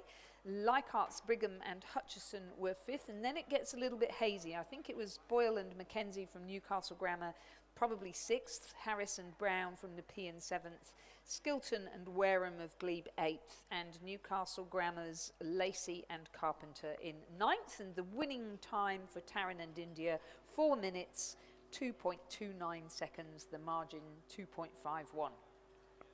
Excellent race. Well, our next race, we're back to men's, and we're in a Coxed 4 this time. Yes, so D grade men's coxless 4, we have in lane 2 Newcastle Grammar, stroked by Connor Elvish. In lane 3 Drummoyne, stroked by Lucen John. In lane 4 Alex Vella stroking from Nepean, Lucas Burton from Newcastle Grammar stroking in lane 5. In lane 6 from St Augustine's, stroked by Max Tancreed, and in lane 7 from University of New South Wales, coached by Cameron Butler and Chris Burns, coming through. So this should be a fast race. I think we're already coming up to the halfway mark, and we've got the St Augustine's crew, unsurprisingly, cocked by Henry Goldsworthy, coming through in first place, with University of New South Wales 5 seconds behind, then to Drummoyne and Newcastle Grammar and Nepean as they come through the 500 metre mark. St Augustine's coached by Daniel Samus, who were represented at junior level, I'm pretty sure, and Dan, a great rower himself, and bit of a brainiac over there at Sydney University, coaching St Augustine's now, and really inspiring this crew of Jay Taylor, William Pender, Miles Nicholas and Max Tancred, coxed by Henry Goldsworthy, to as in true form for St Augustine's under the leadership of Judith Ungermach, to leave no stone unturned in their search for excellence, really. And you never ever see a St Augustine's crew go out there and just tickle the water, do you? They're always they go out with intent, and they're very purposeful in their rowing and very assertive. And this is a great crew to watch. Young, D grade, so really inexperienced, but a great rhythm and showing real commitment. As indeed are the crew from the University of New South Wales. They've got themselves going really well. That's Anthony Ball in the bow seat, Scott Purves at 2, Alan Mendelowitz at 3, and Eugene Blazerjowski-Walsh in the stroke seat. Angela Zeng is coxing them, and as Margot mentioned, Cam Butler and Chris Burns are their coaches. And then it's across to Drummoyne Rowing Club, the what we call junior squad there at Drummoyne Rowing Club. They'll take out 3rd place. This is the squad that's coached by Sarah Ellis, and the crew is Jack Park, Michael Wong, Joe Bennett and Lucy and John. And the cox is Kath Hextall, allegedly. I think it is. You can hardly see her, so that probably is. Great to see. Well done. And great to see all these crews. we just had Newcastle Grammar catch a bit of a crab there. But they're going to come across in 4th position with Nepean closely behind in 5th. And then we've got the other... a little crew from Newcastle Grammar. Yeah. They look a bit small. But, you know, great a mix of bow coxed and stern coxed boats there, Lizzie. Yeah. One better than the other. I think it's just depending on what works for the crew. You do see a lot of school crews with stern coxed boats in these younger age groups, which I personally think is valuable. Yeah, much preferable. So especially at this stage of the season when you're just learning. Yeah, but great showing from the gentlemen in the men's D grade coxed 4. We've had a provisional time through for that St Augustine's crew. The race was over 1,000 metres, and it looks as though they did it in a time of, it's official, 3 minutes, 28.47 seconds. So I think that's our fastest time so far for 4s over 1,000 metres. So they might be D grade, but they're certainly going for it. Now we're going to swap away from men's sweep. We're going to come back to women's and gender, and we are going to go to the discipline of sculling, where you have an oar in each hand. If you look at the big screen, you can see them lined up on the start now in the women's novice double scull. So this will be one of the first times that these crews, these rowers, have been on a multi-lane course. So anything could happen. In lane 1, we have Chanel Stokes and Lisa Mullineaux representing Leichhardt Rowing Club. They're coached by James Phillips. In lane 2, we have Annabelle Singh and Annabelle Hayworth representing the University of New South Wales, and they're coached by Chris Burns. In lane 3, Carolyn Lonergan and Phuong Athar representing Leichhardt, coached by James Phillips. University of New South Wales is in lane 4 with Georgina Sargent on the water for at least the 3rd time, with Phoebe McAuliffe, again coached by Chris Burns. For UTS, in lane 5, we have Avery Bramble and Julia Ungermach, coached by Matthias Ungermach and Katie Healy. And we don't really want to draw attention to them, but both of those girls are daughters of very well-known coaches here in not just Sydney, but internationally. In lane 6, the University of New South Wales, Hannah Smith and Paris Arendsen, again from the squad coached by Chris Burns. In Leichhardt, representing their junior squad, Lily Bennett and Grace Conry, who are coached by Lucy Perisin. Welcome, Lucy, to the ranks of coaches. We were having a chat earlier, and it is really lovely to see an athlete move into coaching, and I wish her all the very best in her coaching career. In lane 8, Abbotsford, represented by Catherine Nato and Adriana Guthrie, and they are coached by Charles Lloyd-Jones and Steve Sherry.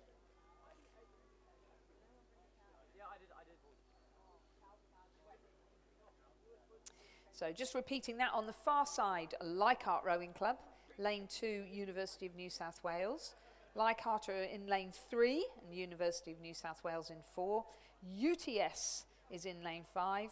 Uni of New South in 6. Leichhardt in 7.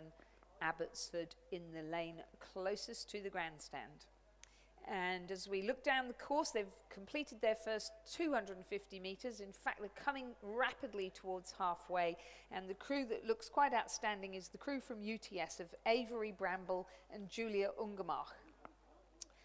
They definitely have a lead, and then it looks as though it's across to lane 2.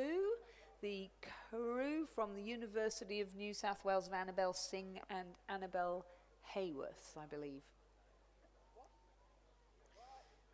Not sure about that. Those colours don't look right.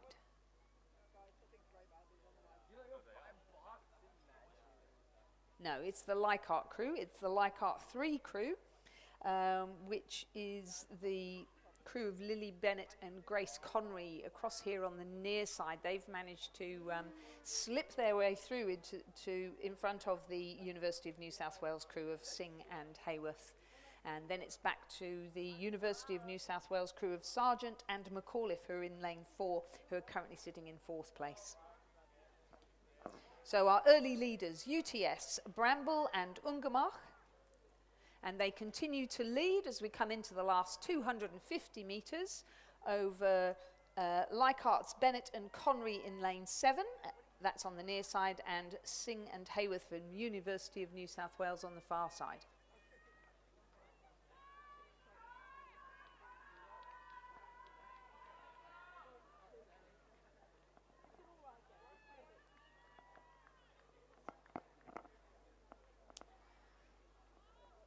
So again, we've got this crew rowing with real purpose and intent here, that crew from UTS of Ungermach and Bramble, finding a good rhythm, but the most important thing, getting good length out front and managing to get their legs timed with their blade going into the water so that they're exhausted as they cross the line. They're taking out the women's novice double scull. Well done to them. And now our crew from lane 4, they've had a great second half of the race. Sargent and McAuliffe, they'll take second place over Singh and Hayworth, also from New South Wales. And then very, very new to the sport of rowing, Lily Bennett and Grace Conry, who both competed in their singles at the North Shore Head last week, to great aplomb. Lovely to see them complete in 4th position their first race in the double scull here at the Sydney International Regatta Centre. Abbotsford crossing the line in 5th. The University of New South 3rd crew of Smith and Aronson will be 6th. Then we have 2 Leichhardt crews still to complete. Currently sitting in 7th position, the crew in lane 3 of Carolyn Lonergan and Phuong Athar. And then on the far side, Chanel Stokes and Lisa Mullineaux. So if you're from Leichhardt, give them a cheer, help them get across this last 100 metres.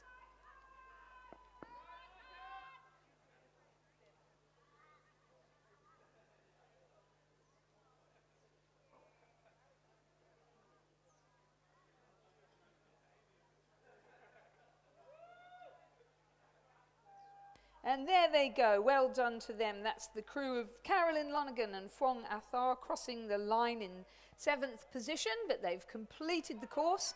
And here we go, Chanel Stokes and Lisa Mullineaux. 1,000 metres is a very long way when you're really new to rowing and new to rowing in a crew, especially a double scull with all those blades. So well done to them. And just confirming our win for UTS, Avery Bramble and Julia Ungermach. They crossed the line in a time of 4 minutes, 4.38 seconds, a margin of 9.86 seconds over the University of New South Wales, who had a further 3.28 seconds over University of New South Wales 1. The next race is on the course, and that is the women's D-grade double scull. So this is where they've already competed in novices and now have moved up to D-grade. The first division has Glebe Rowing Club in lane 1, represented by Kelly Clifton and Poppy Hartley. In lane 2, Penrith Rowing Club, Zoe Weissner and Alyssa Hotz. In lane 3, from Drummoyne Rowing Club, Rowena Stewart and Esther Tucker. In lane 4, from Leichhardt Rowing Club, Sinead Hickey and Emma O'Brien, coached by Lucy Perrison. In lane 5 from Newcastle Grammar School, Zali Gins and Annabelle Alexander Lacey. In lane 7, Canberra Rowing Club, Delia Baziger and Isabella Pictor, coached by Alex Hodges, Mark Kwiatkowski. In lane 7 from Penrith Rowing Club, Elizabeth Drayton and Jacinta Johnson, coached by Daryl Young. And in lane 8 from Newcastle Grammar School, Charlotte Nauer and Claudia Wills.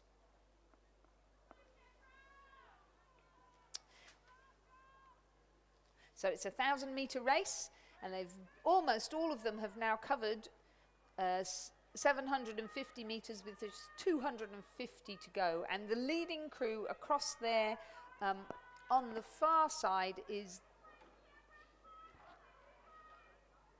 well, I'm really not sure, is the crew from Glebe Rowing Club, I would say, of Kelly Clifton and Poppy Hartley.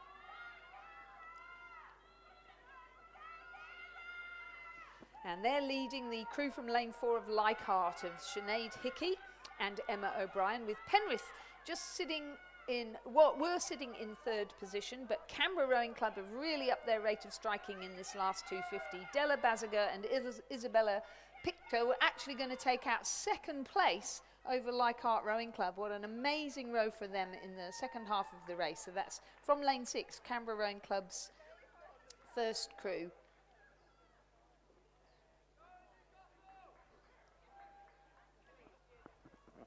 Fourth across the line are Penrith Rowing Club crew. 5th, Drummoyne Rowing Club Stewart and Tucker. 6th will be Penrith Drayton and Jacinta Johnson.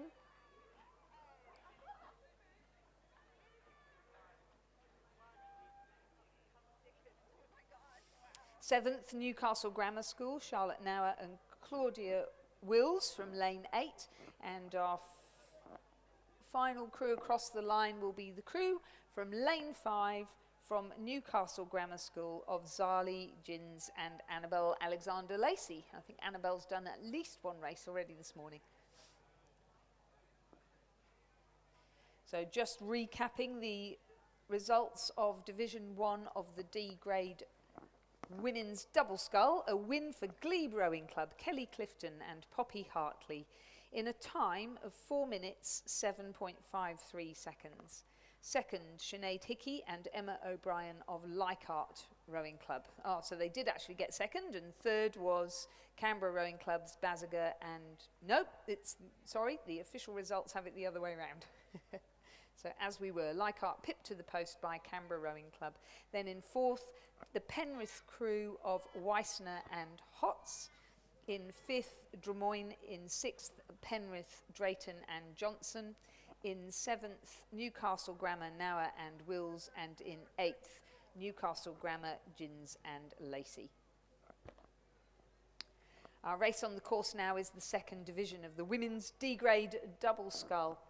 Drummoyne Rowing Club in lane 1, Newcastle Grammar, Simpson and Rideway in 2, Shoalhaven, Wakefield and Eddington in 3, Drummoyne's Lister and Warner Van Dyke in 4, Nepean's Whitelaw and Harris in 5, in 6, Glebe Rowing Club's Mika Kelly and Catherine Maxwell, in 7th, Giles and McCluskey Voigt from Drummoyne, and in 8, Boyd and Nagrath from Canberra Rowing Club. Now our winners were our leading crew, with the crew from lane 4 of Ashley Lister and Freya Warner Van Dyke. They just had a bit of a shipwreck, but they'd got such a commanding lead that even though crews have caught them up, they still look very, they do look as though they're on for the win. We have a crew here on the near side in lane 8 from Canberra, which is Ella Boyd and Prachi Nagrath, coached by Alex Hodges and Mark Kwiatkowski, and they look certain to take out second position. So the crew from Sarah Ellis's squad there at Drummoyne Rowing Club taking out the win in the D-grade double scull Division 2. Canberra Rowing Club second. Third, like being Shoalhaven, they're having a great regatta here with a lot of minor placings. This crew is Robin Wakefield and Linda Eddington, coached by David Eddington. So they'll take third. Fourth will be the Drummoyne Rowing Club crew of Bridget Austin and Colleen Chapman. Fifth will be the Drummoyne crew of Rebecca Giles and Alessandra McCluskey-Voigt. So that again is a crew from Sarah Ellis's junior squad. In lane 5, Nepean Rowing Club Sophia Whitelaw and Jessica Harris will take out 6th.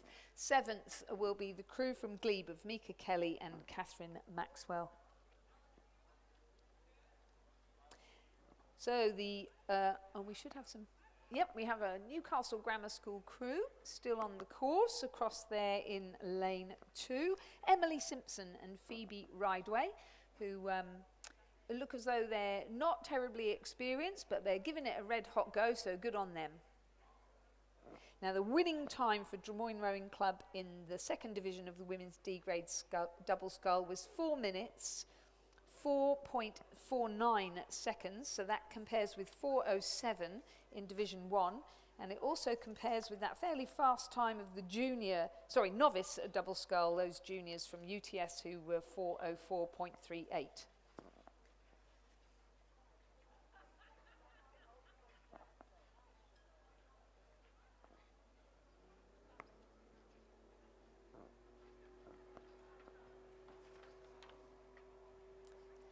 So we have 2 more divisions to go in the women's D grade double scull. Crossing the line now, Newcastle Grammar School, Emily Simpson and Phoebe Rideway. Yay, you made it.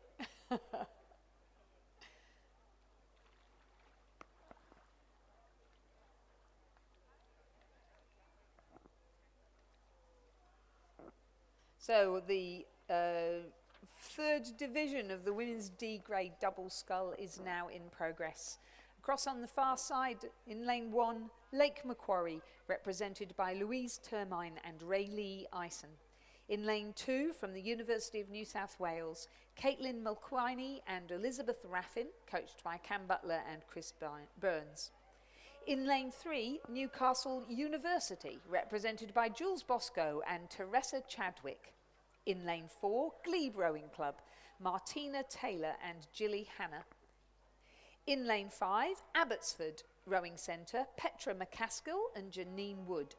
In lane 6, Nepean Rowing Club, Kate Shepherd and Giovanna Tabanag, coached by Daniel Waddell. In lane 7, Newcastle Grammar School, Georgia Bramble and Heidi Mackenzie. And in lane 8, from St George Rowing Club, Beth Jacobs and Lily Featherston, coached by Mark Featherston. Our early leaders were across on the far side with good showings from Lake Macquarie, University of New South Wales and Newcastle University. But it's the University of New South Wales crew again, Caitlin, under the guidance of their new head coach, Caitlin Mulquiney and Elizabeth Raffin. They've now got about 3 lengths over Lake Macquarie's Louise Termine and Ray-Lee Ison, who look like they've got a good rhythm going there. A good showing from the Newcastle University crew of Jules Bosco and Teresa Chadwick, and they need to keep an eye on this crew from Nepean Rowing Club of Kate Shepherd and Giovanna Tabanag, just creeping up on the inside here.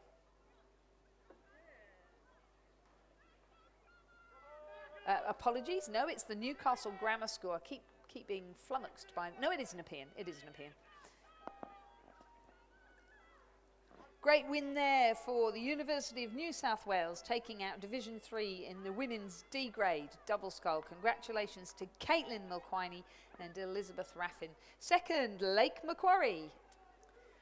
3rd, Newcastle University. 4th, from lane 6, Nepean's Kate Shepherd and Giovanna Tabanag.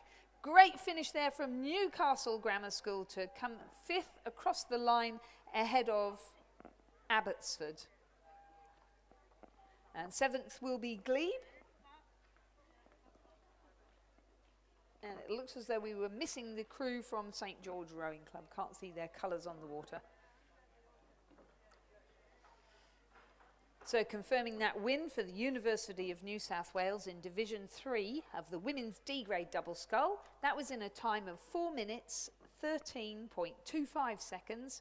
A good margin of 10.74 University of New South Wales over Lake Macquarie, but they had a further margin of 5.70 over Newcastle University. We move on to Division 4, where the crews are just lining up on the start, as you can see from the big screen.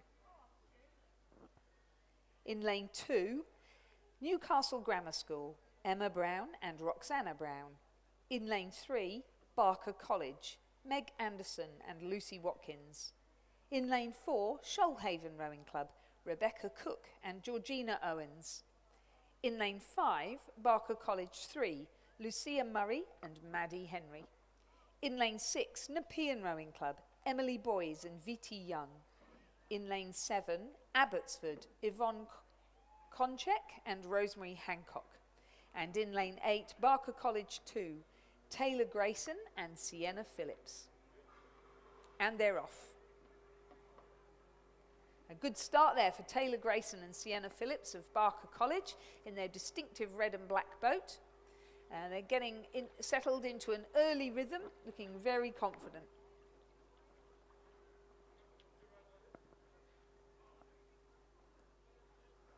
Nepean Rowing Club, a nice handy start there for Emily Boys and Viti Young. They're coached by Daniel Widdell.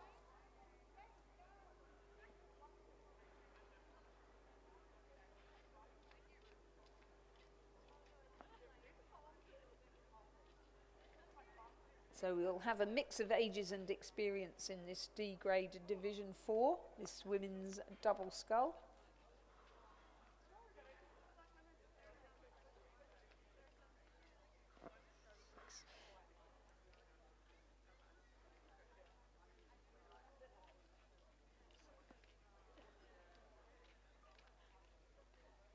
Our crew from Shoalhaven of Rebecca Cook and Georgina Owens.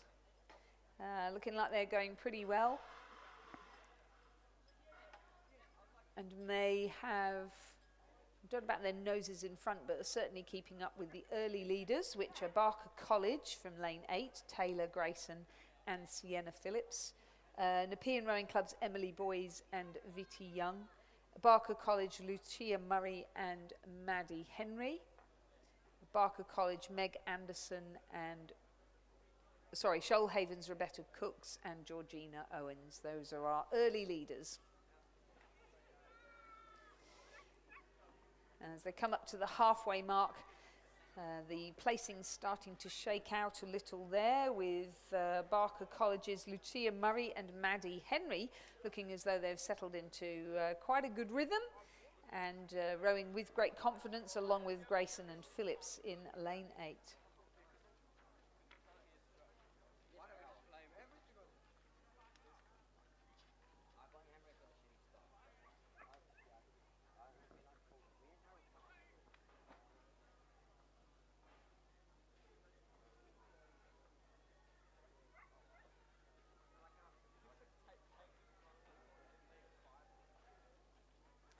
Safely through the 500 metre mark, and it is Barker College sitting in second position behind the Nepean Rowing Club crew of Boys and Young.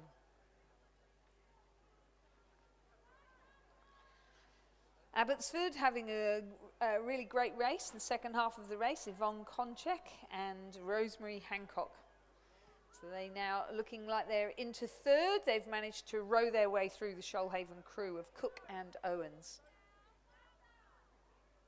This Nepean Rowing Club crew of Emily Boys and Viti Young looking very good indeed in the second half of the race. They've set themselves up well in the first half, and they're really sending down some good puddles now in the second half of the race, and have managed to just about break free of Barker College, Taylor Grayson and Sienna Phillips in lane 8, who I must say have been having a really good race.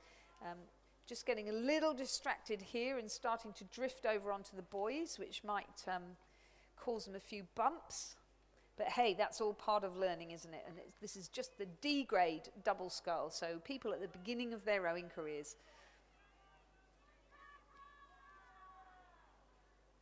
So Nepean Rowing Club continue to extend their lead as they come into the last 100 metres of the race. This is Emily Boys and Viti Young from the squad coached by Daniel Waddell at Nepean Rowing Club. They will take out Division 4 of the women's D grade double scull, and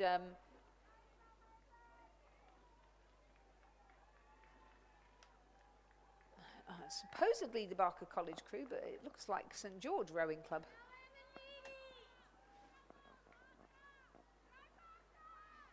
Anyway, the crew in lane 8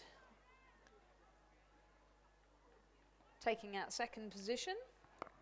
Third across the line will be the Shoalhaven crew of Cook and Owens, and fourth will be the Abbotsford crew of Konchek and Hancock. Fifth, in lane 2, Newcastle Grammar School's Emma Brown and Roxana Brown. Sixth, Barker College, the crew of Lucia Murray and Maddie Henry. So we have 2 lane 8s. That's very confusing. Well, this looks to me like Barker College coming in now, the Barker College lane 8, and it would be the St George crew that was supposed to have raced in the previous race, Beth Jacobs and Lily Featherston, who placed second.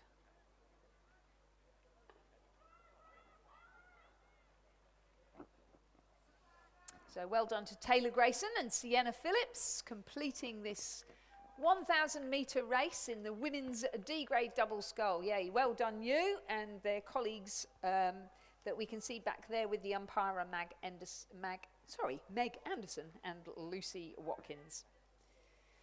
So Emily Boys and VT Young taking out that third division in a time of 4 minutes of 14.13 seconds. The St George crew were 10.83 seconds behind, and they had a further margin of 7.62 over Shoalhaven.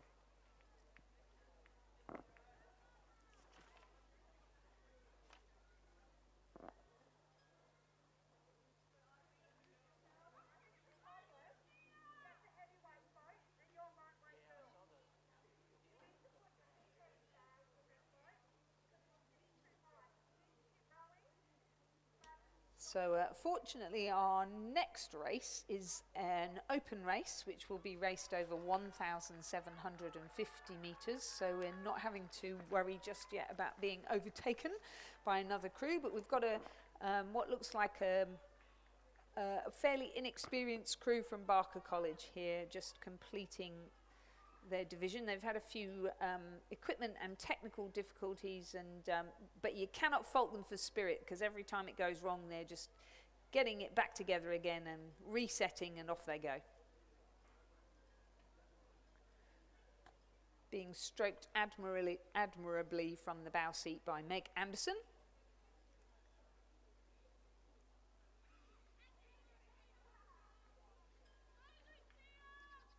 I think these two get the award for tenacity for today, don't they? Let's hear it for Barker College. Well done, girls. Across the line, they have completed their objective and completed the race. Division 4 in the women's D-grade double scull.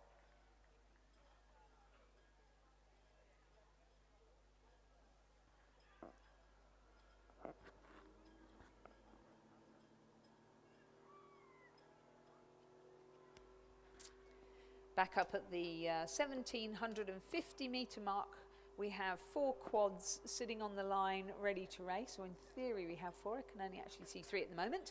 Should be in lane 3, Glebe Rowing Club, a C-grade quad of Heidi Lindell, Soraya McKay Colin, Jacqueline Harris and Katrina Rose.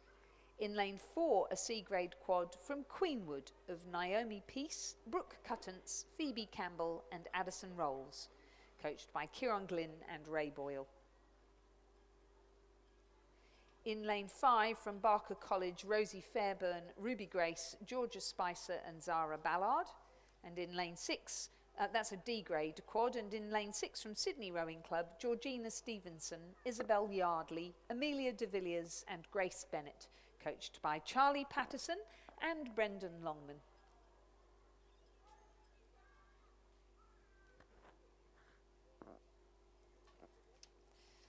So Barker College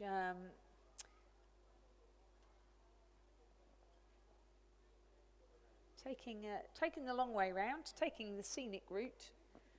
Glebe Rowing Club on the far side, pretty experienced crew these 4, Heidi Lindell, Soraya McKay Colin, Jacqueline Harris and Katrina Rose, and looking very neat and tidy indeed as they set off from the 1,750 mark. And then it's back to Queenwood. Having a great race with Glebe, Naomi Peace, Brooke Cuttance, Phoebe Campbell and Addison Rolls, and they're really neck and neck, and in fact they almost look as though they've got their noses in front, so it's going to be an exciting race for all of us to watch as they make their way down the course. Then it's back to Barker College, and I haven't yet seen Sydney Rowing Club.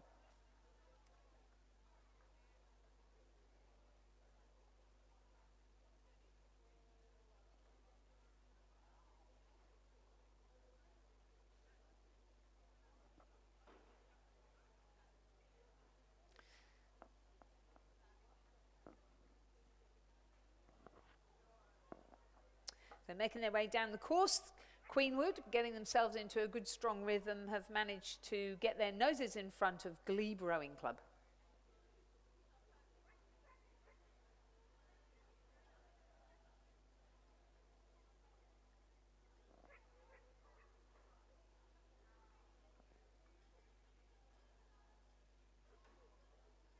Yeah, Glebe Rowing Club pushing back at them.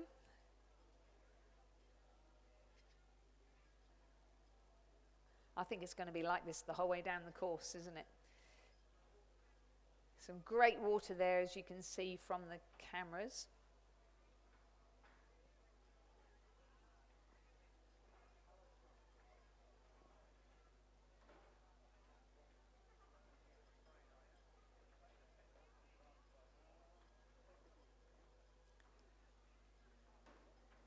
Coming into the 1,000-metre mark, so 1,000 metres left to go, and it's still bow ball to bow ball for Glebe Rowing Club in lane 3 and Queenwood in lane 4 in the women's B grade quad scull. Really having to hold their nerve, try and stay relaxed and think about process rather than outcome at this stage of the race.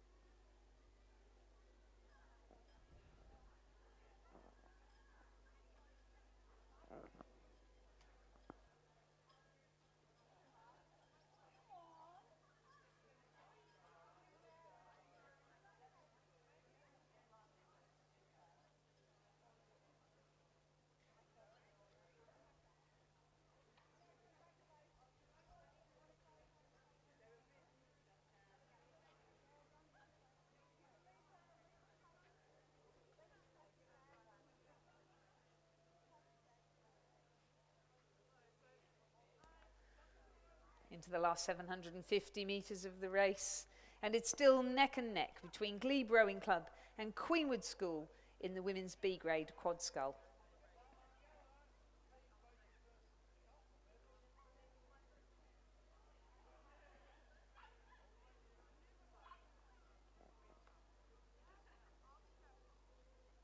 Fantastic footage there on the big screen if you can see it. Every now and then Queenwood would get their bow ball in front, and then Glebe pick up and push back and get their bows in front. So last 500 metres, and this is where they need to start thinking about how they're going to crank it up for the finish. Sitting up, starting to use those legs more assertively so that they can bring the rate of striking up. And we know that Heidi Lindahl, Soraya McKay-Colin, Jacqueline Harris and Katrina Rose, they are well versed in racing over 1,000 metres in the Masters category, especially Heidi and Jackie, who do a double scull. And so we're seeing them now. You can really see them push those puddles down now. Lovely rhythm from that Glebe crew. But there's Queenwood, the young guns of Nomi Peace, Brooke Cuttance, Phoebe Campbell and Addison Rolls responding admirably. And you can really see how they're catching the water and really driving down with the legs to try and hold the crew from Glebe. But Glebe, really nice rhythm there, especially very powerful through the middle of the stroke. So they've pushed back, got their noses in front, but here comes Queenwood again, lifting again. This is an epic race. They've been bow ball to bow ball the whole way down the course, and it's just a question now of holding your nerve, sticking with your plan, trusting in your crewmates and your training. And here comes Queenwood. They're on the move. They're on the move again. Can they get their bow balls back in front of Glebe? Stroke lifting in the glebe quad now, lifting, really sending those puddles down as hard as they can, but Queenwood lift again, they're battling again, they have a canvas lead and they will take out the race in the B grade quad scull. And wonderful race from both of those crews, but it will be a win for Queenwood over Glebe Rowing Club. And that is why you respect other people in rowing. Not for the faint-hearted to race a race like that. Congratulations to both sets of competitors. So Queenwood School, Naomi Peace, Brooke Cuttons, Phoebe Campbell, Addison Rolls, coached by Kieran Glynn and Ray Boyle, narrowly taking out Glebe Rowing Club's Heidi Lindell, Soraya McKay-Colan, Jacqueline Harris and Katrina Rose in the B grade quad scull.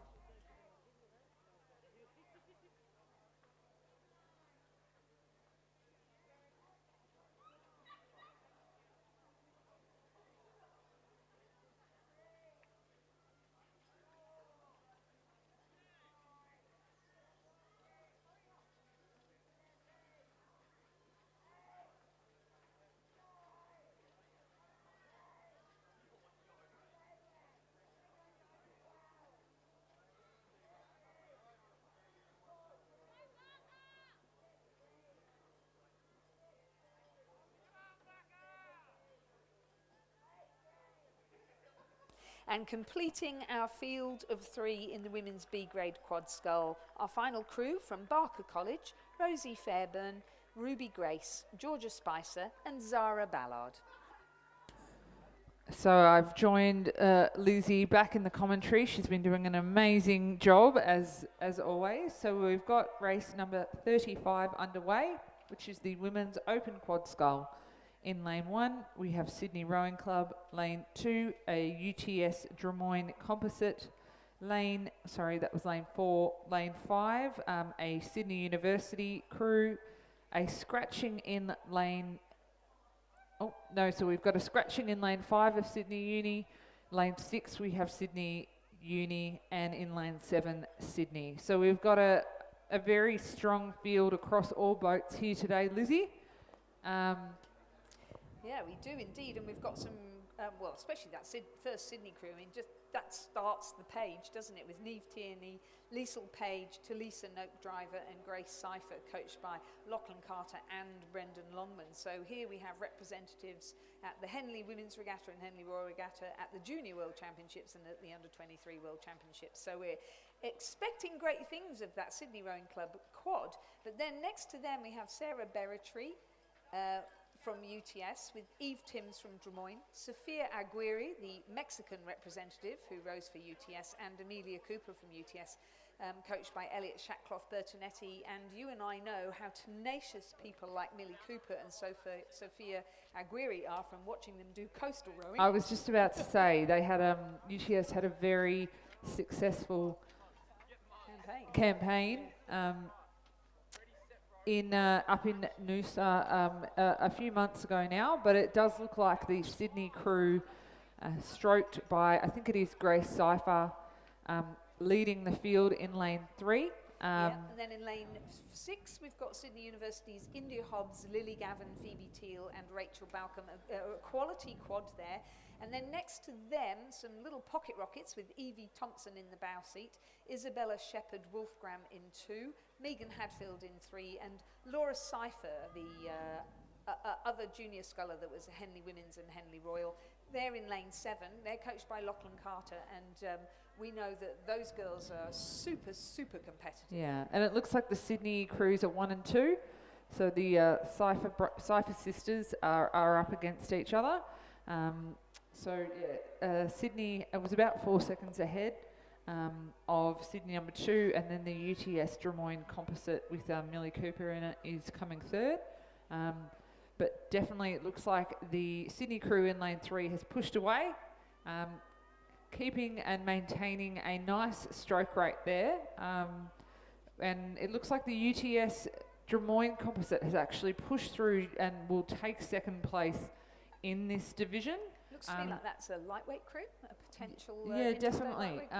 Some good close racing, but first place coming across the line will be Sydney 1 with Neve Tierney, Liesl Page, Talisa Noak Driver, and Grace Cipher, followed by the UTS composite crew, stroked by Millie Cooper.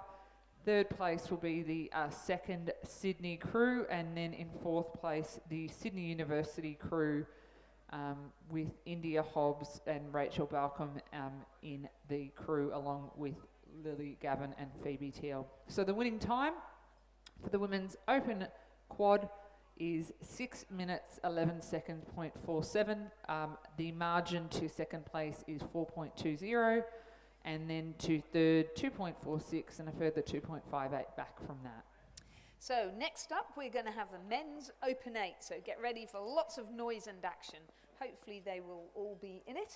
Haven't yet seen any notification of scratching, so let's run through who's in which crew. We have 2 crews from UTS and 2 crews from Sydney Rowing Club. So that's 2 of our high performance clubs in the high performance pathway represented in this race.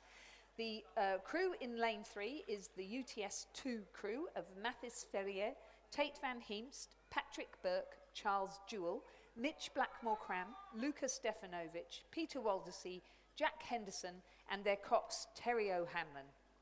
In lane 4, Sydney Rowing Club 2 with Gabriel Carmody, Charlie Hine, Oliver Maroulis, James Fredrickson, Will Downey, Tom Hart, Angus Aitken and Andy Hoffman, with Bradley Wooten coxing them. In lane 5 from UTS, Mackenzie Thompson, Mitchell Caponis, Oscar Williams, Marcus Delamata, Alexander Wood, George Finlayson, Torben Ungermark and Nicholas Pender, coxed by Bronte Blackmore-Cram. In lane 6, the Sydney first crew of Declan Glendinning, Tom Cregan, Matthew Morgan, Harry Crouch, Bradley Graham, Matthew Rowe, Alexander Wolfe and Alex Nicol, coxed by Teresa Harris. It's going to be on, I think, in this race, and UTS looking good coming out of the blocks, especially that UTS first crew. And great to see 4 crews. Yeah, and the names, like people who've just come back from their international season already here racing in the 8s, which is great. No, definitely. And, you know, we want to make sure we can develop sweep rowers in this state. And this is we've got a very competitive King's Cup.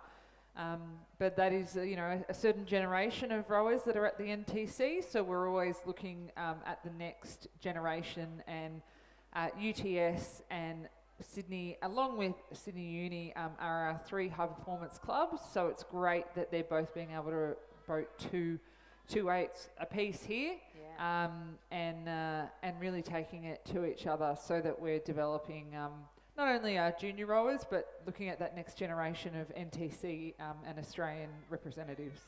So if you look at the big screen, there's some great footage here. They've just come through the 1,500 metre mark. Remember, the race is 1,750, so 1,250 gone, the last 500 that they're coming into now. And the crew from Sydney Rowing Club in lane 6 has taken a lead. Now, we've got people in here who've just been to the Under-23 World Championships and who were trialling for the senior team last year and are really knocking hard on the door of the National Training Centre in Canberra. So a really great showing from this Sydney Rowing Club crew. Very composed indeed, with Alex Nicol in the stroke seat and Alex Wolfe, who's moved from Victoria to New South Wales to pursue his dream of representing at senior level. But UTS are not letting them get away with it. A crew full of under-23 representatives, and they will be knocking on the door next year and certainly going for the LA Olympics if they don't get in for the Paris ones. And they were overlapping. I think they have pushed away now, I think, the Sydney crew. Yeah, looks like it. Looking very Winding tight up there. for the finish now, looking good. Under the guide of Teresa Harris in the cox seat. So I think they've got Clearwater now back to UTS in second place. But that's a great row from the UTS guys as well, with Bronte Blackmore-Cram coxing them. So first place to the Sydney 1 crew. In second place we have UTS 1. In third we will have UTS 2. Coxed by Terry O'Hanlon, and in fourth place, the second Sydney crew, coxed by Bradley Wooten. So a great race for the 4 crews. Also good to get some experience for the coxswains out there in big boats. Coxswains play such an important role in our sport. Absolutely, 100%. 100%, and we need, having never been a coxswain in my life, but being yelled at by many in my time. So it's really important that we give them opportunities to race and get experience. So we've got one more race to go before the lunch break. It is the para double scull. And in lane 3, we have the Community Rowing Club. In the PR3 category, Stephen Lawler buddying up with Parry Mataris to race in the double scull over 1,000 metres. In lane 4, from Lake Macquarie, Lisa Greisel with Michelle Duzel. In lane 5, from Community, James Johnson and Tali Hind. We saw them race each other in the single a little earlier on. And in lane 6, from Community, Paul Grayson with Fiona Jackson. And Fiona, she's in her first season of doing para rowing, having suffered a really bad bicycle accident that left her with visual and physical impairments, but it has been wonderful to see that as a reason for her to come back to the sport. She used to row for years at Nepean Rowing Club to quite a high level, and she was a great cyclist. Cycling's not her sport of preference anymore after that crash, so lovely to see her back in the boat. We're really excited to see her rowing at Community with such a great bunch of other para rowers, and in the double scull with Paul Grayson today. Definitely, and it looks like they're just lining up now. As I said, it is the race. They're just having a little chat there. Some friendly banter, I think, before the start of the race between Lake Macquarie and Community, catching up maybe, checking out some race plans, who knows. So just we'll get started in a few moments, but just bringing them up and aligning them for the last race before lunch. So I should point out there's one person in this race who isn't a para rower. She doesn't have an impairment. That's Michelle Duzel in the stroke seat of the Lake Macquarie double with Lisa Greisel, who we talked about earlier. In para doubles, in order to promote para rowing, you can do a double scull with somebody who doesn't have an impairment. So that's something for your club to think about. If you do have somebody that has an impairment that qualifies them for para rowing, you can have them doubling up with somebody who doesn't have an impairment to allow them the opportunity of racing. She was listening to the guys from Canberra talking about blind tennis. They're having a blind tennis tournament this weekend in Canberra. And what they've done is they've put a bell inside the ball, and they've got a couple of other things as well to just help people actually be able to connect the bat with the ball. But such a great opportunity to just get people who wouldn't have an opportunity otherwise to get them on the court and have a knockout. So we are underway. It looks like we've lost one of the doubles. It looks like there's only 3 on the course. I think we're missing Tali Hind and James Johnson. Yeah, so it looks like we're missing Community number 2 in lane 3. But yeah, it'll be a good race. So just 1,000 metres, but as you would have seen, these athletes have raced a number of times already today. But the more experience they can get, the better on this course. A number of the Community Rowing Club members competed at the Indoor State Championships last weekend. Which was great, held at Glebe Rowing Club. So I know the Australian Indoors are on in 2 weeks' time. So they're being held virtually. So make sure, if you're doing a 2K or a 1K or even a 500, you join up and compete against not only everyone around Australia, but also New Zealand rowing are joining in, and it's going to act as an Oceania Championship as well. So it looks like in this race, not surprisingly, Lisa and Michelle have taken the lead, but I think they will face stiff competition from the Community Rowing Club members. And we'll see who they are as we get closer. It's just a bit hard to see on the screen at the moment. But definitely we've got the Lake Macquarie double out in front. Nice long rowing. So as we mentioned, PR3 category in para rowing is where you are able to use your legs to their full extent. So we can see that the athletes are able to reach out and then compress. So they're actually able to let their knees come up. So it looks like we've got Fiona Jackson and Paul Grayson in second position. Yep. And actually, that does look like Tarly and James Johnson, doesn't Yeah, it? so it looks like Parry and Stephen we don't have. So Yeah, talking about the indoor rowing, so I'm not sure if people are aware that we have state championships, national championships, but there's also a world championships, and there is para rowing in that world championships as well. So if you are an aspiring para rower but are not very confident on the water, then there's no reason at all not to follow a training program. You can find them online and get yourself entered to our national indoor rowing championships. As Margot said, to be held virtually in a couple of weeks' time. You can find out more details by going to www.rowingaustralia.com.au. So we've just got just over 200 metres to go in the last race before the lunch break. The Lake Macquarie pairing of Doozle and Gristle have taken a commanding lead on this event. Lisa, I think this is her third race for the morning, so she's making the most of coming down here to Lake Macquarie, and they will come into the red boys now, and just matching strokes quite nicely, taking it nice and strong as they take the last few strokes across the line.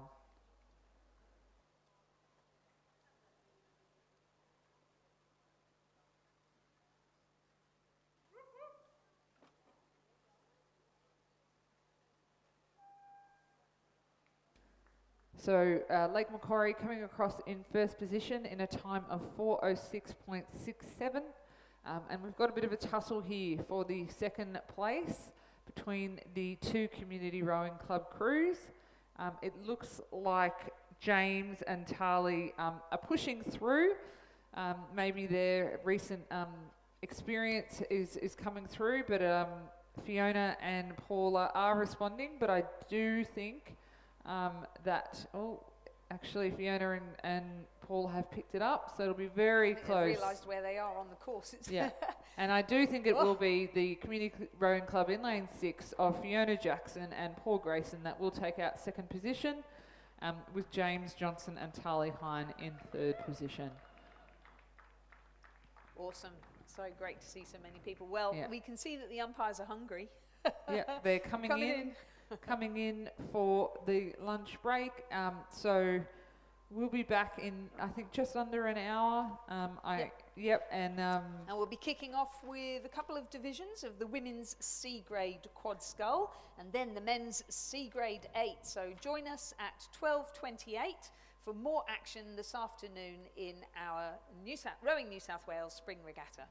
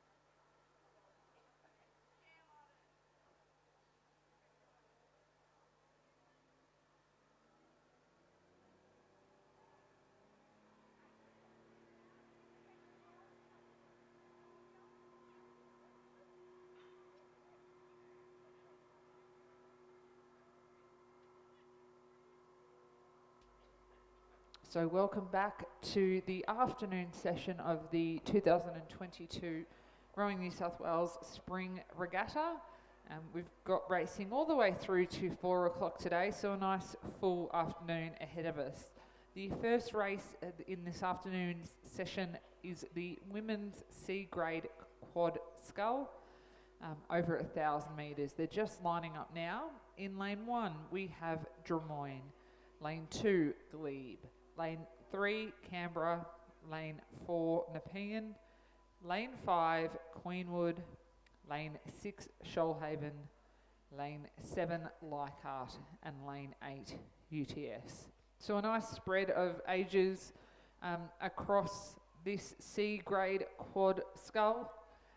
It is coxless, so there will be some form of steering in all of the boats, but these women will be all experienced in racing and will give us a good show. So we've seen most of the athletes already racing today, and it looks like Eve Timms in the Drummoyne crew is probably in her about 5th or 6th race of the day, so she'll definitely earn her dinner this evening. But we're just coming up and touching up on the line.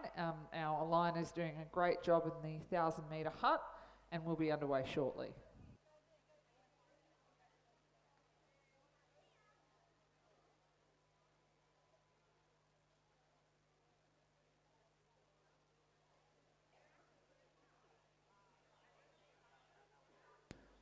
So they're underway, and we've just been told that there's been a scratching in lane 1 from Drummoyne.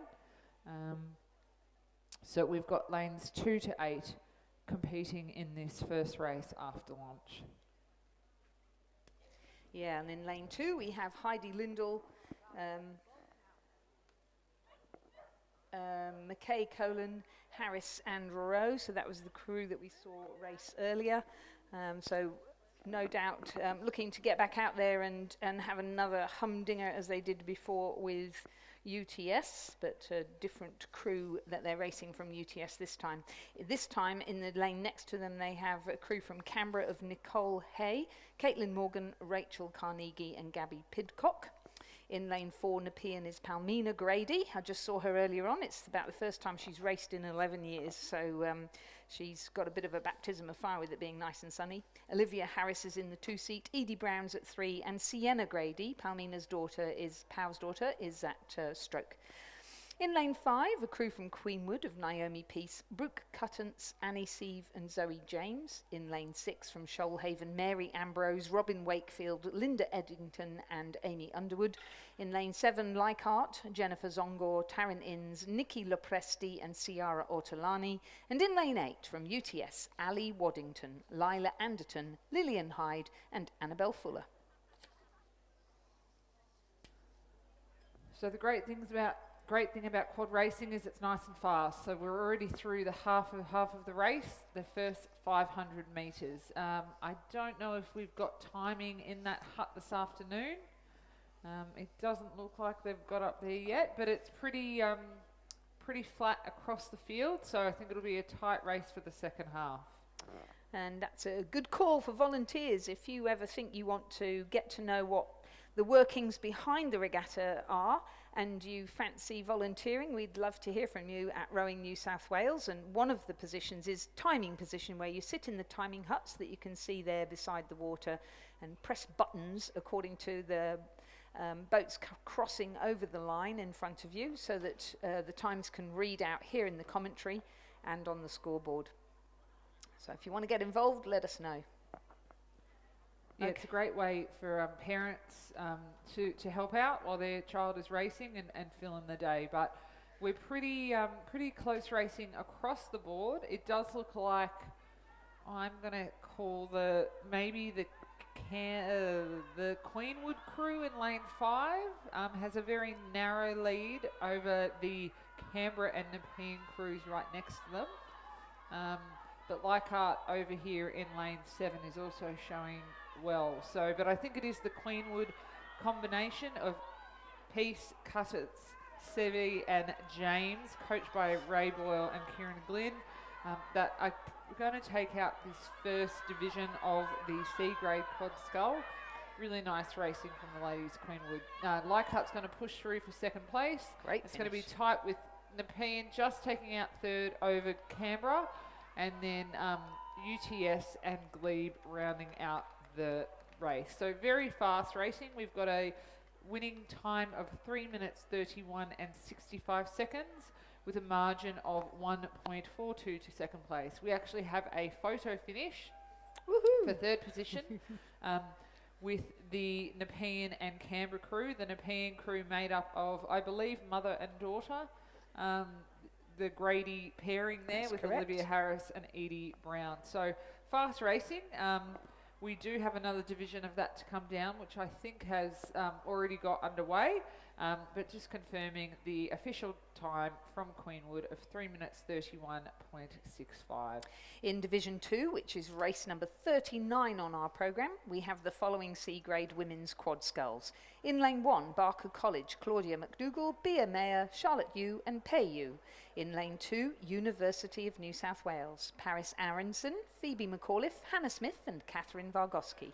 In lane 3, Barker College, Lucia Murray, Juliet Mills, Annika Stanbury and Lucia Stimoli. In lane 4, Glebe Rowing Club, Famke Van Rie, Veer Tavernier, Enya Hensbergen and Catherine Maxwell. In lane 5, Barker College, Luella Crocker, Nicole Gabonian, Emily Holdsworth and Saskia Malin. In lane 6 from Sydney Rowing Club, Georgina Stevenson, Isabel Yardley, Amelia de Villiers and Grace Bennett. In lane 7 from Penrith Rowing Club, Elizabeth Drayton, Jacinta Johnson, Zoe Weissner and Alyssa Holtz. And in lane 8 from the University of New South Wales, Charlotte Stanwicks, Heather Cox, Samantha Backler and Anna Ristic.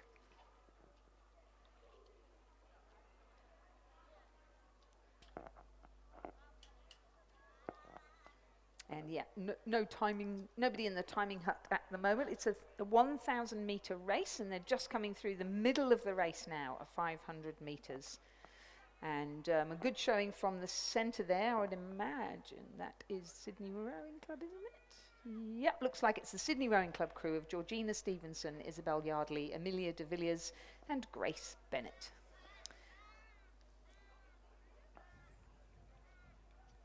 So the wind's picked up a little bit here, Lizzie.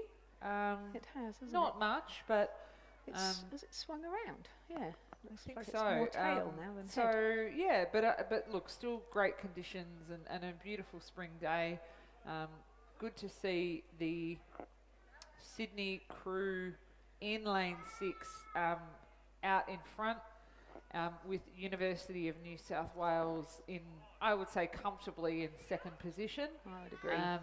Looking very good. But yeah, a great UNSW have got a great program going there at the university, and a lot of young university rowers, which is typically always a hard time to keep people in the sport. So it's great to see the strength in numbers here. But Sydney Rowing Club out in front in lane 6, still keeping the rating up nice and high. Just blowing out the cobwebs, I think, from a long wet winter, but they're going to come across the line in I would suggest a faster time than the first heat. No, I was proved wrong. So they've come across the line in 3:32.78, so just a tiny bit slower than the first heat. UNSW with a great showing in second position. Third position will go to Glebe in lane number 4. Yep. And then we've got Penrith coming through in lane 7 and the second UNSW crew over in lane 2. So that's the first 5, and then we've got some. Now Barker College is a new program, isn't it? So we've got we've basically got some guys and girls racing here who are relatively new to the sport. So they're just sort of finding their way, really.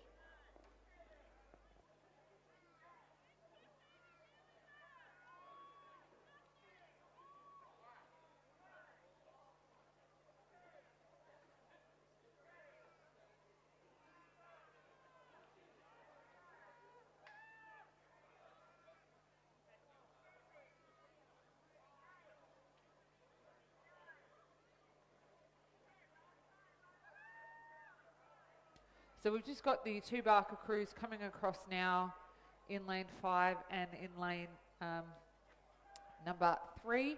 What we've got behind them is the men's C grade 8 that is quickly catching up. Just two crews in this race. We have University of New South Wales, stroked by James Halliday in lane 5, and Canberra Rowing Club in lane 6, stroked by Nicholas Latimer. And it looks like the RNSW crew is well ahead. Great, as I said before, to see so many athletes racing for University of New South Wales. They're looking quite snappy there, Lizzie, as they come through the red boys. Interesting to see the coaches sitting in the bow seat. Chris Burns there with Nick Lazarou and George Lazarou, the brothers there at 2 and 3. Ben Whalens at 4, Andrew McEnroe at 5, Michael Pickford at 6, Alexander Lazarou at 7, James Halliday is stroking, and Angela Zeng is the cox. Congratulations to them as they take out the men's C grade 8. And here's Canberra Rowing Club. Jackson Boyd in the bow seat, Austin Benny, Tom Trobe, Tom Wynne, Sam Goldspring, Eamon Burke, Alex Tomanovitz, Nicholas Latimer, and their cox, Sasha Madonna, coming second in our men's C grade 8. And the first crew is across in a time of 3 minutes and 8 seconds. Just to call out, please, we've had a phone handed in.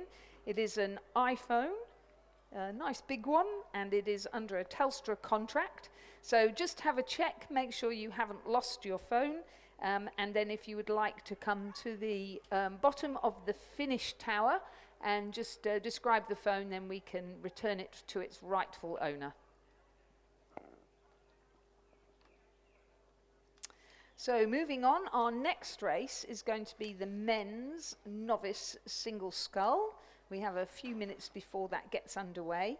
As it's novice, they'll be racing over 1,000 metres, and we have a few divisions. We have 3 divisions, and then we will be moving on to the men's D grade single scull, so just one step up from that.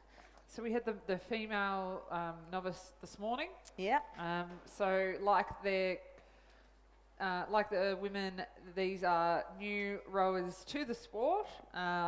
Great to see so many divisions of the novice single scull, 3 in total, Lizzie, with a good spread. And I think we've only got one withdrawal in the first heat.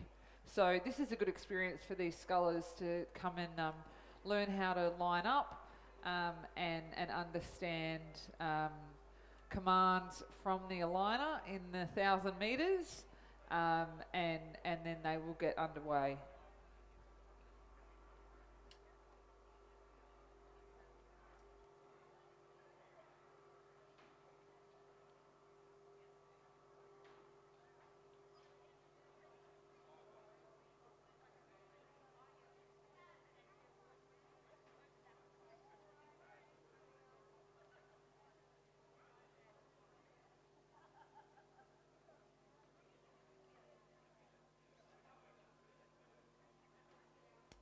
So in the novice single scull, this is who we have racing in Division 1, which is race number 41 on our programme today.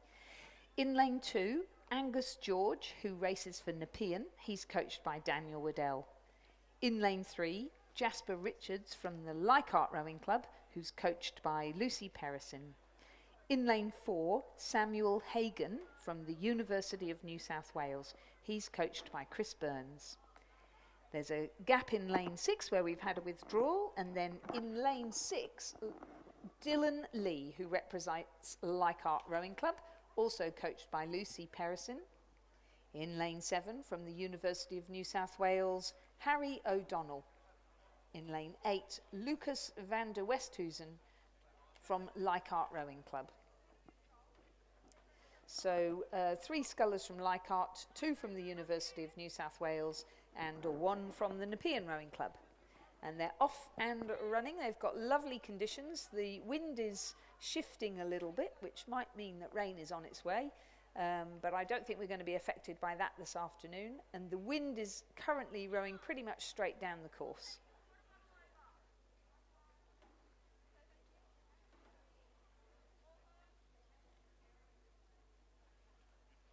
So, novice single sculls, the main aim of the game is to stay in the boat for your first ever race. And it looks as though off to a good start at the crews on the side closest to the grandstand. So Lucas van der Westhuizen from Leichhardt Rowing Club, Harry O'Donnell from the University of New South Wales, and Dylan Lee from Leichhardt Rowing Club.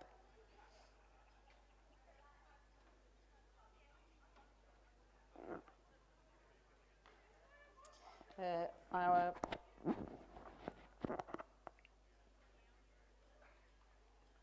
second University of New South Wales sculler, Samuel Hagan, across there in lane 4, having a good battle with Jasper Richards of Leichhardt. And Angus George of Nepean Rowing Club looking fairly confident and starting to move into the leading, one of the leading positions in the race. So first across the line, Dylan Lee from Leichhardt Rowing Club in lane 6, and Harry O'Donnell from the University of New South Wales in lane 7, right beside him. Then it's Angus George from Nepean Rowing Club across on the far side in 3rd place.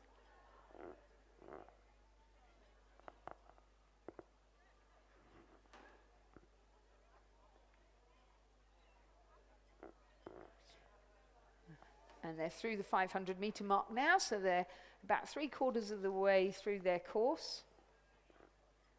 And Harry O'Donnell of University of New South Wales, Dylan Lee of Leichhardt, having a great race against each other here on the near side. Angus George watching them carefully from across on the far side. And doing a little bit better in the second half of the race over the first half of the race is Samuel Hagan of the University of New South Wales.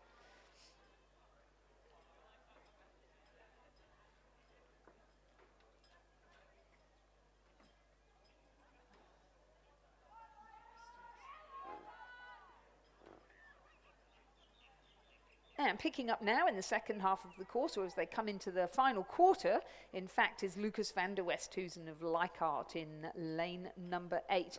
But it's a good row there for Dylan Lee of Leichhardt Rowing Club. He's gained in confidence and he's slowly eased his way into clear water ahead of Harry O'Donnell from the University of New South Wales.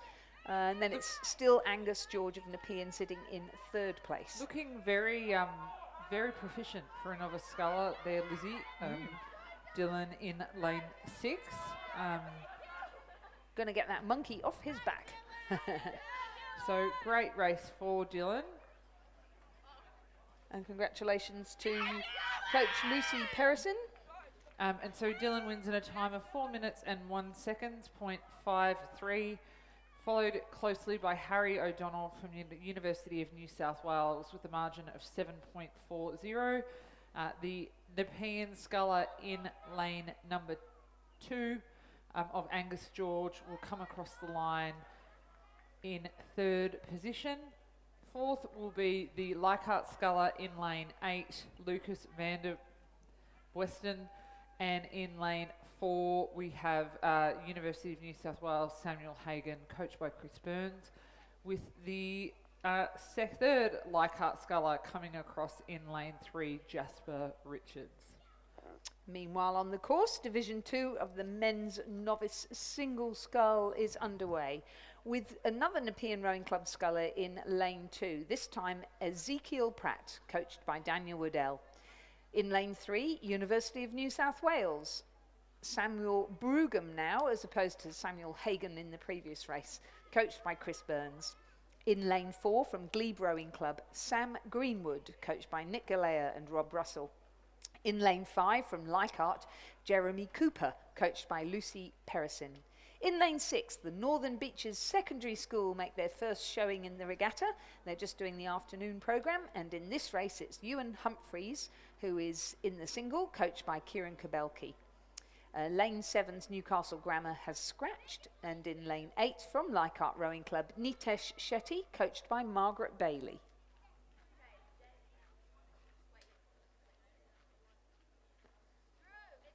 So it's a bit like it was before. It's a Nepean University of New South Wales and Leichhardt race here. And Nepean Rowing Club, a pretty good showing there for Ezekiel Pratt across on the far side, racing against University of New South Wales Sam Brugum, who's in lane 2. So they've got their own private battle going on across there, and then it's back to the main part of the field. Sam Greenwood from Glebe, Jeremy Cooper from Leichhardt, Ewan Humphreys from Northern Beaches Secondary. And then out on his own, really, from Leichhardt in lane 8, Nitesh Shetty, who's doing pretty well, given that he's almost got 2 lanes worth of distance between him and Ewan Humphreys. Definitely, Lizzie. And it looks like the scullers over on the southern bank are leading the way. As you said, Ezekiel and Samuel. Another battle, which it looks quite close. So we've got just over 250 metres to go. Samuel had the lead after the first 500, but only by 1.58 seconds. So it looks like that Samuel may be slightly in front still. It's a great race. Great race, and a And race again, of like you twos, said before, really. they don't look like novices, do they? No. They really look very competent. Well done to the coaches there, Daniel Waddell and Chris Burns. Definitely. So it looks like Samuel has just a few little steering issues there, just trying to get off the buoys. So that is a downside of rowing on a fully buoyed course when you are learning in a single scull. But he's pushed away now from Ezekiel Pratt from Nepean. And it looks like he'll comfortably take his maiden novice race in the men's novice single scull division number 2. Just a few more strokes to go. So a winning time for the University of New South Wales sculler of 4 minutes and 3 seconds, 0.24, with a margin of 3.45 back to Ezekiel Pratt from Nepean. And here comes the Northern Beaches Secondary College, Ewan Humphreys, coached by Kieran Kabelki. Very confident row there. And pulling away now from Jeremy Cooper of Leichhardt in lane 5 and Sam Greenwood of Glebe, who's in lane 4. But they've had, keep going till you hear the blades come out. Oh, Look how confident he is. wow. That is impressive. Kieran Kabelki, good work, mate. Good work. So, Ewan Humphreys, despite only having 1 blade in the gates, has come 3rd. Jeremy Cooper from Leichhardt 4th. Sam Greenwood from Glebe 5th. And then Nitesh Shetty from Leichhardt 6th. Look, Great race, guys. I'm impressed. Yeah, I'm more impressed by Ewan Humphreys being able to... Cool customer. Very cool, being able to put his all back in the rigger and do it up without falling in. That's my play of the day so far. He didn't seem bothered at all. No. The rescue guys are coming across to make sure he's okay. Yeah, I'm cool, mate. I'm cool. I'm from the Northern Beaches. I cycled down here with my surfboard. I'm cool. Yeah. Division 3 of the men's novice single scull. What will we get in this one? So again, we have University of New South Wales and Leichhardt with a strong showing. Some good things going on in those programs. In lane 2, University of New South Wales, Jack Vanderland, coached by Chris Burns. In lane 3, Leichhardt Rowing Club, James Etter, coached by Margaret Bailey. In lane 4, Newcastle Grammar School, Louis Lyons. In lane 5, University of New South Wales, Yuri Takahara Kemale, coached by Chris Burns. In lane 6 from Nepean Rowing Club, James Baker, coached by Daniel Waddell. In lane 7 from the Northern Beaches Secondary, Harrison Down, coached by Kieran Kabelki.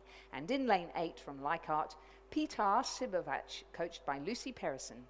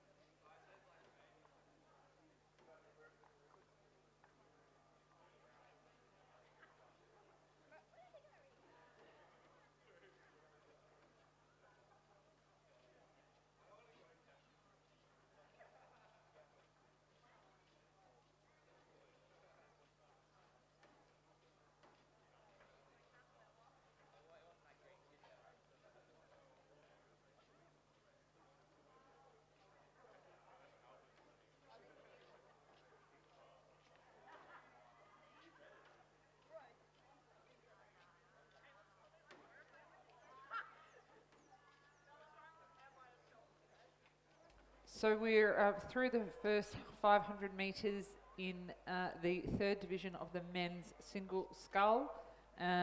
The University of New South Wales sculler Yuri Takahara Kamal in lane 5 has taken a commanding lead of almost 18 and a half seconds to Lewis Lyons from Newcastle Grammar.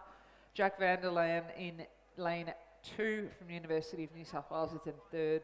James Baker from the Pan is fourth. The Northern Beaches secondary athlete Harrison Down in fifth, and Peter Simonovac in lane 8 from Leichhardt is coming sixth. So this is a pretty impressive showing from Yuri from University of New South Wales, isn't it? And again, we've got a novice sculler who doesn't look novice at all.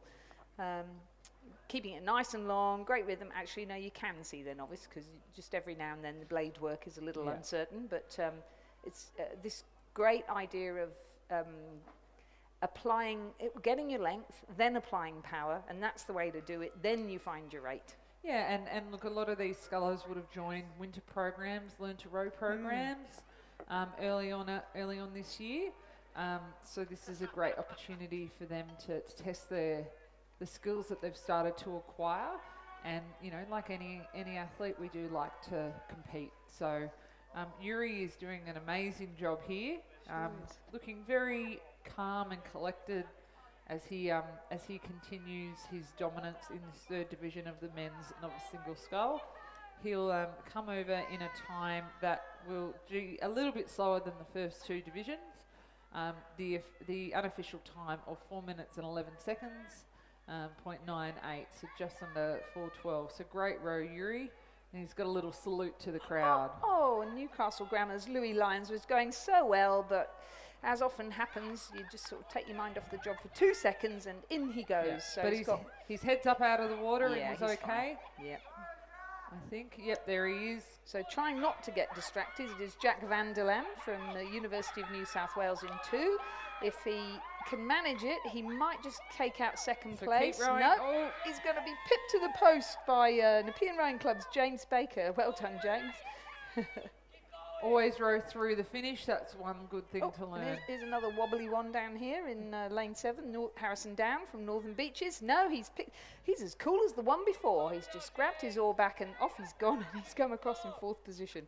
Well done. And 5th then across the line, Leichhardt, Yeah. Peter Simonovac. So We're missing James Etta. yes. So Lewis is just being looked after by the Safety boat. We do have the next race coming down. Should be plenty of time because it is a D-grade single scull, which will not be a huge amount faster. We've got 3 divisions in the men's D-grade single scull. This is Division 1 and it's race number 44 on our programme. In lane 2 from Canberra Rowing Club, Martin Little. In lane 3 from Newcastle Grammar School, Felix Lamoureux. In lane 4 from Drummoyne Rowing Club, Richard Jones. In lane 5 from Glebe Rowing Club, Mark Tejan. In lane 6 from Lake Macquarie, Beau Fleming. In lane 7 from Glebe, Nicholas Galea. And in lane 8 from Lake Macquarie, Luke Walker. So I look at Mark Tejan and I think, how can he be D-grade? But that's because he's a masters rower, I guess, is it? Yes, and look, it all depends on how much you race as well. And masters, you know, you've got masters races and then you've got grades, so it just depends. But we've got Lewis back in the boat, which is great. Oh, awesome. So it looks like the Surf Lifesaving will probably clear the course with his boat, check he's okay, and make sure that we don't get in the way of this D grade. So it looks like they're just going to putter him across the line and then help him maybe get back in the boat. But he looks okay there. But yes, so we've got nice day for a swim. It's a nice day. So the D grade single scull. So yes, it's variety of ages there, and Looks like Luke Walker from Lake Macquarie is in the lead, and then maybe back to Bo Fleming, also of Lake Macquarie. Well, clearly that training camp that AB did a couple of weekends ago has done great things for this squad at Yes. Lake Macquarie. Definitely. And you've got the president and captain of Glebe Rowing Club up against each other. Mark has been rowing in the double for a while, so it's nice to see him back out in the single. But definitely the two Lake Macquarie athletes are coming through. Again, in slightly different zooties than normal Lake Macquarie zooties. Oh. But they're matching at least. So we've definitely got a race out front with Luke Walker and Bo Fleming. It looks like Luke is just pushed ahead. And it looks like it'll be a faster time than it's the fastest time so far in the D grade. So we've got Luke Walker in a time of 4 minutes and 9.90 with a margin of 1.07 back to Bo Fleming. In third, Nick Galea Takes out Mark Tejan. I don't know how that's going to go down at the club. Then Richard Jones from Drummoyne crossing in fifth, and Martin Little from Canberra in sixth. And then it's back to our Newcastle Grammar Scholar Felix Lamoureux to round out the field in Division 1 of the men's D grade single scull.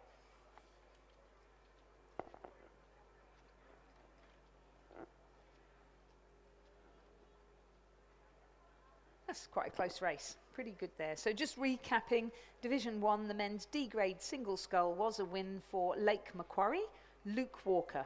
Second, Lake Macquarie, Bo Fleming. Third, Glebe Rowing Club, Nick Galea. On to our second division of the men's D-grade single scull. We're at race 45 on the programme. In lane 2 from Abbotsford, Terry Burrella. In lane 3 from Barker College, Thomas Wunderlich. In lane 4 from Northern Beaches Secondary, Floris Elias. Lane 5 has scratched. In lane 6 from Lake Macquarie, Ivan Bonus. And in lane 7 from Newcastle Grammar, William Boyle. We were saying earlier that Newcastle Grammar have redone their colours and their uniform. So if you don't recognise them, they were previously very distinctive in their red, white and blue. But now it's much more muted, and there's a lighter shade of blue in there as well. So it's actually very attractive. Looks really good. Yeah, and we've, as you said, we have some rowers from Northern Beaches Secondary. Sakuran Kabelki has been running that program for the last few years. Great program over there on the Northern Beaches, and really trying to capture those students that are coming from non-traditional rowing backgrounds, so schools that don't have a rowing program, but being able to allow rowing to be accessible to a different group of individuals, and having some great success, which with I think about 12 athletes went down to national championships at Ngambie with a few medals. So Kieran's doing a great job there, and it looks like we're coming up to the 500 metres. But they're doing well in this second division of the D-grade men's single scull. It looks like the centre lanes of maybe Barker College and Northern Beaches Secondary are in the lead. But I think it will be tight racing as we see the results and the times as they come through. As I said, if you look on the big screen, it does look like the racing is over on that southern side. And it looks like the Northern Beaches sculler, that's correct, of Floris Elias is coming in first position with a very close margin of 0.25 back to Thomas Wunderlich in lane 3 from Barker College, and Ivan Bonus in third place from Lake Macquarie. Pretty tight racing in this men's D-grade single scull.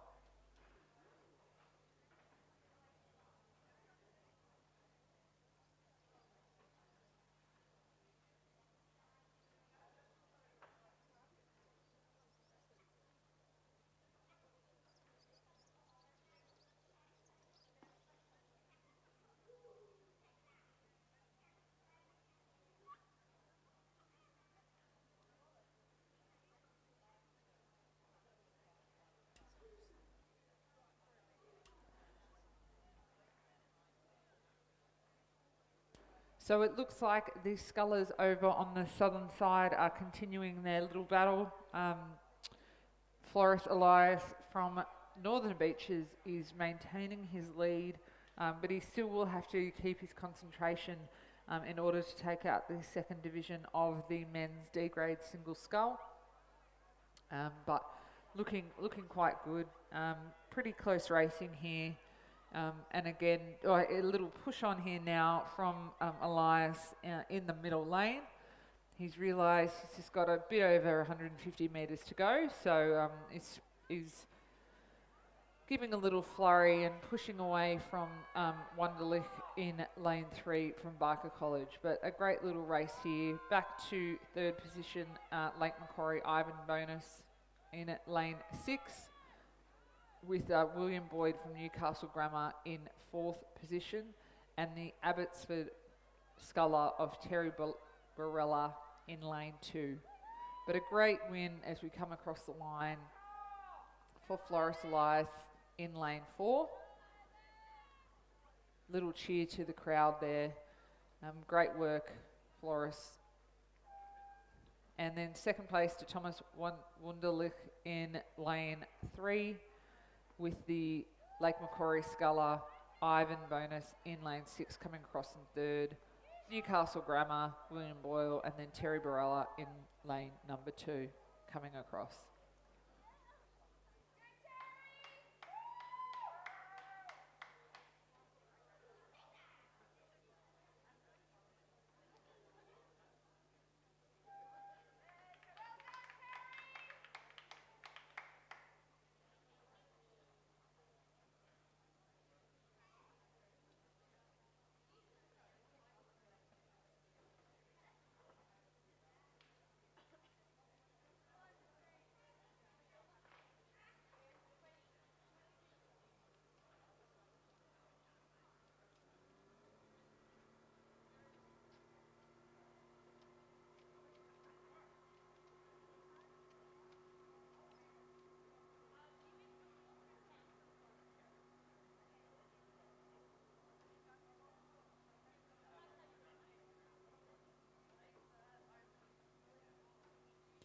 So I'm joined in the commentary box by Owen Nix for this afternoon. And we've just got Division 3 of the men's D-grade single scull lining up. It looks like we have a scratching for this race, but in lane 2 we have Luca Karulu from Newcastle Grammar.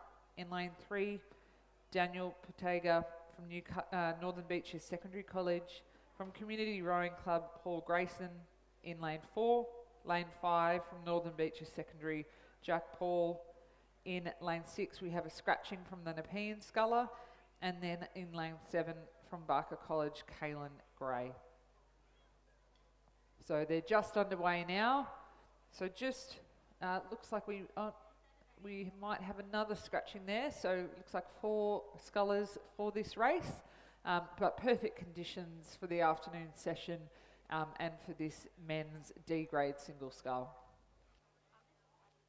Yeah, so Paul Grayson, a non-starter for Community Rowing Club out of lane number 4, so just the 4 scullers there, and they're all getting away pretty evenly matched off the start as they start to make their way through about the first 150 metres of this 1,000-metre race.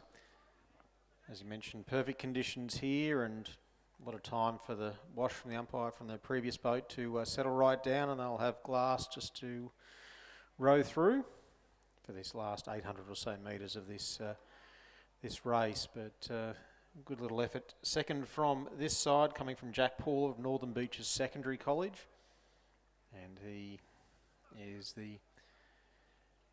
doing quite well, and going out with the race leader Daniel Potega, also of Northern Beaches Secondary College.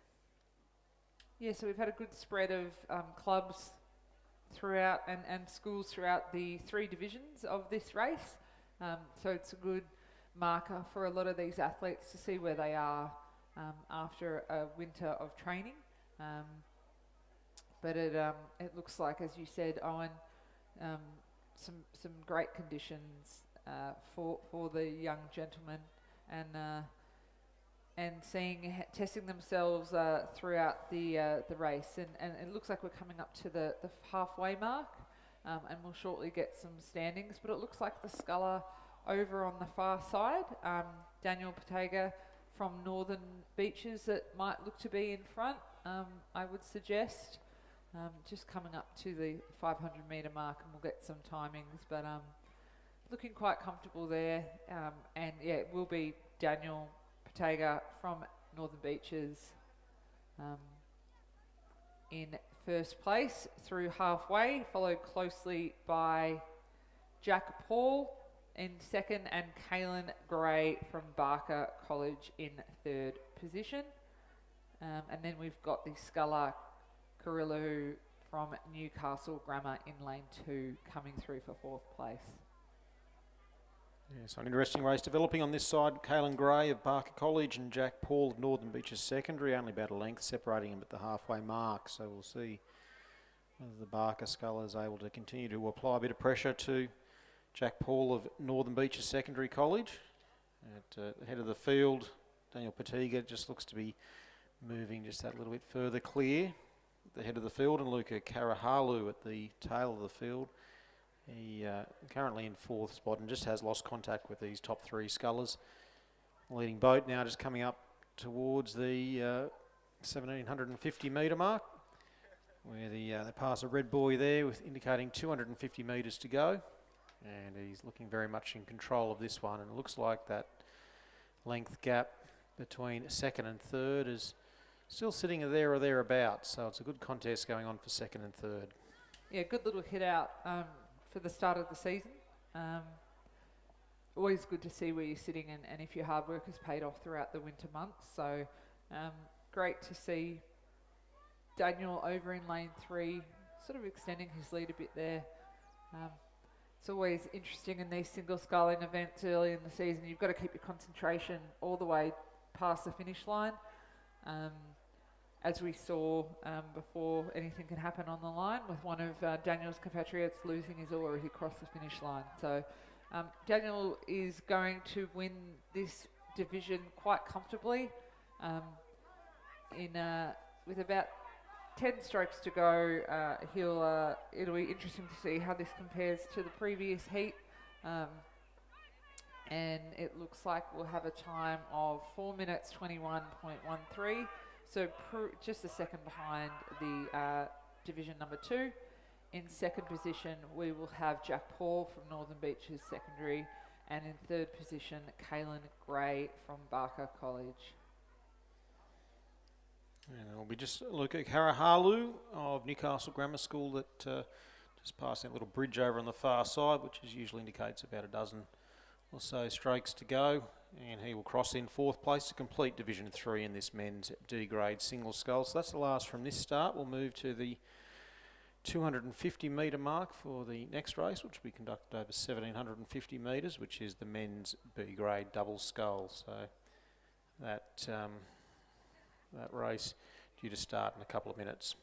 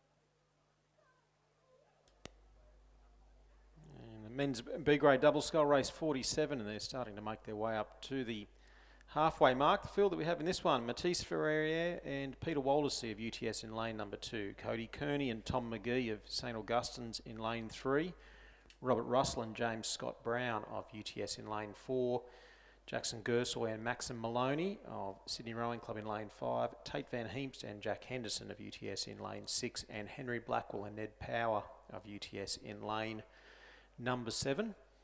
So that's the field as they come through the 1,000 metre marks. They've covered 750 metres already. So it's Ungemark versus Ungemark versus Ungemark. That's right. For So the majority of this race. coaches, yeah. But it'll be interesting to see how the St Augustine's double compete. I think they'll put on a pretty good showing, but great to see number of athletes out here from UTS and Sydney competing. I think we've come through the first 1,000 metres almost, and we'll be coming up to the 500 to go mark, so the 1,500, and it looks like, I would say, over on this far side, maybe lane number 6, could be 5, 6 and 7, it looks to me, where the race is, between Sydney and UTS number 3 and UTS number 2. Yeah, so it's a very young field. A lot of these people are 21 or younger, the exception Peter Waldersee, the veteran of this field over on the far side of the course. He's there with the Frenchman Matisse Ferrier, and they're having a good tussle with the 3 crews on this side. To see some athletes competing on and off the water, but it does look like the UTS combination of Van Heest and Henderson are in the lead, coming through the 1,500 metre mark, ahead 1.4 seconds ahead of Blackwell and Power, also from UTS, with Matisse and Pete Waldersee coming through in 3rd position from UTS. So UTS 1, 2 and 3. Looks like the Sydney pairing of Gearson and Maloney may be challenging UTS number 1 over on the far side, but it does look like it's going to be a close finish between UTS in lane 6 and in lane 7. So it's just whoever's got that final little kick, with it just over 200 metres to go. Yeah, so it's Blackwell and Power that have put their bow in front now. They've moved to the fore just in the latter stage of this one over Tate Van Heemst and Jack Henderson of UTS, and Peter Waldersee and Matisse Ferrier over on the far side of the course, still holding off the Sydney Rowing Club crew in the yellow boat in lane number 5, but we Henry Blackwell and Ed Power that take this one out, and they're nearly going to do it with just over a length's margin in the end from Van Heemst and Henderson, and UTS will claim the top 3 positions here. Sydney Rowing Club 4th, and then it will be St Augustine's in 5th place, Cody Kearney and Tom McGee, and Robert Russell and James Scott Brown of UTS will place 6th. So a winning time for the Blackwell Power combination of 6:03.48 with a margin of 2.37 seconds to Van Heemst and Henderson. We just see the St Augustine's combination come across the line, with UTS in lane 4 coming through in 6th position. So the winning time of 6:03.48 and margins of 2.37 and 3.54.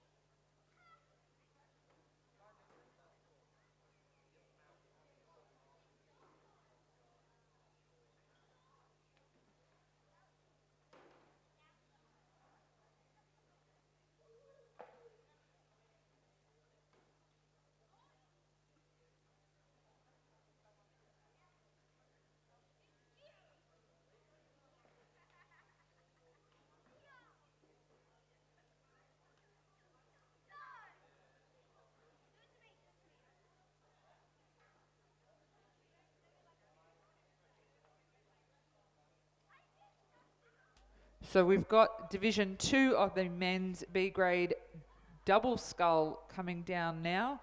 And it looks like they've come through the 1,000-metre mark. In lane 1, Adam Yates and Kobe Reeves from Northern Beaches Secondary.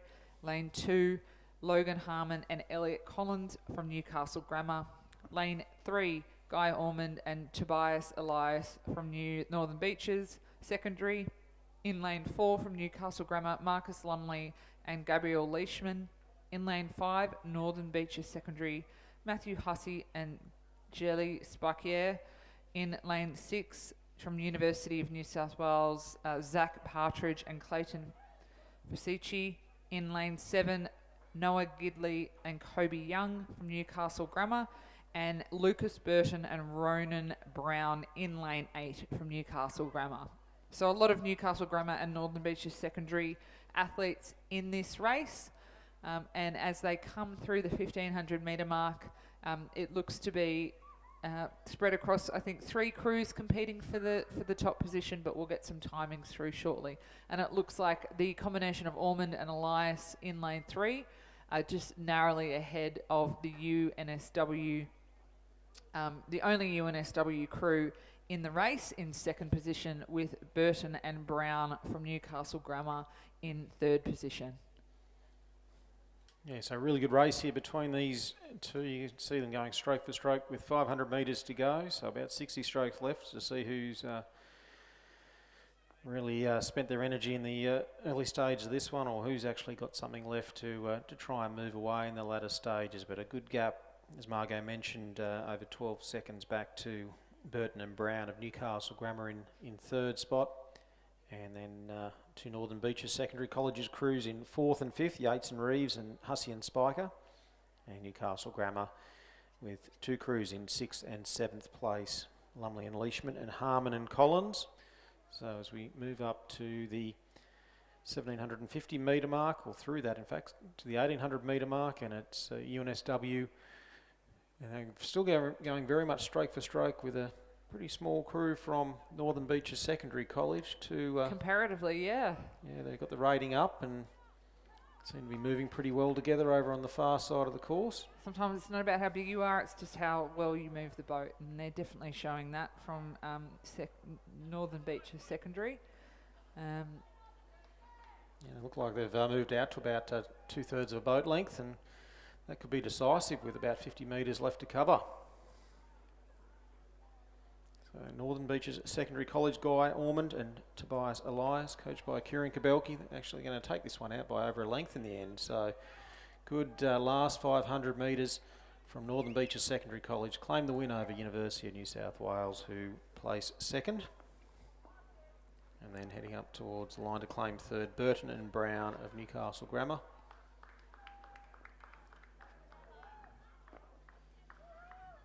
And 2 evenly matched crews from Northern Beaches Secondary College. Yates and Reeves will claim 4th, just ahead of Hussey and Spiker. And then back to Lumley and Leishman of Newcastle Grammar School in 6th. Harmon and Collins in 7th, also Newcastle Grammar, and the last of a well-populated Newcastle Grammar crew in this field, and that is Gidley and Young will place 8th. And you would see, you might see around the traps today, we've got our official regatta photographer Marcus Delamata from Rowing New South Wales team taking some photos. They will be up on our Facebook page at the end of the day, so make sure you jump on and share the photos, and we'd love to see you sharing your experience at the regatta today on our social media channels. But great to get some photos of the action. So we've got the crew of Gidley and Young from Newcastle Grammar coming across. So the winning time for the second division was 6:29.48 with a margin of 3.99 seconds. So a little bit difference in times from the first division. And what we've got on the course now, with just over 250 metres to go, is the men's open double scull. 2 crews in this race. In lane number 4, we have Sam Bristow and Hugo Hobbs from Sydney University. And in lane 6, we have Harry Curtin and Sean Murphy. Great to see him back in the boat from UTS. And they're rowing quite nicely. Looks like we've got Sean in the stroke seat. And they're punching away, keeping the rating up nice and high. Previous members of the Penrith Cup lightweight for New South Wales. And very proficient in their rowing here. So all the novices that have just rowed through, it's great to have a look at some great rowing that these men are displaying. And these two are both very, very good racers. They're not afraid to get the rating up, as Margot mentioned, and cross the line, and had already put this result pretty much to bed very early on, but continue to race hard all the way to the line, and claimed a good win over Sydney University, Sam Bristow and Hugo Hobbs. They're heading up towards the line to complete the men's open double scull, with UTS claiming the win over Sydney University Boat Club.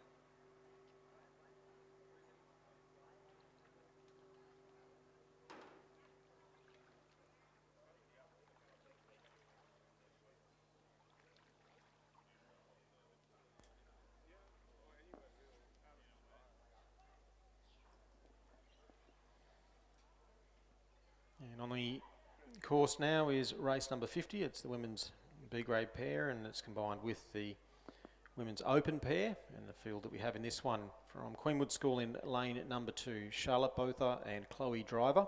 From Glebe in lane number 3, Anne Skilton and Kate Wareham. And Sydney Rowing Club, Caitlin McManus Barrett and Isabella Scammell are in lane number 4. Imogen Gray and Alexandra O'Brien of Queenwood in lane number 5. And Sydney's Eliza Dunlop and Freya Neville in lane number 6, and Lauren Graham from Sydney Rowing Club and Lexi Nothdurft from Commercial Rowing Club in Brisbane, the crew in lane number 7, which is closest to the grandstand.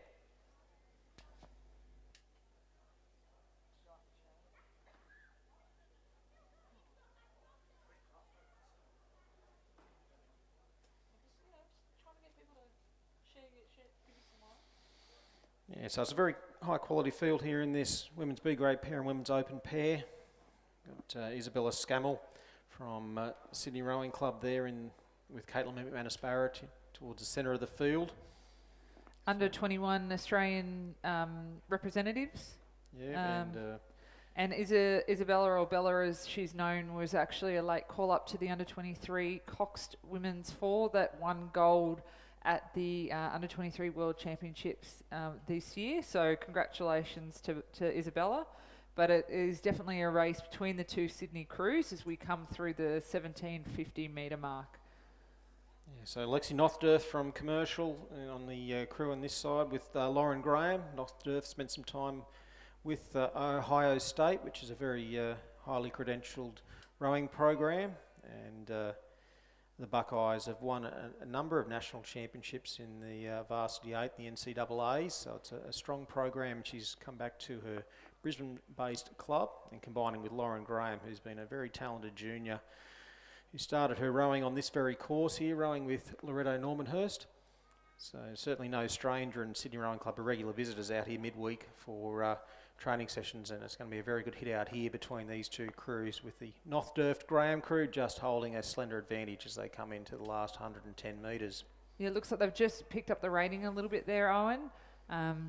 Just wanting to make sure they solidify their lead. Just a quick look across the boat from Lexi just to check that they've got it in hand. which they do. So it's going to be the Nordorf and Graham combination, taking out the women's open pair. And then the McManus-Barrett-Scammell combination, while coming across the line second, will take out the women's B pair category. A little bit of Clearwater back to the 2 Queenwood combinations of Imogen Gray and Alexandra O'Brien in lane number 5. But in front of them is the lane 2 combination of Charlotte Botha and Chloe Driver, both crews coached by Kieran Glynn and Ray Boyle. But a great race for these minor positions. So we've got Queenwood in lane 2 and in lane 5 coming across, and then the glebe pairing of Skilton and Wareham a little way back, but as I said before with Lizzie, the pair is a very technical boat to race, so it's great that we're seeing an increasing number of crews getting out there and having a go in these events. Yeah, so a good experience, particularly for the school kids from Queenwood there. For some of those, will be their first pair or race on an Albano course or a fully buoyed course. And we saw the challenges that Gray and O'Brien had in the last 100 or so metres, where they seem to be just getting stuck on those lane buoys. So it's a good little experience to have early in the season and iron that out before for bigger regattas later in the season.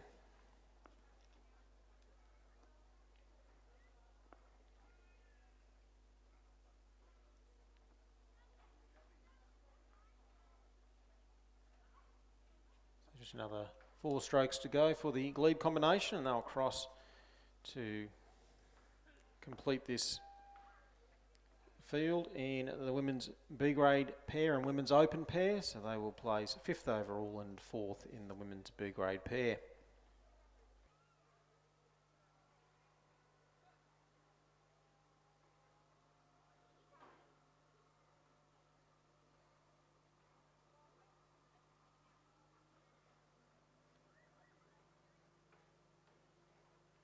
So we now have a bit of a gap until the in the program for the women's C grade double scull. That's going to take place at 1:47, so in about 11 minutes time. So I'll come and join you back closer to the start of race 51 in around about 10 minutes time.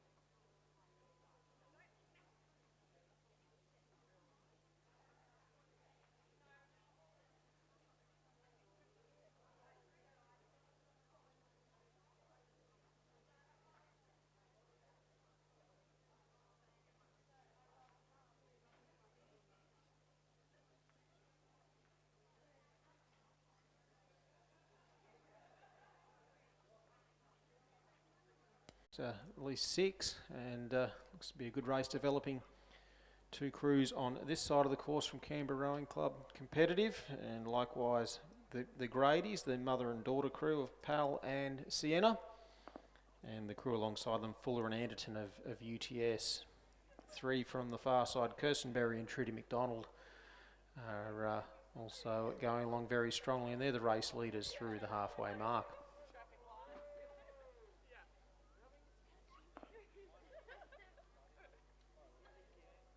Kirsten Berry's just recently taken over the captaincy duties at Lake Macquarie Rowing Club, and she's teamed up with Trudy McDonald, who was in the New South Wales Masters state team quad from last year. And it looked to be, they rode a pair earlier on today, and I think it's about the first time I've seen them race the pair, and they're back in the more familiar surrounds of an oar in each hand, and having a good race here with the UTS crew in the centre of this field of 9. Yeah, well spread out event, this one, Owen. But the Lake Macquarie double, as you said, out in front, looking nice and strong, with UTS sitting there in second place. We've got probably a bit of movement over here on the far side in lanes 8 and 9, the 2 Canberra crews, probably training partners, these 2 crews, and they look to be coming through, as well as the Grady pairing, mother and daughter pairing in lane 6. So I think first place is quite comfortable for Lake Macquarie, but it'll be interesting to see how the crews finish. The Grady mother-daughter pairing is coming home strong, and I think could potentially take over from the UTS group of Fuller and Anderton. We will see as they come through the red boys. It's Kirsten Berry and Trudy McDonald that will comfortably take out first place as we come across the line. Oh, and it's going to be tight for second place.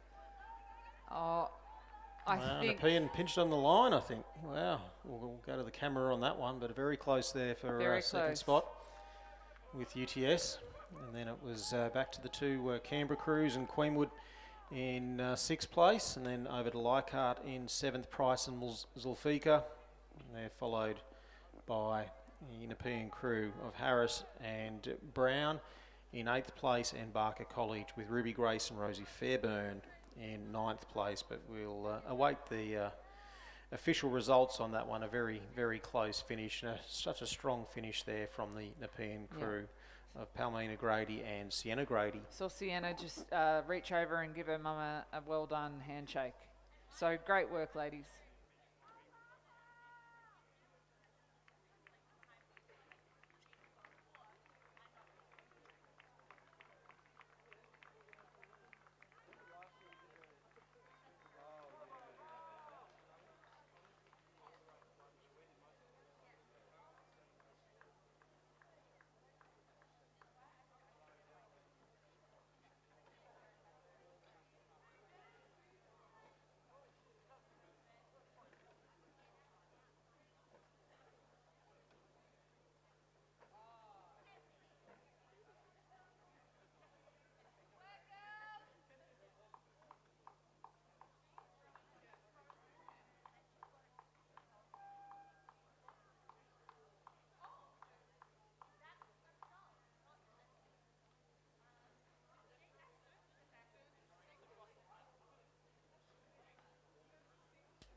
So we're just lining up for race number 52, and we're joined by Mark Tejan, president of Glebe Rowing Club and recent competitor in the men's D grade single scull. We won't talk about the result, I think, with Nick beating you in the race, but good to have you in the commentary box for this afternoon.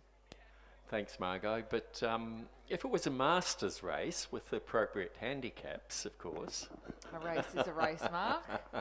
First race of the day, but we're underway in race number 52, Division 2 of the Women's C grade double scull.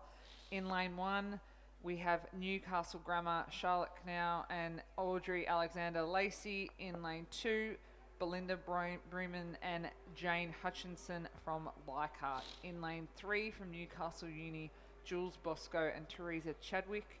In lane 4 from University of New South Wales, Annabelle Hayworth and Catherine Vikoski.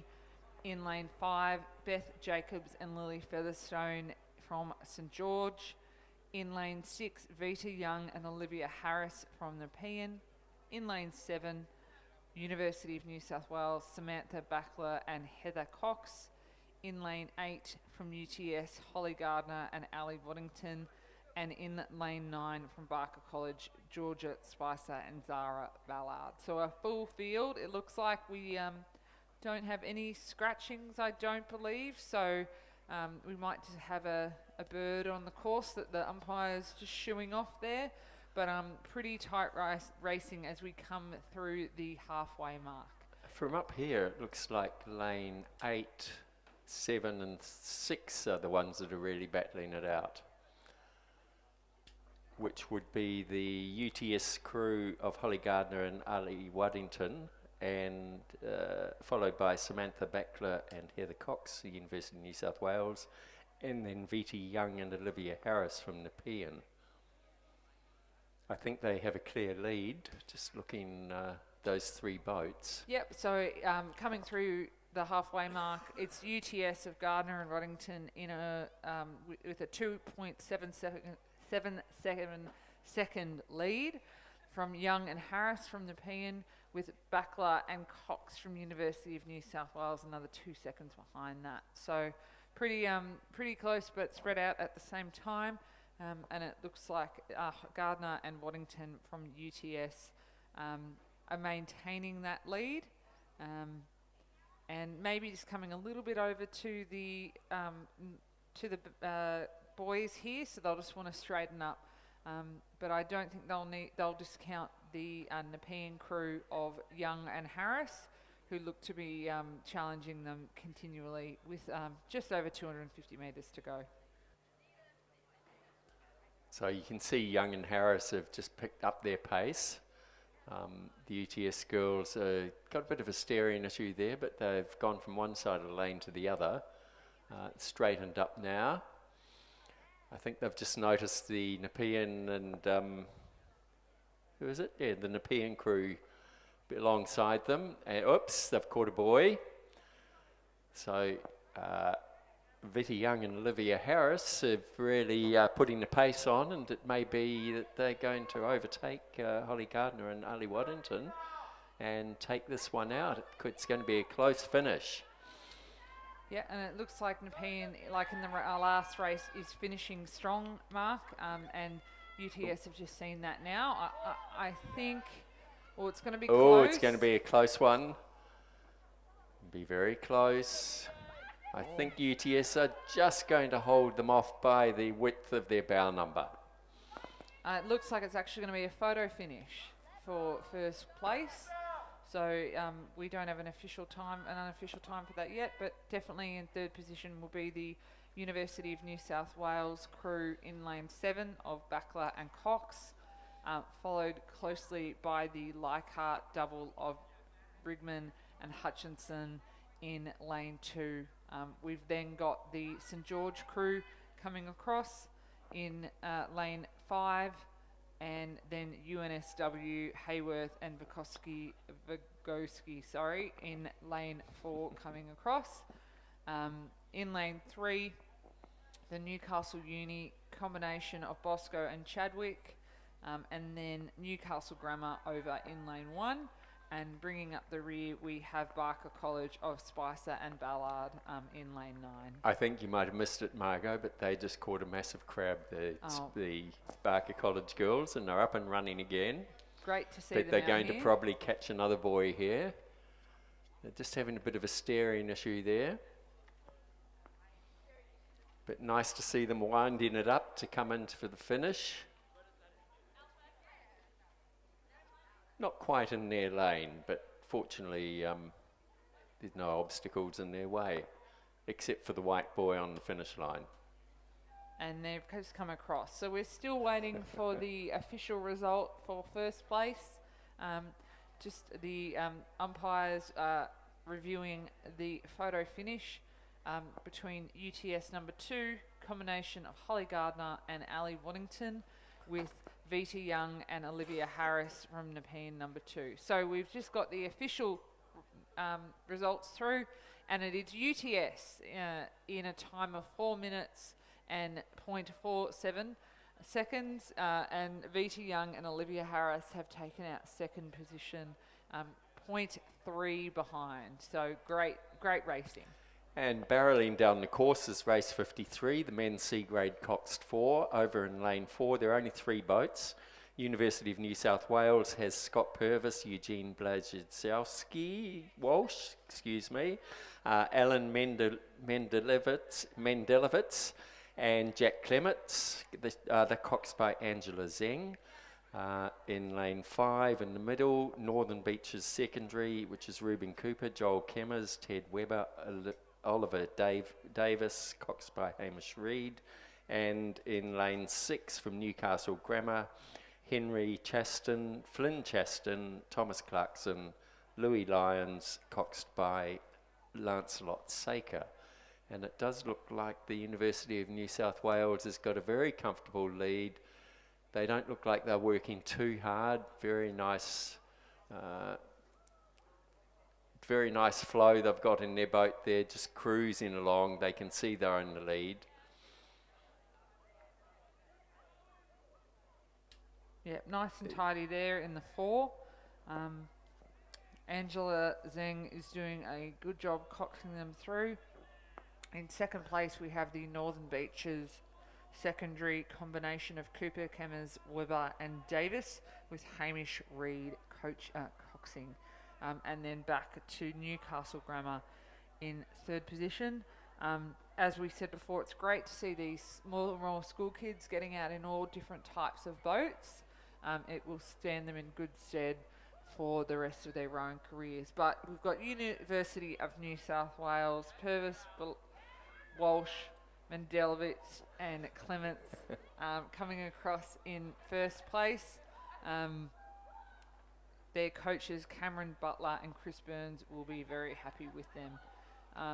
Not disgracing themselves at all is the Northern Beaches Secondary College athletes coming across in second position, and in third position Newcastle Grammar. So, and race 54 has just started. This would be an exciting one, the women's D grade 8. We have 4 boats in it. In lane 4 from Drummoyne, Lily Smith, Alessandra McCluskey, Voigt, Rebecca Giles, Freya Warner Van Dyke, Ashley Lister, Eve Timms, Ashley Brooking, Bianca Riley, and Kathleen Hextall is coxing. Wow, okay. In lane 5, representing Leichhardt, we have Jane Millage, Deanna Faculty, Virginia Van Newick, Kathy Usich, Catherine Gleeson, Anna Foley, Leslie Howard, Angela Conroy, coxed by Daniela Bourget. This looks like a sparkling Masters crew. In lane 6 from Newcastle Grammar, we have Sienna Latham, Sadie Smart, Anjala Khanna, Melissa Carpenter, Jemima McKenzie, Alice McCready, Molly Boyle, Annabelle McKenzie, and coxed by Claudia Wills. And from Drummoyne, closest to the stand in lane 7, Julie Lau, Rowena Stewart, Helen Burton, Jodie Panagopoulos, Sally Webbeck, Colin Chapman, Sky Smith, Marcella Cox, and they're coxed by Wendy Roncolato. So it looks like it's mostly Masters racing in this event. And it does look to me like the Newcastle Grammar crew currently has the lead in lane 6.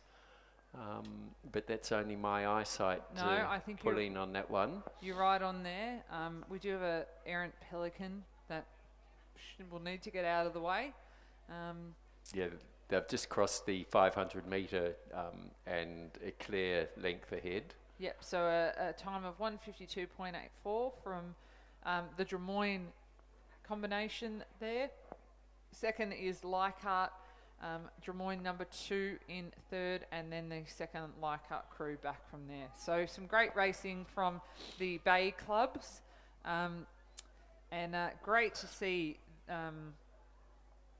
Drummoyne being able to put out two eights mark, really growing in numbers there. So it looks like the crew over in lane 4, coxed by club president Kathleen Hextall.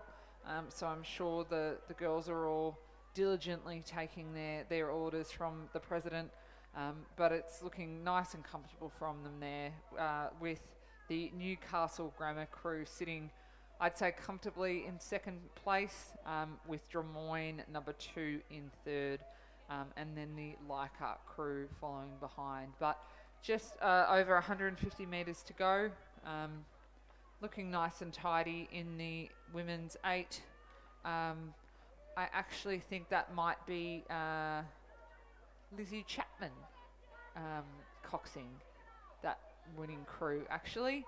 So that might be a late substitution. So yes, that is Lizzie Chapman, our fellow commentator, in the coxswain seat. So they are going to come across Drummoyne in lane 4, the winners of the Women's D Grade 8. So well done, Drummoyne. Great showing from Newcastle Grammar in second position, with Drummoyne number 2 coming across in third, and Leichhardt bringing up the rear in fourth position. Another great race by these ladies.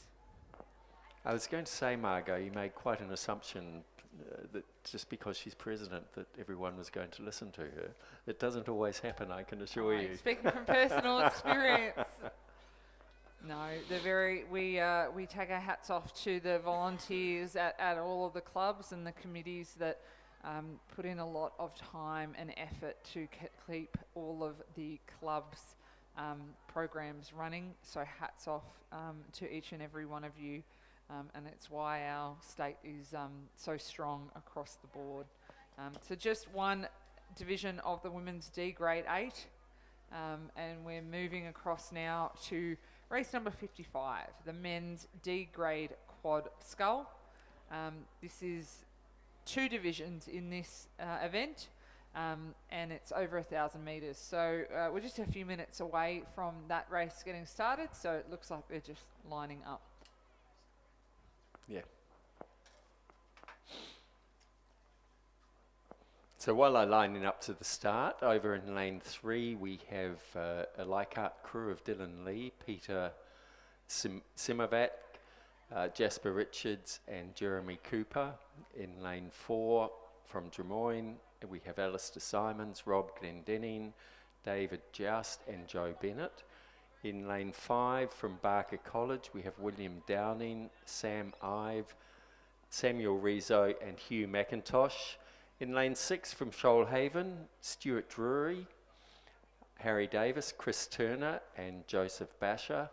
And in lane 7 from Barker College, Yu Leon Chia, Roy Yan, Galen Gray and William Streeter. And in lane 8, closest to the grandstand, from Drummoyne, Richard Jones, Doug Stewart, John Langford and Andrew Patterson.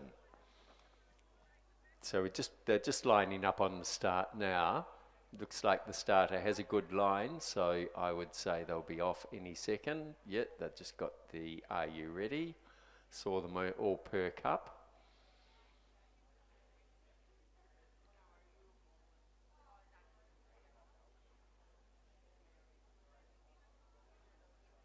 And they're off. Drummoyne crew's got a very good start. And Shoalhaven crew as well across in lane 6.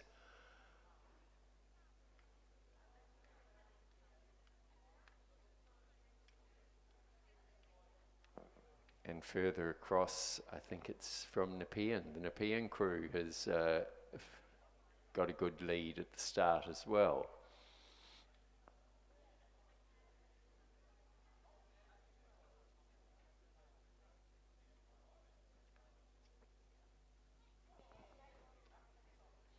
Perfect conditions out here this afternoon. It looks like there are some light gusts on the water, but having been out there, it's absolutely perfect rowing. The flags aren't moving at the moment. Calm water, beautiful day. What more could we want before the next rain bomb hits us?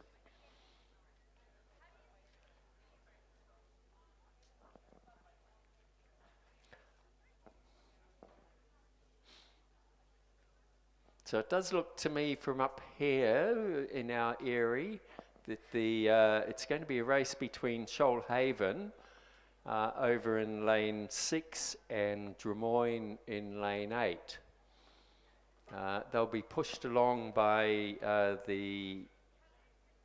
think it's the other Drummoyne crew over in lane 4.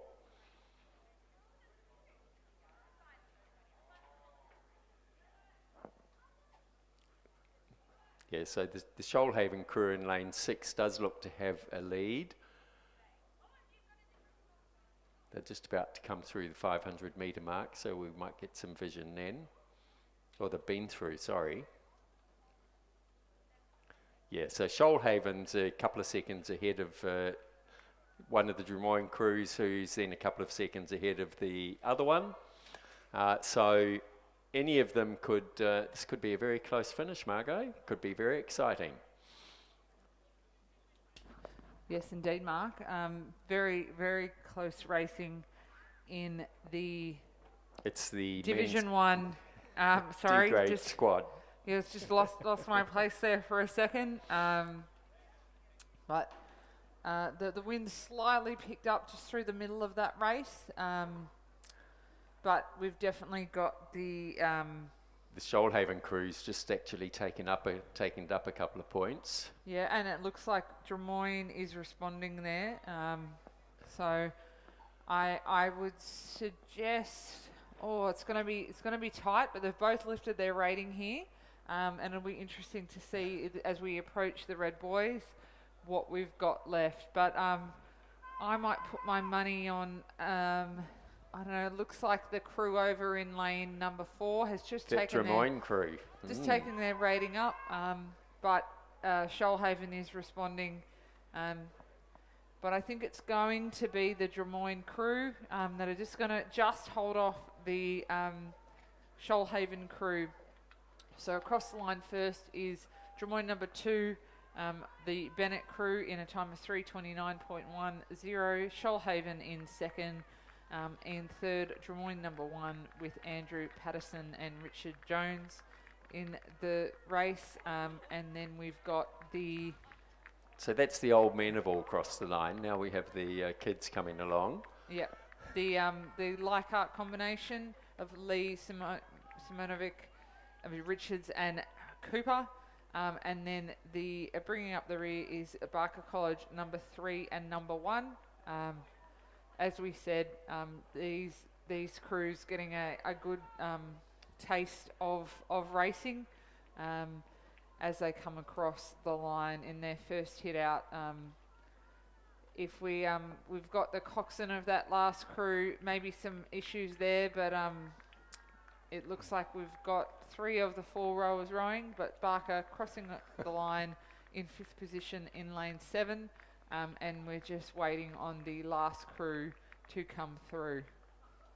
They seem to have a bit of a timing issue, but the boat is moving. Oh, something's happened, so the stroke is not actually right. Oh no, he's back in again. No, number 2's out now. Oh no.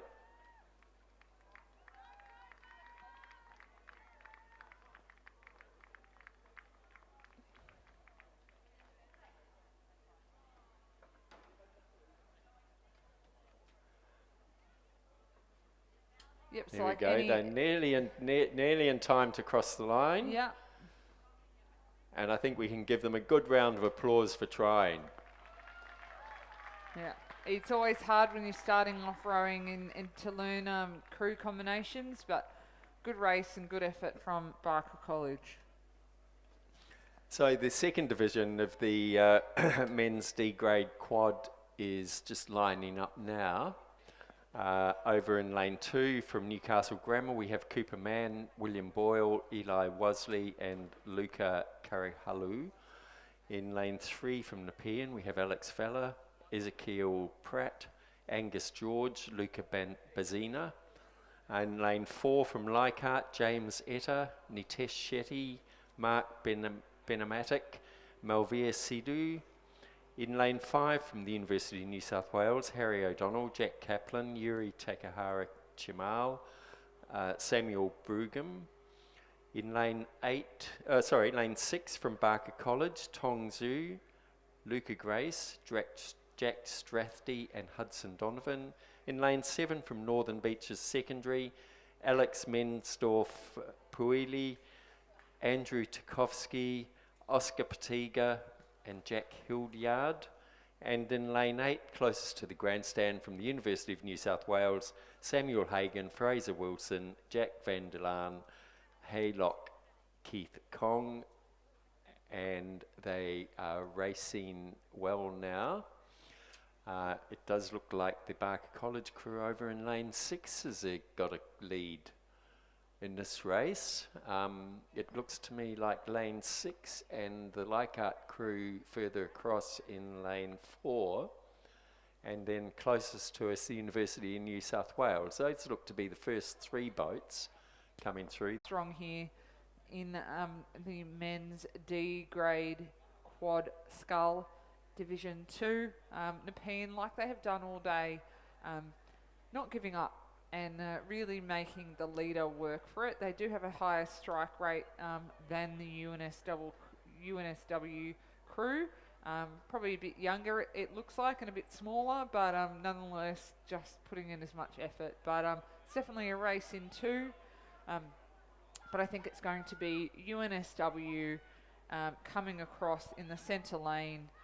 Coach Chris Burns is going to be happy with his charges in that race. So they're going to come across the line and take out the second division of the men's D grade quad challenge the whole way by Nepean Rowing Club. In third position is going to be another University of New South Wales combination in lane 8. So that'll be the top 3.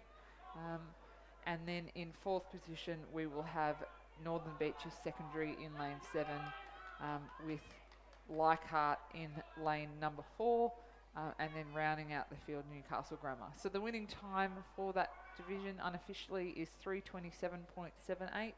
That's a 2-second faster time than the first division, but great racing by all involved.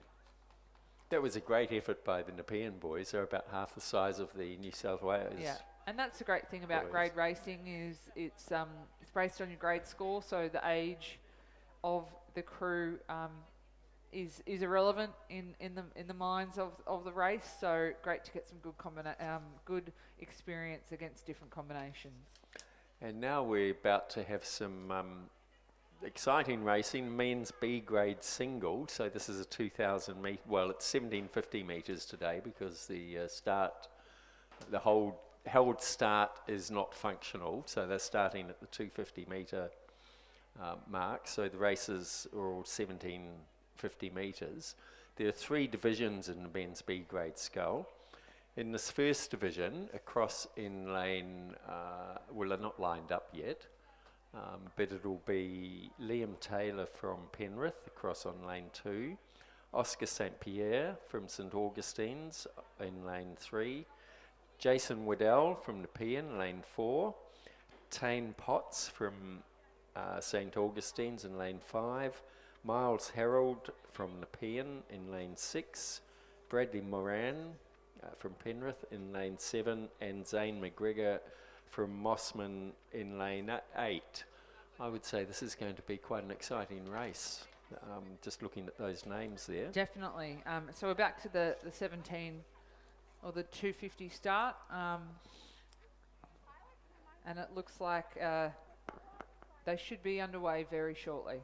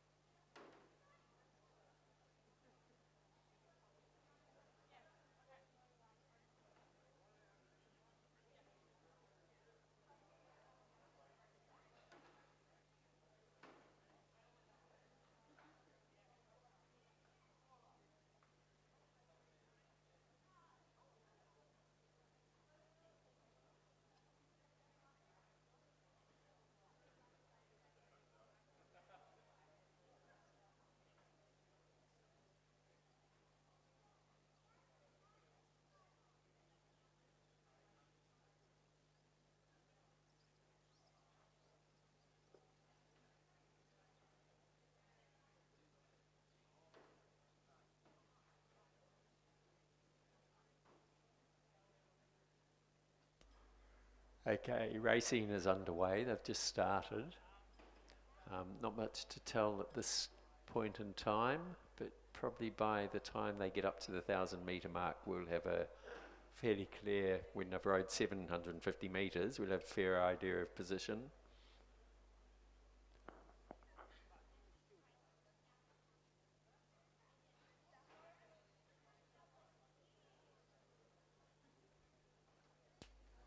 Like I said earlier today, I think all these single scullers won't mind the shortened distance of 1750. I know I wouldn't, but it looks pretty even across the line as we start. Looks like Jason Waddell in the centre lane. He's probably taken an... Oh, actually, that might be Miles Harold. I think in lane 6 from Nepean has got an early lead as we start to see where everyone's shaking out. Zane McGregor from Mosman is also up there, so we'll see how this goes. But Miles Harold, Nepean Junior, and was in the men's youth 8 at the Interstate Regatta this year. That came first, so that was his debut into the New South Wales team, which I know he thoroughly enjoyed. But Miles is usually a sculler, so it's not unsurprising to see him racing well in these the early stages of this men's B grade single scull.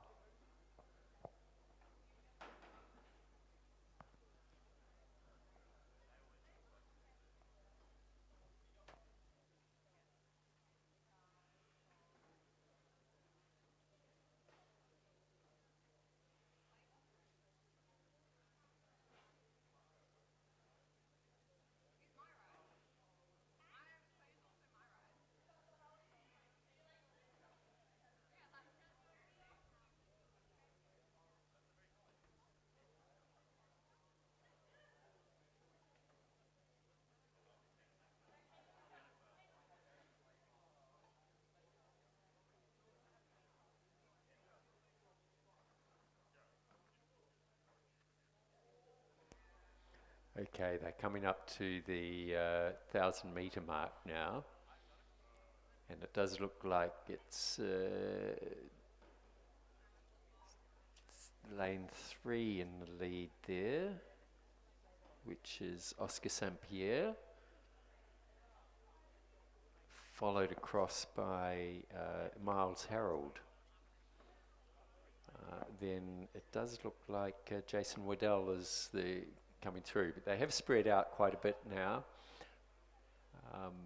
So it does look like it'll be Oscar St. Pierre and Miles Harold in the lead.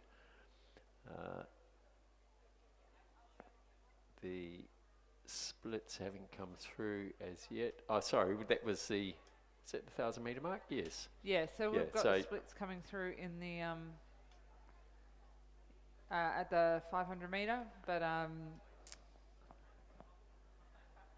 it looks like Oscar and Miles are out in front. Looks like a bit of a breeze coming up now in that first half of the race, and then it looks like it'll flatten out with just over 500 metres to go. But the action is in the centre of the course today. And here in lane 7 as well.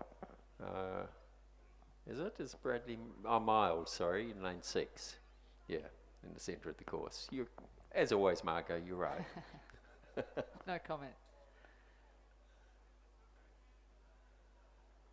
So we'll get some time shortly for you as we watch the Division 1 of the men's B grade single scull come through with 500 metres to go. So it does look like... Oh, that's at an angle. So it now looks like the Nepean sculler is out in front. Miles Harold, no, that's the same as... Yeah, so here we go. Through the 1,500 metres mark there, it's Miles Harold. So it's Nepean 1 and 2 with Miles and Jason Waddell. And then a bit of clear water back to another local, Liam Taylor from Penrith in 3rd. Oscar St. Pierre in lane number 3 in 4th position. Bradley Moran from Penrith in 5th.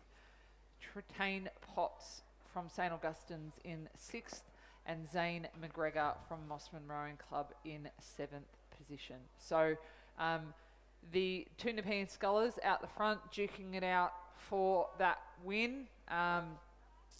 Both coached by Daniel Waddell, so I think he'll be pretty happy with his the performance of his scullers at this present moment.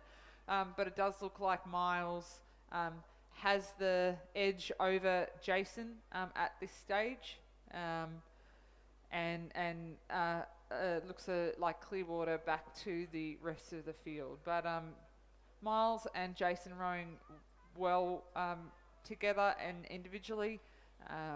And it looks like Miles has just taken a little look over to have a see where everyone's going, but Miles is just bringing the rating up just slightly. Really strong performance by Miles for the first race of the season over this length. He's just taken a look over his right shoulder to see how far he is, but he's entered the red boys now, so just over 100 metres to go, about 10 strokes. But really strong performance by Miles, and he will take out the first division of the men's B grade single scull, with Clearwater through to Jason Waddell also from Nepean in second position. It looks like Liam Taylor from Penrith will take third over on the far side. Oh no, yes, that's correct. Sorry, and then Bradley Moran in fourth from Penrith over here in lane 7. In 5th, we'll have Tane Potts from St Augustine's. In 6th, Zane McGregor from Mossman Rowing Club. And we've just had the St Augustine's sculler stop just before the line. Oscar, a little bit tired. Always good to sit up in your boat to make sure you don't fall in. But a great race from all involved. So Miles Harold in a time of 6 minutes 34.20. That's over 17.50, with a margin of 3.26 from Jason Waddell. So a really strong second half race from Miles there. So coming down the course, about to hit the last 500 metre mark, is the second division of the men's B grade single scull. In lane 2 from Mossman, Dion Hansen. In lane 3 from Nepean, Hugh Harold. In lane 4 from Mossman, Oscar Shield Gamborg. In lane 5 from Northern Beaches Secondary, Harry Coddington. In lane 6 from St George, Lachlan Dunn. And in lane 7 from Mossman, Sam Merry.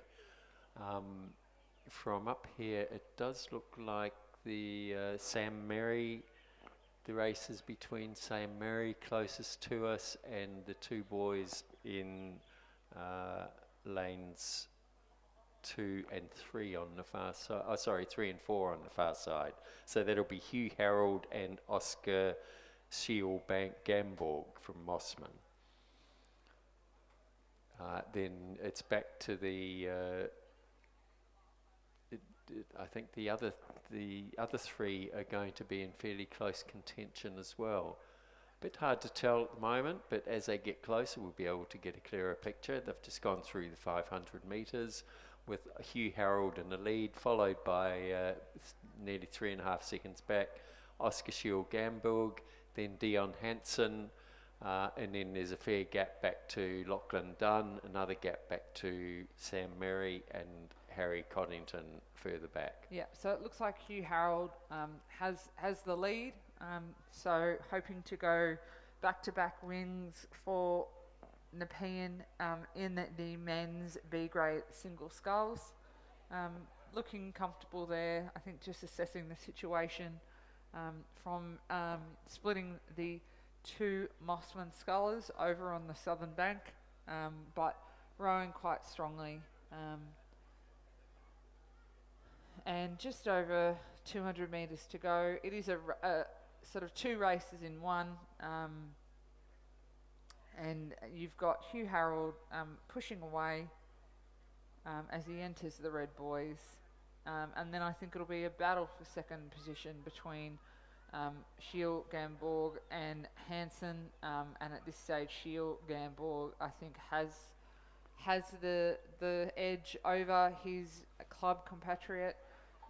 but Hugh Harold really convincing in this race.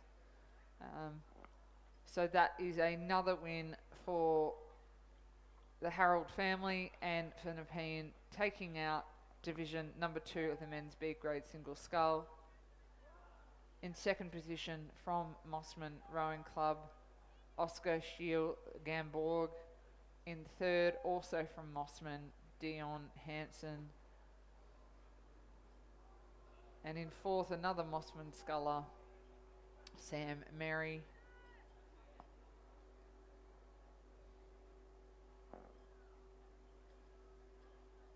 With the, it looks like a St George sculler actually in lane 6.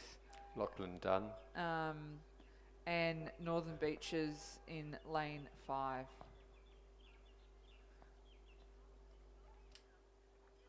And I think, no time was taken on that one, so there must have been a bit of a glitch with the equipment. We apologise for that, but we do have the differences between the various placings. So it was 5.6 seconds back from Oscar Harold to, Hugh Harold to Oscar Schiel Gamburg, then further 4.6 seconds back to Dion Hansen, 7.7 seconds back to Sam Merry, 16 seconds back to Lachlan Dunn, and another 3.7 seconds back to Harry Coddington. So the third division of the men's B grade scull is now coming down the course. There's a scratching, but over in lane 3 we have Michael Hugh from Leichhardt. In lane 4 from Glebe, Carter Clifton. In lane 5 from Northern Beaches Secondary, William Robertson. In lane 6 from Mossman, Owen Balharry. And in lane 7 from Glebe, Charlie Slack. So we hope Glebe rowers are going to put on a very good show here. It's very interesting. Carter Clifton is a very large boy, but he's still only 14, I think.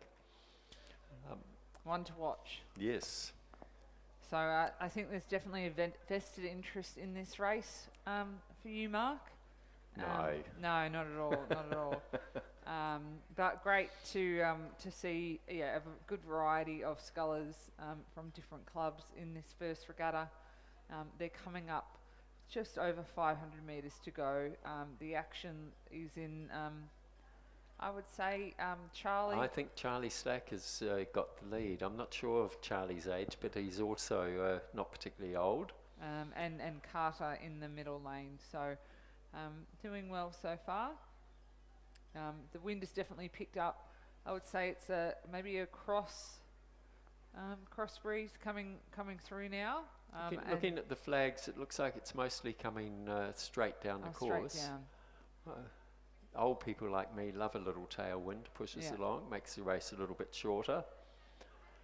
But I definitely think it is. It looks like we've got two scratchings. Oh no, sorry, that's in the next heat. So Charlie and Carter are really going to be battling this one out. Carter crossed the line about an eighth of a canvas ahead of Charlie.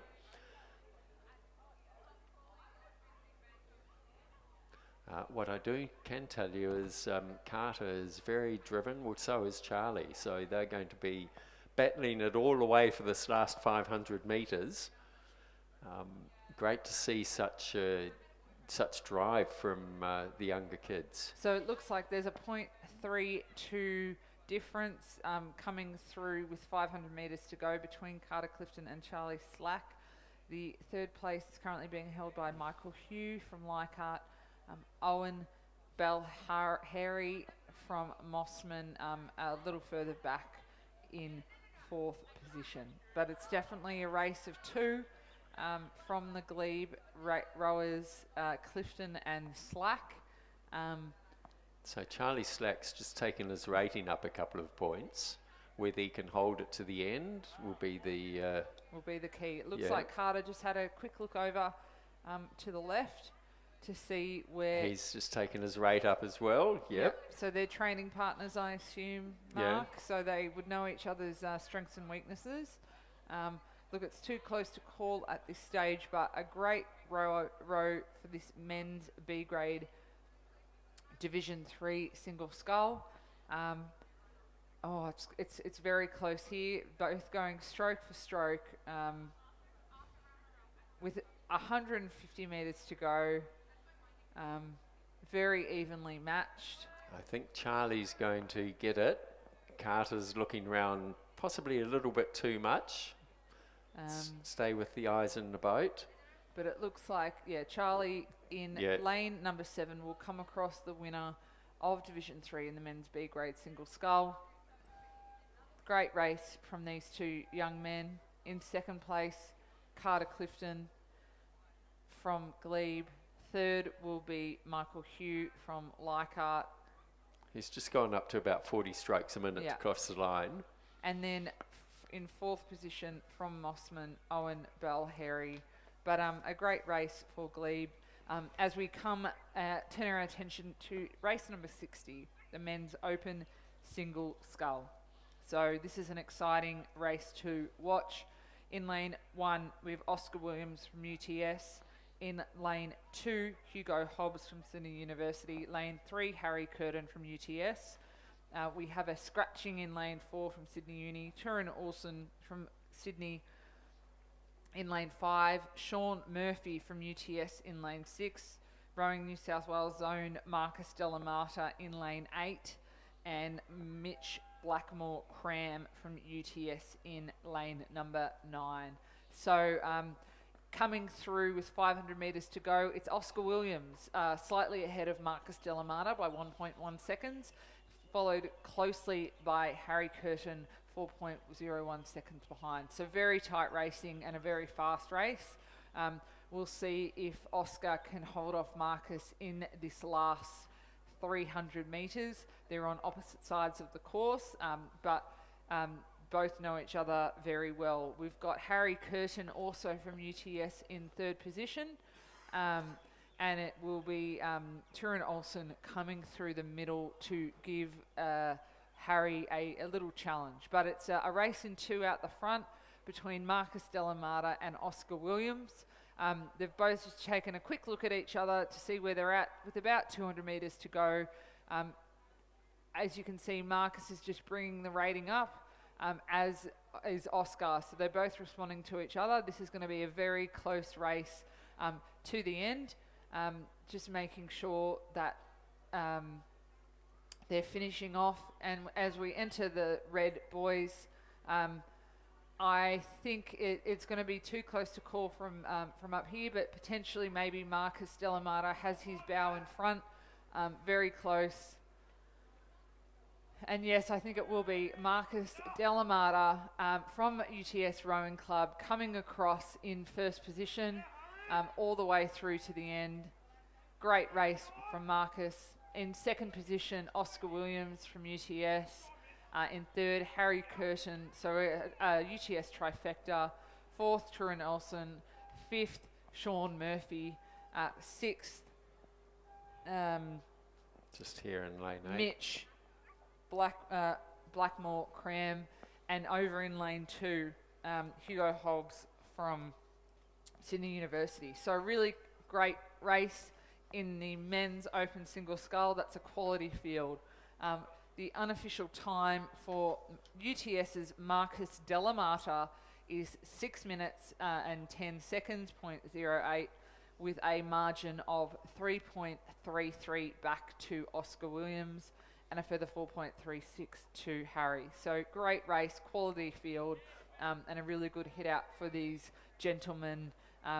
Marcus having been a under-23 Australian representative in the men's under-23 Australian quad this year in Italy. So great race for these men. 6:10 over 17:50. That is very fast. Yeah, well, they're definitely hurting now, I think. When you think Robbie Manson's time, his record time over 2000 is 6:30. Yeah, I don't think we'll have Robbie Williams on the No, we don't on the want. water Don't want. at any time. But Well, there was that music video of him rowing down the Thames, That's and it was true. in a 5, I think, wasn't it? yes, it was. Yeah, So most unusual. as we turn our attention to, we'll move right along. Race number 61, which is the men's open single scull Division 2. In lane 1, Joshua Hewitt from Sydney University. We have a scratching in lane 2. In lane 3 from Sydney University, Sam Bristow. Oh no, we have Luka Stefanovic in lane 2. My apologies. In lane 4, Mitchell Kaponis from UTS. A scratching in lane 5. In lane 6, George Finlinson from UTS.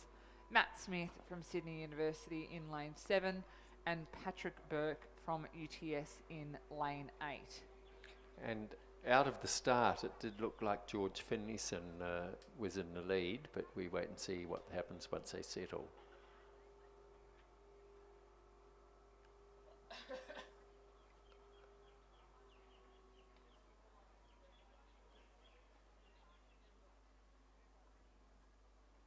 So it does look like there are light wind gusts at various spots down the course. Then moments of pure glass. What perfect conditions today. It's just fantastic. Yeah, it's great to be back here. As I said earlier today, the first time we've been able to race at Cirque since the state championships in February, Yeah. which is a long time ago. We've had a few ups and downs in regatta land, having to move races here, there, and everywhere. But yeah, great to be back. And with the sun shining, perfect temperatures. Yeah, as I said before, where would you rather be than out on the water? But this is a very close race, and it looks like the sculler over in lane. I think that's George Finlayson in lane 6. Oh no. That'll be Sam, Mitchell Kaponis. Mitchell Kaponis or Yeah. Sam Bristow out in front. We'll get a clearer picture of that for you as they come down the course. But evenly matched racing. It's a race of two clubs, Sydney University and UTS, two of our high performance clubs, as I said. And this 1750 will test these athletes to see if they've had to change their race plan at the last minute.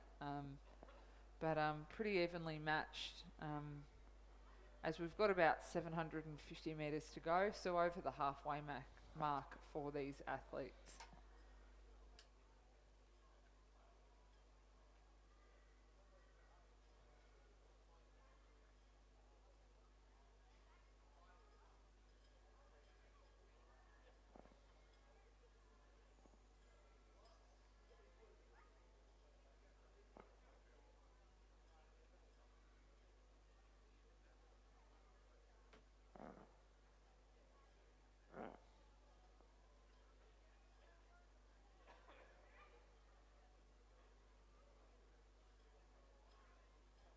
So we're just waiting for them to come up to the 500 metre mark when we get a time split for them. But it definitely looks like Mitchell Kaponis has the lead at this stage. In lane number 4, coached by Matthias Ungermark, Tim McLaren, Elliot Shackcloth Bernetti, or EB as he is known around the traps. But it looks like the two UTS scullers in the middle of the course are out in front. Mitchell Kaponis, as I said, and George Finlinson coming through. Matt Smith from Sydney University is currently sitting in third, closely followed by Josh Hewitt and Patrick Burke, and Sam Bristow. So a 2.53 second margin between the two UTS scullers. So much like the last race, UTS leading the field, and it'll be a race of two as they continue, with Matt Smith not to be discounted from Sydney University, challenging both UTS scullers, and looks to be holding that third position well. So we've just got just over 250 metres to go. You'll see the coaches on both sides of the course coming down, just shouting some encouragement and instruction. George Finlayson, the UTS rower closest to us, has just upped his rating and does look to have taken out, moved into the lead. And he's been followed through by Matt Smith. So this is really interesting racing. The order has changed a bit. Oh no, sorry.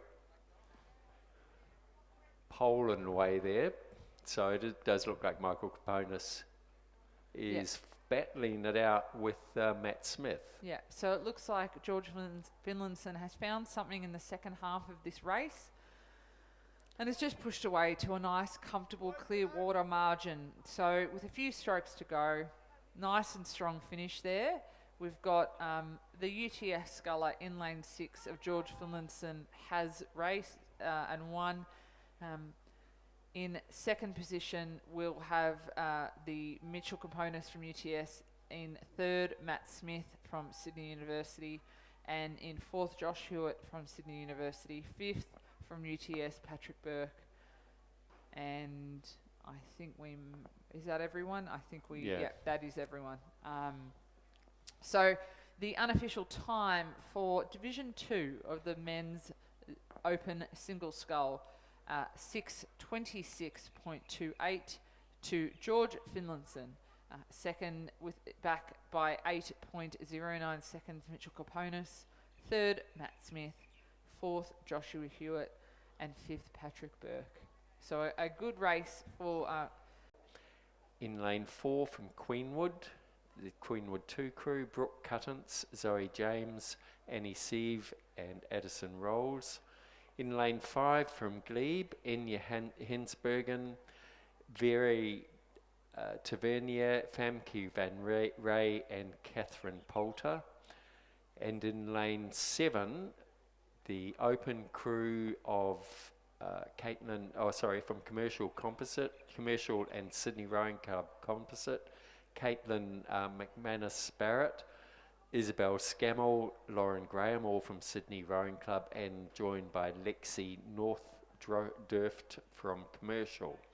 And closest to us in lane 8 from Leichhardt, the other open crew of Taryn Innes, Jennifer Zonga, Nikki Lepresti and India Evans.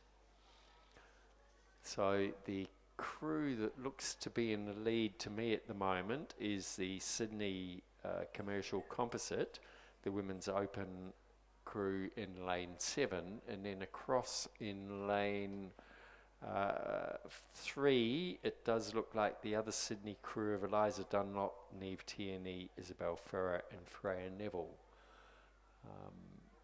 But as they're coming closer, we'll get a much clearer picture. So you'll see in lane number 7, the Commercial Composite is actually the first and second or first places in the pair of the same, the open and the women's B pair from earlier today. So McManus, Barrett, Scammell, Graham and North-Durf have combined for this 4 and look to be holding a convincing lead over the rest of the field. They are followed closely, as Mark said, by the women's B4 combination from Sydney Rowing Club, coached by Lachlan Carter of Dunlop, Tierney, Fuller and Neville. Great, as we said earlier today, to have 2 school crews. Great experience led by Kieran Glenn and Ray Boyle and overseen by Alfie Young as the Queenwood program leader. But it's Sydney all the way, or Sydney Composite, I should say, of McManus, Barrett, Scammell, Graham and North-Durf, a very strong crew, lots of representative knowledge in this boat. A lot of success, so they're looking really strong in their distinctive boats. Second place to Sydney and leading the women's B division.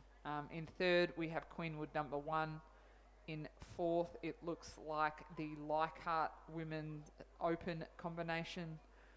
And then back to Queenwood number 2 and the Glebe crew. But really strong racing here. Unsurprising with the quality of the athlete in this crew. Stroked by Lexi Nothdurf from Commercial Rowing Club, with Caitlin McManus-Barrett in 3, Isabel Bella Scammell in 2, and Lauren Graham in the bow seat. So they come across the line in a fast time of, so great rowing ladies, unofficial time of 6 minutes, .56, nice and fast ladies. Second place across the line, first in their division, will be the other Sydney crew.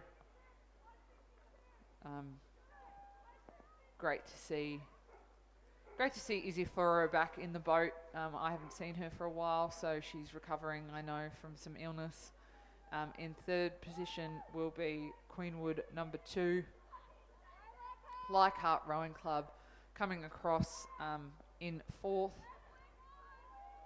Second in their division. Great row.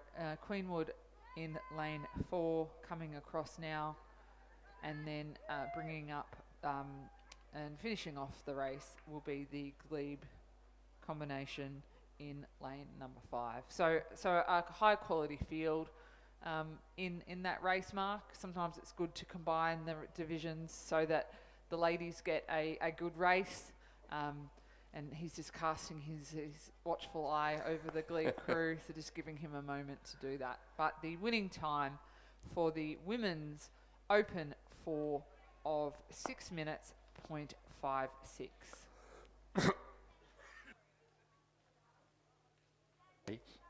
And that Queenwood crew actually had a coxswain in the bow as well. So the Glebe crew, these women are fairly new to Glebe. The Dutch, I'm not quite sure where they've come from. I'm just in the process of getting to know them, but very keen. This is their first regatta, I think, here in Sydney, so very exciting for them. Great conditions for them. So as we move into almost the last hour of racing for the day has gone very quickly. We move to women's C grade single scull, Division 1. So 1,000 metre racing. There are 2 divisions of this event, and it just looks like they're getting lined up. We do have a bit of a break until that race actually. 3:03, so we will come back in a few moments' time to let you know once they're lined up.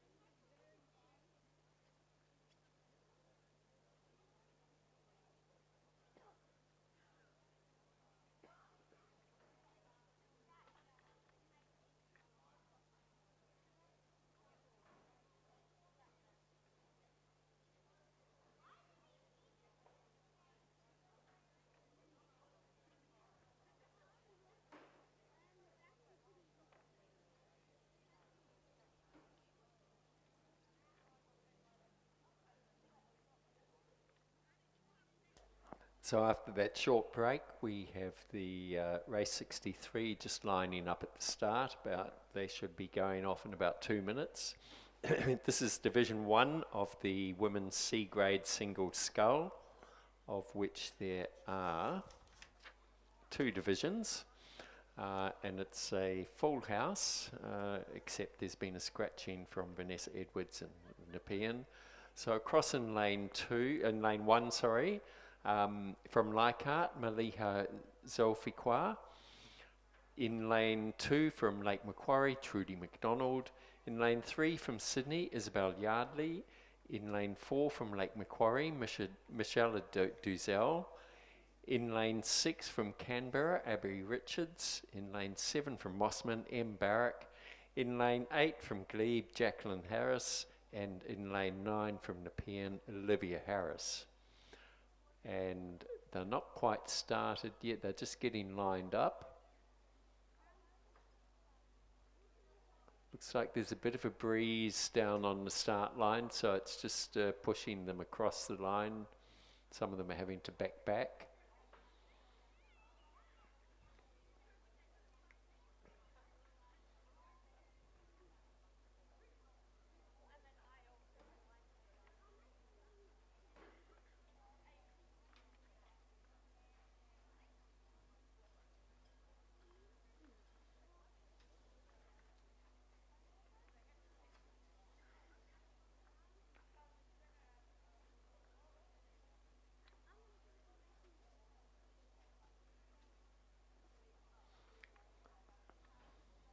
So it looks like there's just about a pretty good line there.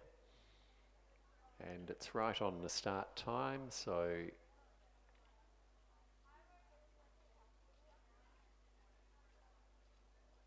and they're off. Nice to see a very good start by Jackie Harris from Glebe there, no bias. But we'll wait for them to get a bit further downfield before we can see how they're going, see how they're placed out.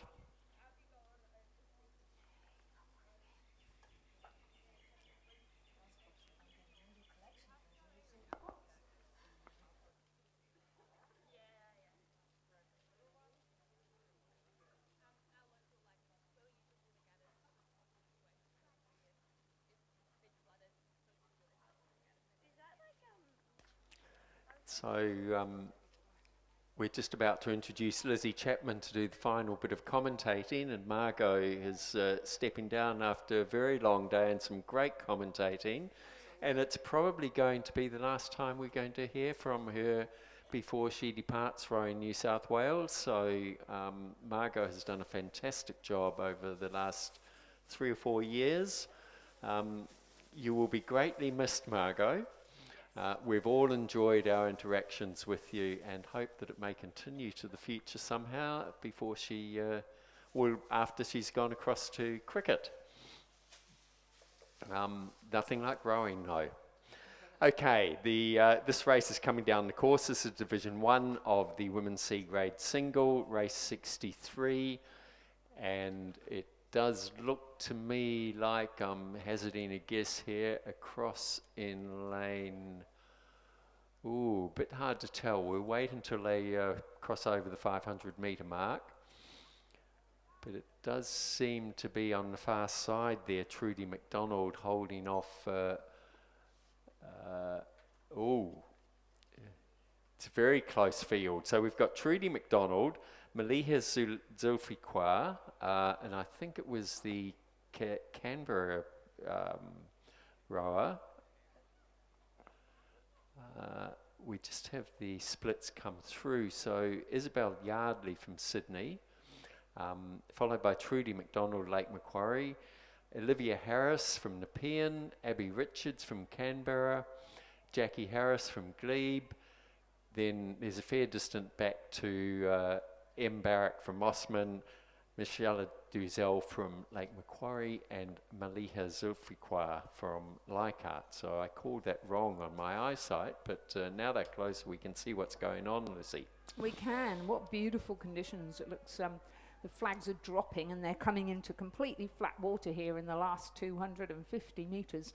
And as you said, a lead there from lane 3's Sydney Rowing Club sculler Isabel Yardley, but being challenged all the time by Trudy McDonald of Lake Macquarie, who's in the lane beside her, further away from you as they cross through the 250 mark now. On the near side, Olivia Harris, she had a good season last season. I'm pretty sure that was her first season, but she's going really well this season, and she's got her race plan sorted. She's brought the rate up in the last 250 just slightly, and she's lifting the rate again now, but she's staying quite long, and she's really got some good speed up now on her boat. So an excellent finish coming from Olivia Harris of Nepean Rowing Club, coached by Daniel Waddell. In the middle of the course in lane 6 from Canberra Rowing Club, Abby Richard, Mark Krakowski, her coach, and Alex Hodges. She too is having a really good second half of the race, but it's still Sydney Rowing Club's Isabel Yardley, coached by Brendan Longman, who has the lead. A great finish from Jackie Harris of Glebe Rowing Club, but she looks fairly content to just let these others come through.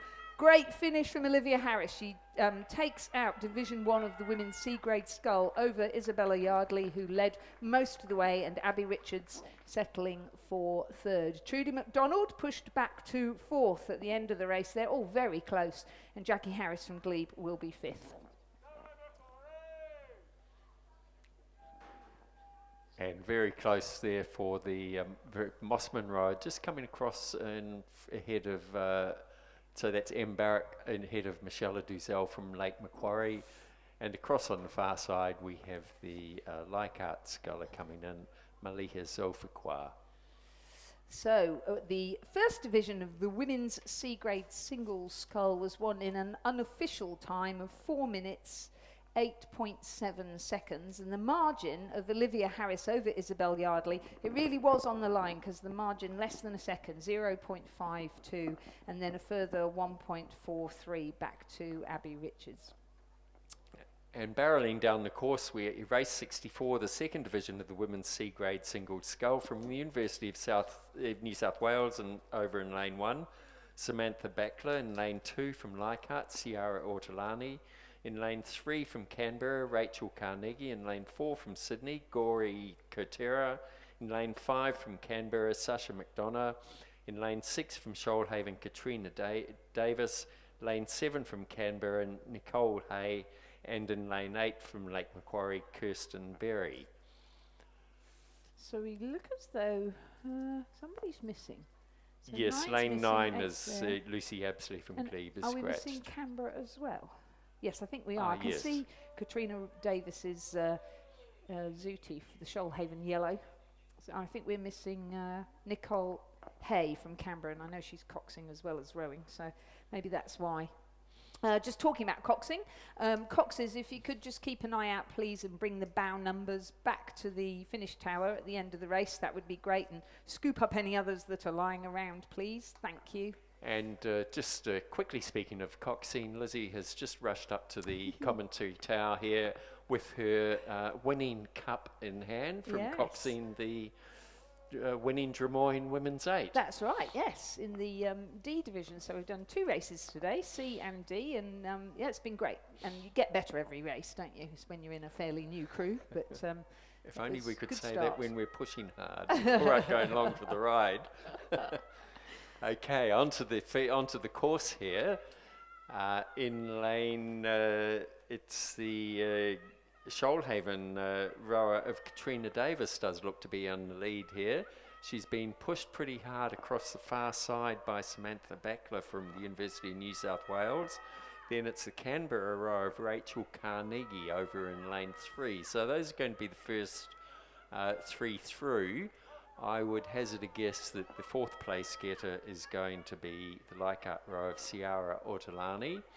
But here's a very strong finish. She's holding it right through from Katrina Davis from Shoalhaven, and about a length and a half back to Samantha Backler, about another length and a half back to Rachel Carnegie, and a couple of lengths back to Ciara Ortolani. Then over here in lane 8 we have Kirsten Berry, and then she's followed by Sasha McDonough, and a fairly leisurely pace out there. Gori Kotara, I think, just realising where she was and so cruising across the line. Confirming the results then of Division 2 of the women's C-grade single scull. It was a win for Shoalhaven's Katrina Davis in a time of 4 minutes, 5.2 seconds. So that's about 3.5 seconds faster than the previous division. Second was University of New South Wales Samantha Backler. Third, Canberra Rachel Carnegie. Fourth, Leichhardt Ciara Ortolani. Fifth, Lake Macquarie Kirsten Berry. Sixth, Canberra Sasha McDonough. And seventh, Sydney Gori Koteri. And coming down the course is race 65, which is the men's C-grade coxless pair. There's only one division of this.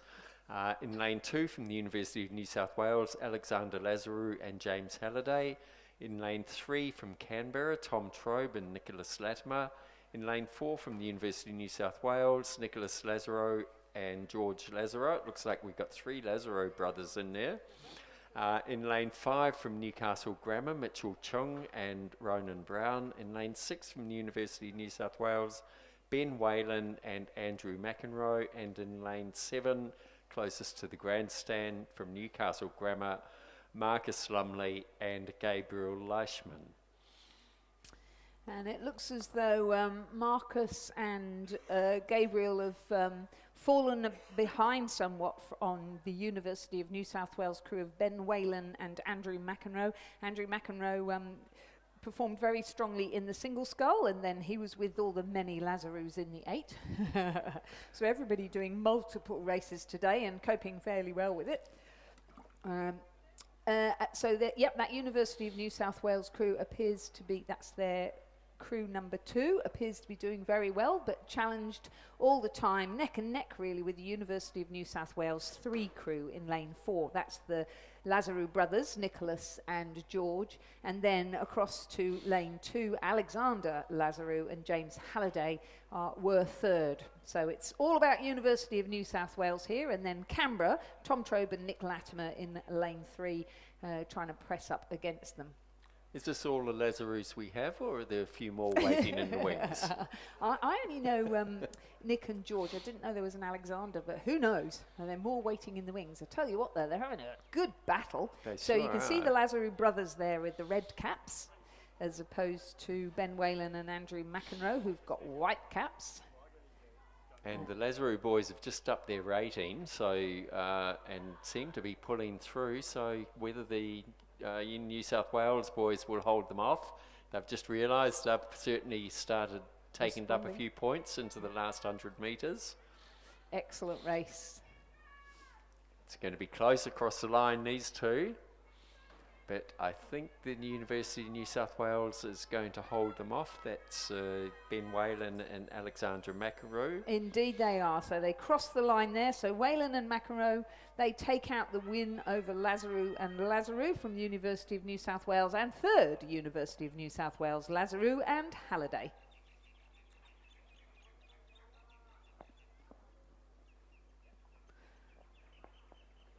And then a bit of a gap, really. Back to Canberra. Tom Trobe and Nick Latimer, who will come 4th. The Newcastle Grammar Schools in their new kit, they will be 5th. Those new colours they have. And then our other Newcastle Grammar crew of Lumley and Leishman. And they will cross the line in 6th. So confirming the men's C-grade coxless pair, a win for the University of New South Wales, Ben Whalen and Andrew McEnroe in a time of 3 minutes 34.98 seconds. Their margin over the Lazarou brothers 1.37. And coming down the course is race 66, the women's D-grade coxed 4. Glebe has scratched, but in lane 4 we have from University of New South Wales, Charlotte Stanwicks, Elizabeth Raffin, Caitlin Mulquinny and Heather Cox, coxed by Angela Zeng. In lane 5 from Drummoyne, Rowena Stewart, Sally Webbick, Helen Burton, Marcella Cox, coxed by Jodie Panagopoulos. In lane 6 from Leichhardt, Jane Millage crew, and then another 7 seconds back to Leichhardt. And I think people are starting to get a bit tired now. 3:15 and everybody's done about 75 races, haven't they? So the University of New South Wales crew is Charlotte Stanwicks, Elizabeth Raffin, Caitlin Mulqueeny and Heather Cox, coxed by Angela Zeng, coached by Cam Butler and Chris Burns. And the Drummoyne crew is Rowena Stewart in the bow seat, Sally Wiebeck at 2, Helen Burton at 3, Marcella Cox in the stroke seat. Isn't that interesting? Both of the strokes are called Cox. And the Cox, Jodie Panagopoulos. And then our Leichhardt crew is Jane Millage, Anna Foley, Catherine Gleeson and Catherine Usich, coxed by Margaret Bailey and coached by Steve Sherry. It's a nice length and nice rowing there coming from these leading crews. It will be University of New South Wales across the line in first position to take out the women's D grade coxed 4. Drummoyne will be second and Leichhardt third. Provisional time 4 minutes 12.98 seconds and the margin of University of New South Wales over Drummoyne 6.96 seconds, so a couple of lengths. And there's going to be about a 5-minute break through to the next race, which is the first division of the men's novice double scull. This will be race 67. They're just starting to come up close to the line now. In lane, we have a scratching from Drummoyne, so in lane 3 from Newcastle Grammar, we have Luca Curry-Halu and Louis Lyons. In lane 4 from Leichhardt, Jasper Richards and Peter Simovac. In lane 6 from Leichhardt, Jeremy Cooper and Lucas van der Westhuizen. And in lane 7 from the University of New South Wales, Fraser Wilson and Jack Kaplan. So there'll be a short time until they start.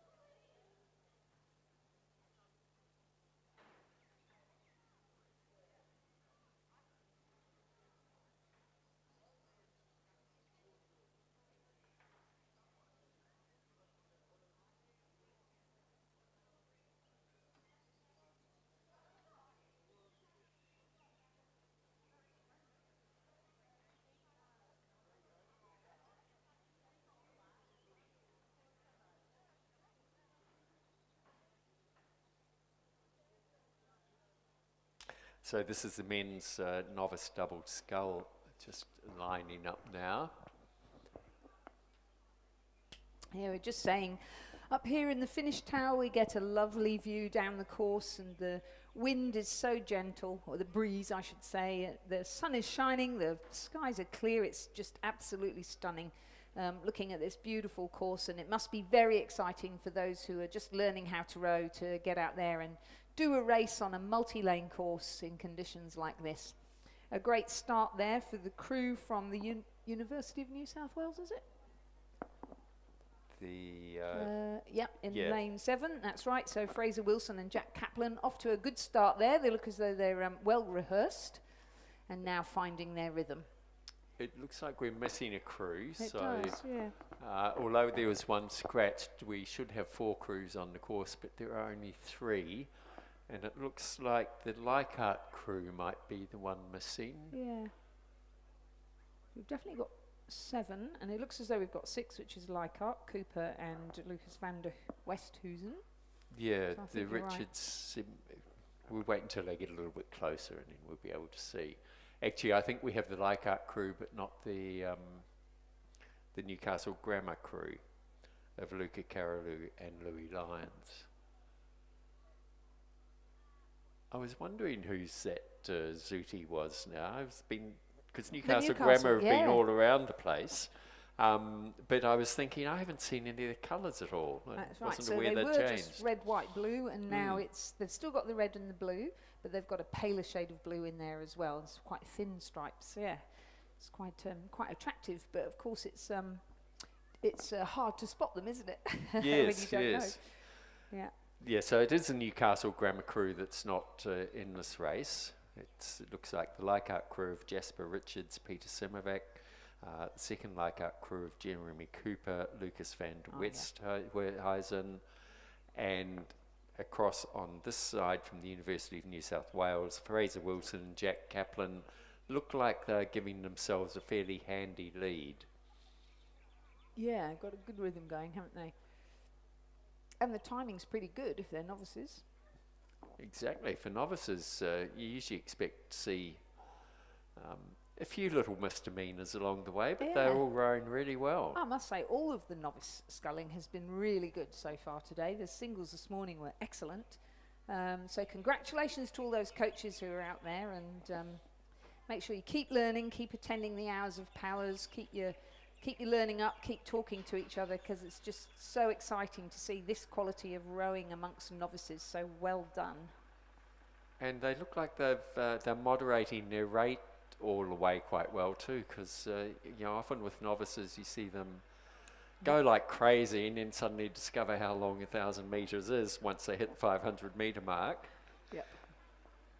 So no, all very controlled, looking very professional. And a lot safer for all of us if people are of similar speed rather than some crews being way behind. So University of New South Wales continue to lead in this men's novice double scull race, Division 1. This is race number 67 on the programme. Racing over 1,000 metres, so they're into the last quarter of the race now. Fraser Wilson and Jack Kaplan from the University of New South Wales in the lead. Their coach is Chris Burns.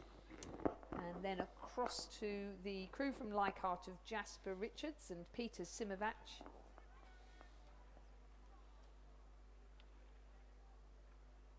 In lane 4, coached by Lucy Perrison. So her junior squad has been doing pretty well today, racing up and down. Poor Lucy, she's going to have a big sleep tonight, I think. But it's great to see so many of them there on the water. And then back to the lane 6 Leichhardt crew, Jeremy Cooper and Lucas van der Westhuizen, also coached by Lucy Perrison. Just every now and then having a little falter, but that's okay. It's novice double sculls, right? So you get better the more you race. Congratulations to University of New South Wales taking out that win in the men's novice double sculls. And to Leichhardt Rowing Club placing 2nd and 3rd. The provisional time for Uni of New South Wales, 4 minutes, 7.94 seconds. And lining up is the 2nd division of the men's novice double scull. Across on the far side in lane 3 from Barker College is Tong Zhu and Hudson Donovan. In lane 4 from Leichhardt. Colours there in lane 6, James Baker in the bow seat, Amon Ferreira in the stroke seat. They're coached by Daniel Woodell. Lane 5, our University of New South Wales crew. I think that's probably Samuel Hagan in the bow seat and Haylock Keith Kong in the stroke seat. Chris Burns is their coach. Lane 4, thank you Mr. Cameraman. Thank you, John. James Etta in the bow seat and Nitesh Shetty in the stroke seat of the Leichhardt crew in lane 4. And it looks as though we're missing Barker College, which was supposed to be Tong Zhu and Hudson Donovan. Had a big day, Barker College. Probably a bit pooped. Unless we're waiting for them, and that's why the race hasn't started yet. So I seem to have Haylock Keith Kong has jumped out of one boat and into another, because it seems like only a race or two ago that I was calling his name. So great to see these novices getting in multiple races, running round and round, back to back. Yeah. Oh, here comes Barker College now. So Barker College, they'll be in lane 3. You can see them just coming slowly up to the start now. Tong Zhu is in the bow seat and Hudson Donovan in the stroke seat. So Barker College, a relatively new school program which is rowing out of the North Shore Club over on the Lane Cove River in Sydney metropolitan area. So the starter now, this is really tricky, this one, trying to bring the crews up to the 1,000 metre mark, which is the starting point. And the reason it's marked like that is this course is an Olympic standard course with the Olympic distance of 2,000 metres. But when we're novices, we race half of that distance, so 1,000 metres. This is a free start, whereas if we were at the proper 2,000, we would be held. So the umpire just trying to align everybody. And that is very tricky, because people don't sit forward, do they? And then when they move forward, their bows go, up, off we go.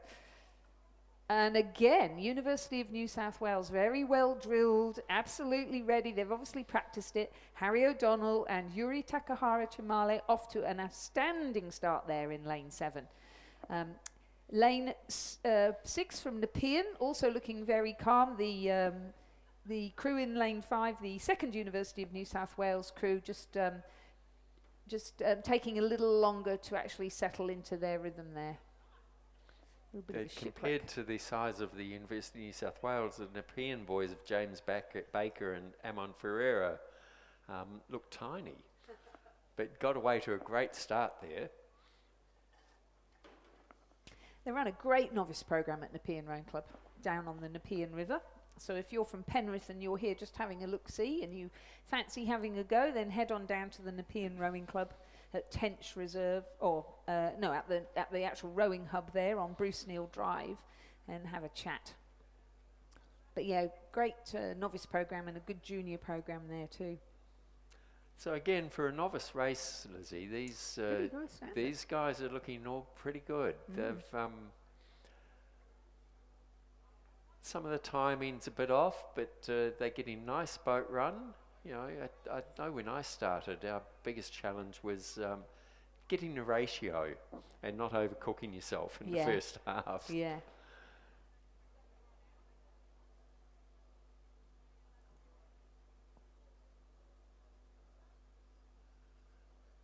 So I'd suggest that the Uni New South Wales boys over on this side are in the lead more from their brute strength and good coordinated technique, but they're looking pretty good. They are. So they're through their halfway mark already. Those flag poles on the far side marking the 500 metre mark. If you look down the course, you can see there's flag poles at 500, 1,000 and 1,500. And then here at the finish, by the finish tower, there's more flags in front of the grandstand. And yes, this was the course back in the year 2000 when the Sydney Olympic Games were held, and both the rowing regatta and the canoe sprint regatta were held on this course. And those flags were flying. And that far side was a whole raft of bleachers all the way down. It was fabulous. One of the best regattas I've ever been to in my life, I must say. The weather was like this, or better even. It's like a mill pond. So University of New South Wales, Harry O'Donnell, Yuri Takahara Chimale, coached by Chris Burns, ploughing down. They've got clear water and they're hanging on to that clear water. Well, they had an 11.5 second lead as they came across the 500 metre mark, so I think they're aware of that and are not over killing themselves as they come through, but I think now they've hit the 250 metres, they've well inside them now, and they've taken rating up just a little bit. And in the meantime, the second University of New South Wales crew, Samuel Hagan and Haylock Keith Kong, they've overcome the jitters that they had off the start, found themselves some nice rhythm as well and quite good angles, and they've managed to work their way through the Nepean Rowing Club crew of James Baker and Amon Ferreira.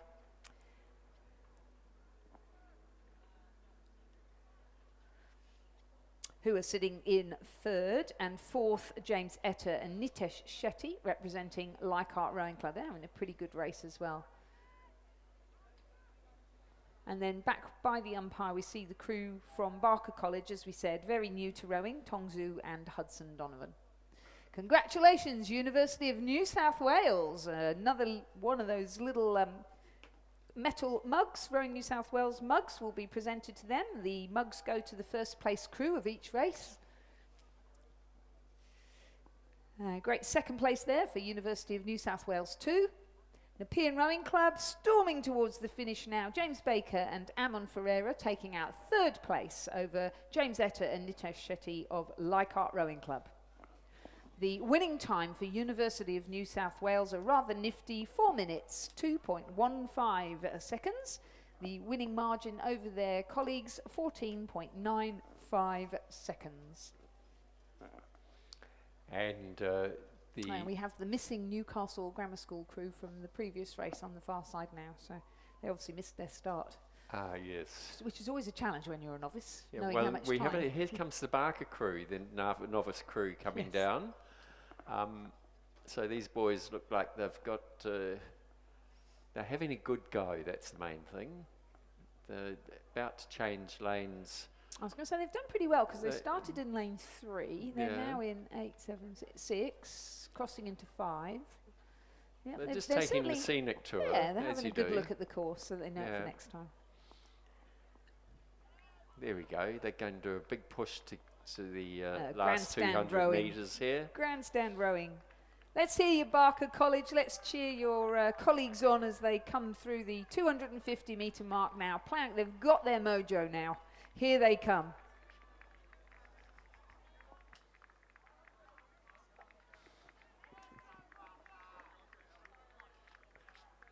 Yep, they're about to hit the last 100 metres, and they've come back into lane 7. They're just making So- sure they come close to the grandstand so So we get a decent we can give them a look. good cheer. Yep. Yeah. So come on, give them a good cheer. What a great effort. They're going to come straight on to the Medal medal dials. presentation. Whoops. Well, you know what? There's lots of people in this world that wouldn't be brave enough to go out and have a race. So good for them.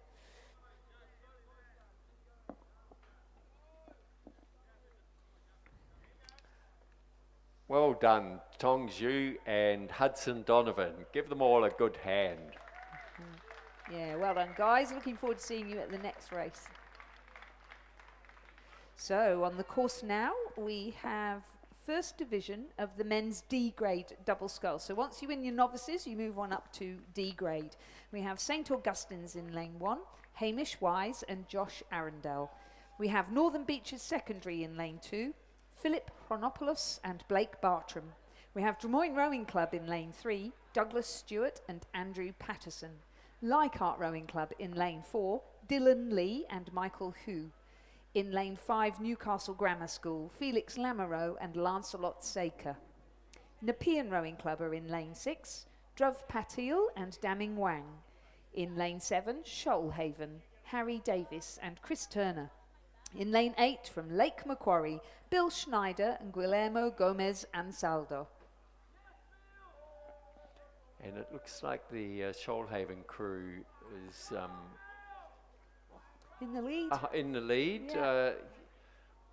I used to race against Chris Turner, and I'm trying to recall his race partner of the day, but they were a pretty good double pair in Masters for quite some time. Oh, we were having a conversation about this earlier. That D grade can also be Masters because that's that's what you get moved into, isn't it? And there's that Des Moines on the far side there, Doug Stewart and Yes. Andrew Patterson, and they're having a good old ding dong with Leichhardt's Dylan Lee and Michael Hu, aren't they? Who are youngsters? How dare they? So great race going on there actually. Shoalhaven in the green and gold closest to the grandstand. Leichhardt in the blue and red with white. And then Des Moines Rowing Club in the green and gold on the far side. And a real race on here. It certainly is. Leichhardt are really giving it all they've got. They've pushed through. Wow, they have. They're looking around wondering where got a the link. line is, and they're going to take it with a good half boat length, followed by the Shoalhaven crew, who obviously Excellent gave race. it their all because they stopped just before the line. On the far side, the Des Moines crew of Doug Stewart and Andrew Patterson. Closest to us from Lake Macquarie, Bill Schneider and Guillermo Gomez and Saldo. And then it's almost a photo finish for the 5th and 6th, which would be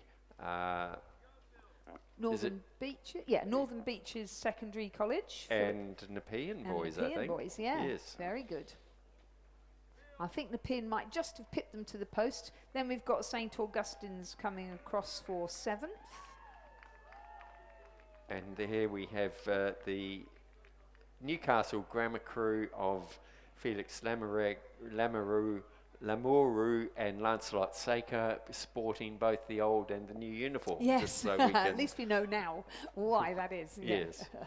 Excellent. Oh, it's just great to see them racing. So, a fantastic win there for Leichhardt Rowing Club in Division 1 of the men's D grade double scull, race number 69 on the programme. That was the Leichhardt crew of Dylan Lee and Michael Hu, and they did it in a time of 3 minutes of 43.22 seconds. So, a great time for them there. They only had 1.49 of a second over Harry Davis and Chris Turner, and they in turn of Shoalhaven, and they in turn had 1.25 seconds over the Des Moines Rowing Club crew of Doug Stewart and Andrew Patterson. And coming down the course is Division 2 of the men's D grade double scull, race 70. Across in lane 1 from Northern Beaches Secondary, Chase McLean and Toby Bustos. In lane 2 from Shoalhaven, Stuart Drury and Joseph Basher. In lane 3 from Newcastle Grammar, Eli Wosley and William Boyle. In lane 4 from the University of New South Wales, Samuel Brugim and Scott Purvis. In lane 5 from Newcastle Grammar, Cooper Mann and Luca Curry-Halu. In lane 6 from Nepean, Angus George and Luca Bazina. In lane 7 from Abbotsford, Terry Barella and Michael Hayes. And in lane 8 from Des Moines, Richard Jones and John Langford. And the Glebe crew has been scratched. That would have been in lane 9. And at the 500 metre mark, it was the Newcastle Grammar School from lane 5, Cooper Mann and Luca Karahalu, who were in the lead, over the Northern Beaches secondary crew of Chase McLean and Toby Bustos. Nepean Rowing Club, crew of Angus George and Luca Bazina are sitting in 3rd position, and the Des Moines crew of Richard Jones and John Langford currently sitting in 4th. They're coming up to the 250 metre mark now. Nepean Rowing Club still going pretty well there in the middle of the field. The Des Moines crew of Jones and Langford closest to you in the grandstand also going well, but it's towards the middle and the far side of the course where we have the best competitors. Now we've got a boat. Oh, they've got lots of crews with no bow numbers on. Lane 1 is the Northern Beaches Secondary College, but it is Newcastle Grammar School who are in lane 5, is that right? No, that's No, it's University somebody of New else. South Wales. Oh, New South. So it's how dare the they? Samuel Brugum. Brugum and Scott Purvis. There we go, yeah. And again, And a again, couple of good big rhythm. solid boys Yeah. looking good. And definitely taking out the win in the men's D grade double scull Division 2. 2nd will just go to Northern Beaches Secondary. 3rd will go to Nepean, and 4th will be taken out by Des Moines. And then it's across to Shoalhaven, who very clearly sitting in 5th position. So the unofficial winning time for that race was 3 minutes 43.2. Another good time. Only a second and a half back to the Shoalhaven crew, and another second and a quarter back to Drummoyne. Just across the line we had the Shoalhaven crew of Stewart and Drury. Coming across now, Newcastle Grammar of Eli Wosley and William Boyle. Followed again by the other Newcastle Grammar crew of Cooper Mann and Luca Karihalu, and the Abbotsford crew of Terry Barella and Michael Hayes is just across the line, and I think they would probably be a Masters H crew, so great effort. Good on them. Yeah. Always fun to get out there with the young uns. That's right.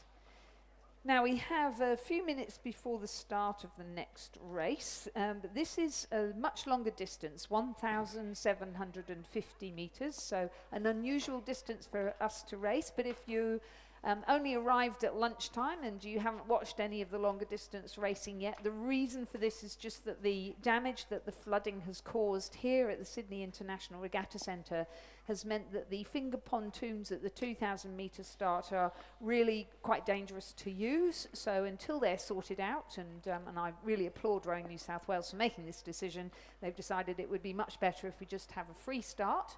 Well, you can see there on the big camera how the pontoons are. So the first thing that's happened is the actual concrete bit that winds out so that you adjust it according to the length of the boat is stuck. So what happens there is you roll that concrete pontoon rolls out, and then if you've got a pair, you roll it out further so that the bow lines up with the line point, the liner's hut.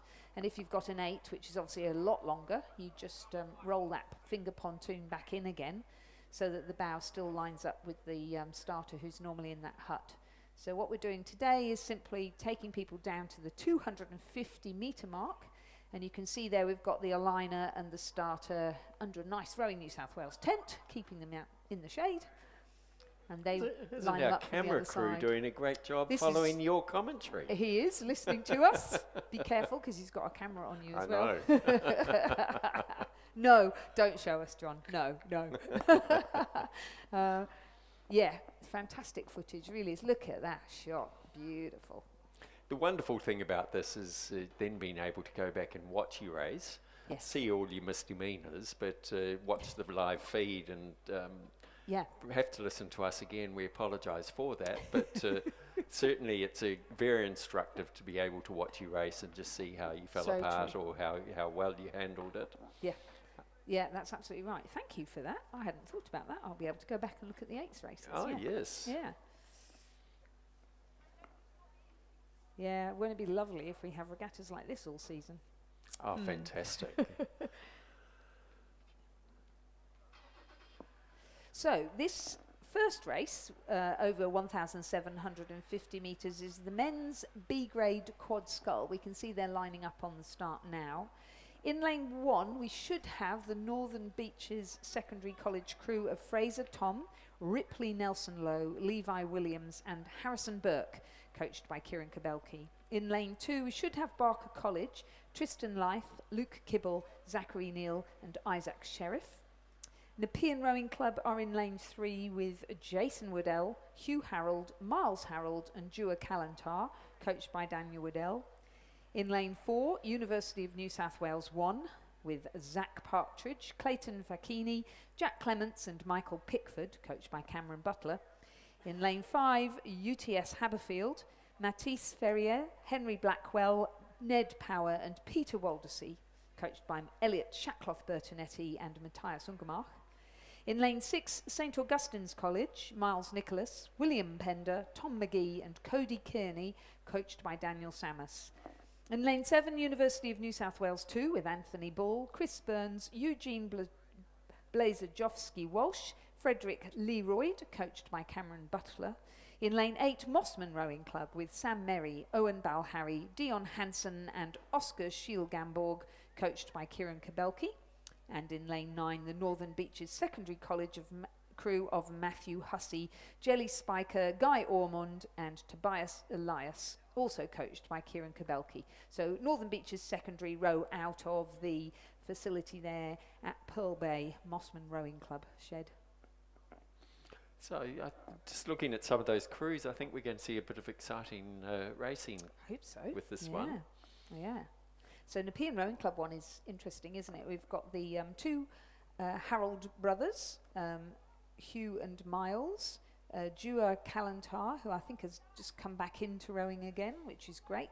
Hopefully finished his schooling, and then Jason Woodell, who often has coached, but is currently going lightweight and challenging for a place in our lightweight men's 4 for the interstate excellent. competition. Yeah, great athlete.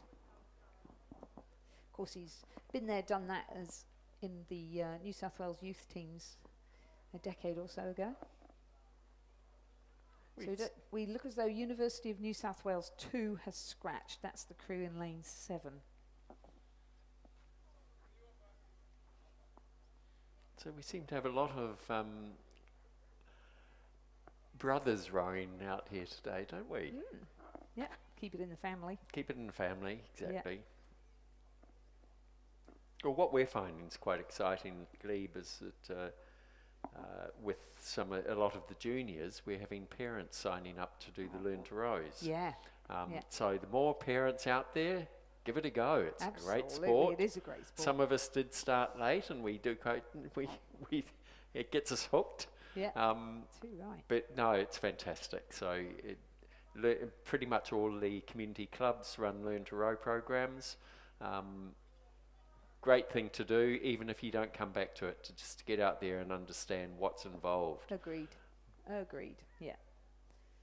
Yeah, and if you don't fancy doing that, but you'd still like to get involved, then there's always loads of jobs behind the scenes, either at your school, the club, or here at the regattas. And we mentioned it a bit earlier, but if you fancy learning what goes on behind the scenes, there's always a welcome for you by Rowing New South Wales if you want to volunteer, and you don't have to know anything at all. We can teach you how to do the timing in the timing huts, to assist taking photographs, marshalling, driving boats, sitting up here doing some commentary. Lots of jobs that need doing. Right, well, they're often running in the men's B-grade quad scull, so just refresh. Northern Beaches Secondary in lane 1, Barker College in lane 2, that's on the far side, Nepean Rowing Club in lane 3, University of New South Wales in lane 4, UTS in 5, St Augustine's in 6, Mossman in 8, and Northern Beaches First Crew in lane 9. And interesting to see, although it's a B grade race, this one, we have the Northern Beaches and Barker College, or the two Northern Beaches crews in Barker College are D grade. The Nepean University 1, New South Wales 1 and UTS crews are actual B grade. The St Augustine's University of New South Wales 2 and Mossman are C grade. So the lower grade are in there to have a go and probably just see how they can go up against the more experienced crews or the faster crews. Yeah, and get an idea of what it's like to race over a longer distance, which is not a bad idea at all. Yeah. Well, I must say, having done 2 races over 1,000 metres today, it goes so quickly. Get to halfway and go, It's quite long enough being a 1,000-metre racer. In a single as well, yeah. Yeah. So they're well on the way now in this men's B-grade quad scull. So racing from the 1750 mark, or from the 250 mark, I should say, back to the 2,000 metre mark. So 1750 metres total distance elapsed. Looks as though that UTS crew of Matisse Ferrier, Henry Blackwell, Ned Power and Peter Waldersey got a nice rhythm there, looking pretty strong.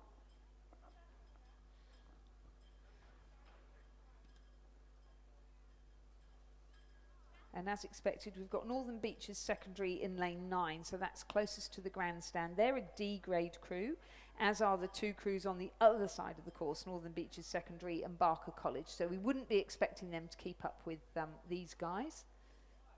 That's lane 8, focusing in on that Mossman Rowing Club crew of Sam Merry, Owen Balharry, Dion Hansen and Oscar Schiel-Gamborg, who I'm pretty sure were involved in Northern Beaches Secondary, so it could just be that they're you know, just out of school or something. Well, that Northern Beaches crew on the lane 9 station looks like they're going pretty well.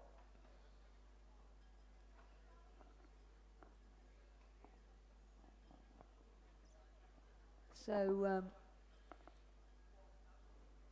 in the open quad, oh no, open No. quad is the next race down, isn't it? Yeah, so the B crews look like they have the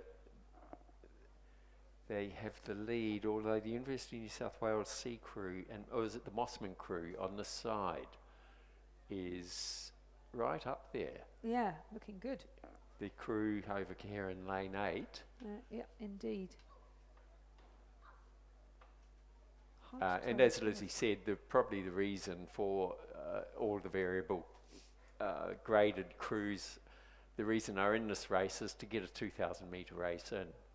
So Nepean Rowing Club, the crew of Jason Waddell, who's sitting in the stroke seat, the two Harold brothers at 3 and 2, and Dua Kalantar in the bow seat, going very well, having a great race with that crew from UTS and the crew from Mossman. So we have neck and neck, I think, those 3 crews. And then just falling behind is the crew from University of New South Wales of Zach Partridge, Clayton Facchini, Jack Clements and Michael Pickford.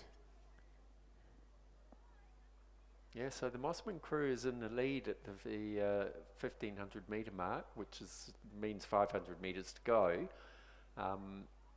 followed by the UTS by 1.45 split and Nepean by 1.45. Then it's a good nearly 7 seconds back to the St. Augustines. And although we'll let you know shortly, race 72 is also on the course and only about 500 metres behind. That's the men's open quad scull. So there are only 3 crews in that race, but that will be a close one as well. We'll give you more details as they come closer. Yeah, this Mossman crew looking very good indeed. And remember, there's only one prize today. There is just one race here in the men's B grade quad scull, although we have 1, 2, 3 events in it, B and C and D. I'm not sure what happens there. I presume 3 pots, but maybe not. No, it's you can just enter. It's just one. Right. You can always enter higher grades than your own.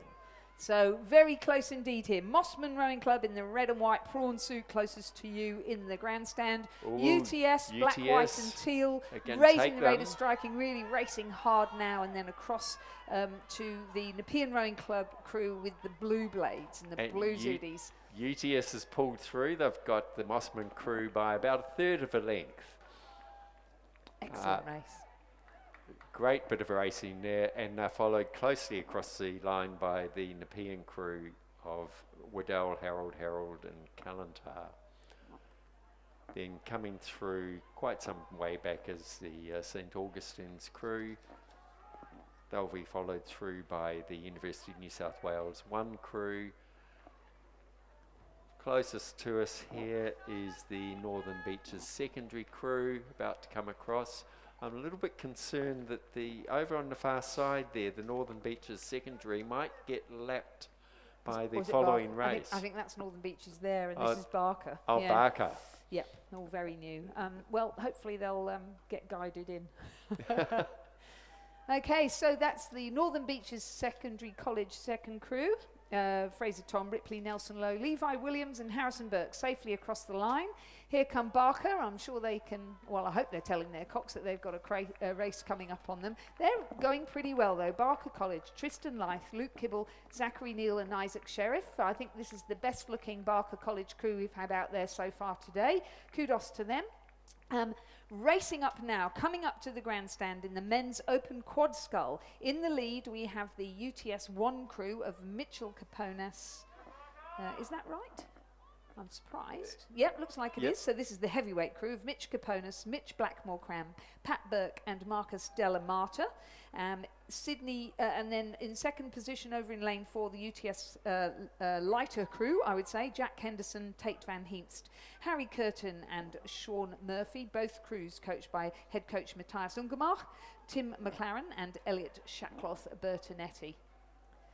Pretty good sculling there, very nice indeed. So Marcus Delamata from the under-23 team there in the stroke seat.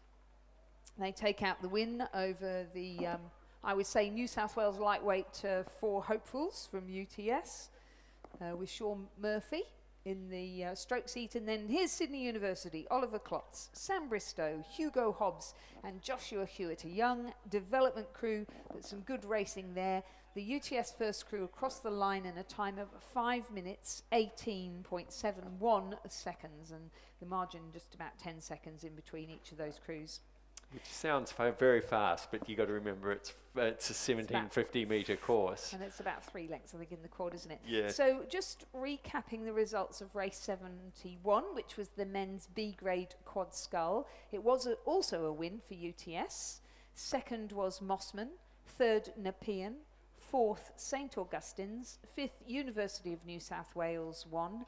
Sixth, Northern Beaches Secondary 1. Seventh, Northern Beaches Secondary 2. And eighth, Barker College. And the winning time for UTS was 5 minutes 32.02, but the margin's very close. 1:02, 1 second over Mossman, who had a 1.7 second over Nepean. So nice and close, bodes well for racing for the rest of the season.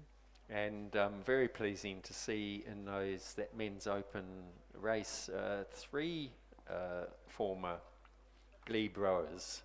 Oh, Jack yes, Henderson. indeed. I think Jack was one of ours. Tate Van Heemst and Yes. Oliver Klotz. Yeah. So they've gone to different clubs, but what they have done is they've come from a really good pathway club into a high performance club, which is exactly what the system is set up to do, and it's really exciting to see that happen. So we have an interesting race on the course now. We have 2 8s. One of them is from Newcastle Grammar, and the other is from Sydney, but one of them is men and the other one is women. And the women are blitzing it.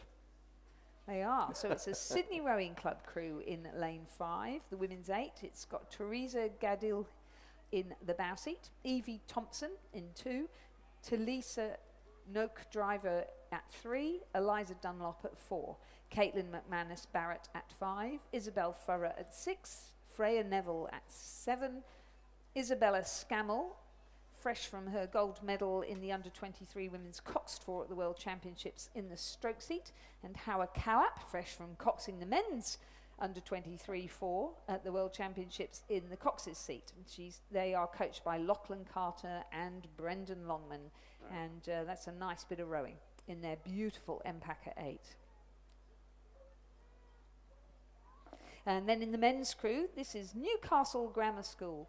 It's a D grade men's 8 with Henry Chaston in the bow seat, Logan Harmon in the 2 seat, Mitchell Chung in 3, Louis Lyons at 4, Lucas Burton at 5, Ronan Brown at 6, Marcus Lumley at 7, Gabriel Leishman at stroke, and Lancelot Saker is their cox. So sometimes a D grade men's 8 and a women's 8 would be similar speeds, but we've got a pretty tasty Sydney Rowing Club women's crew here with a few international reps on board. And they're certainly not slowing down. They're making sure that they're getting a good time as they cross the line in 5 minutes 45.78. It's not bad. And here comes Newcastle Grammar School with 7 new zoot suits and 2 old ones.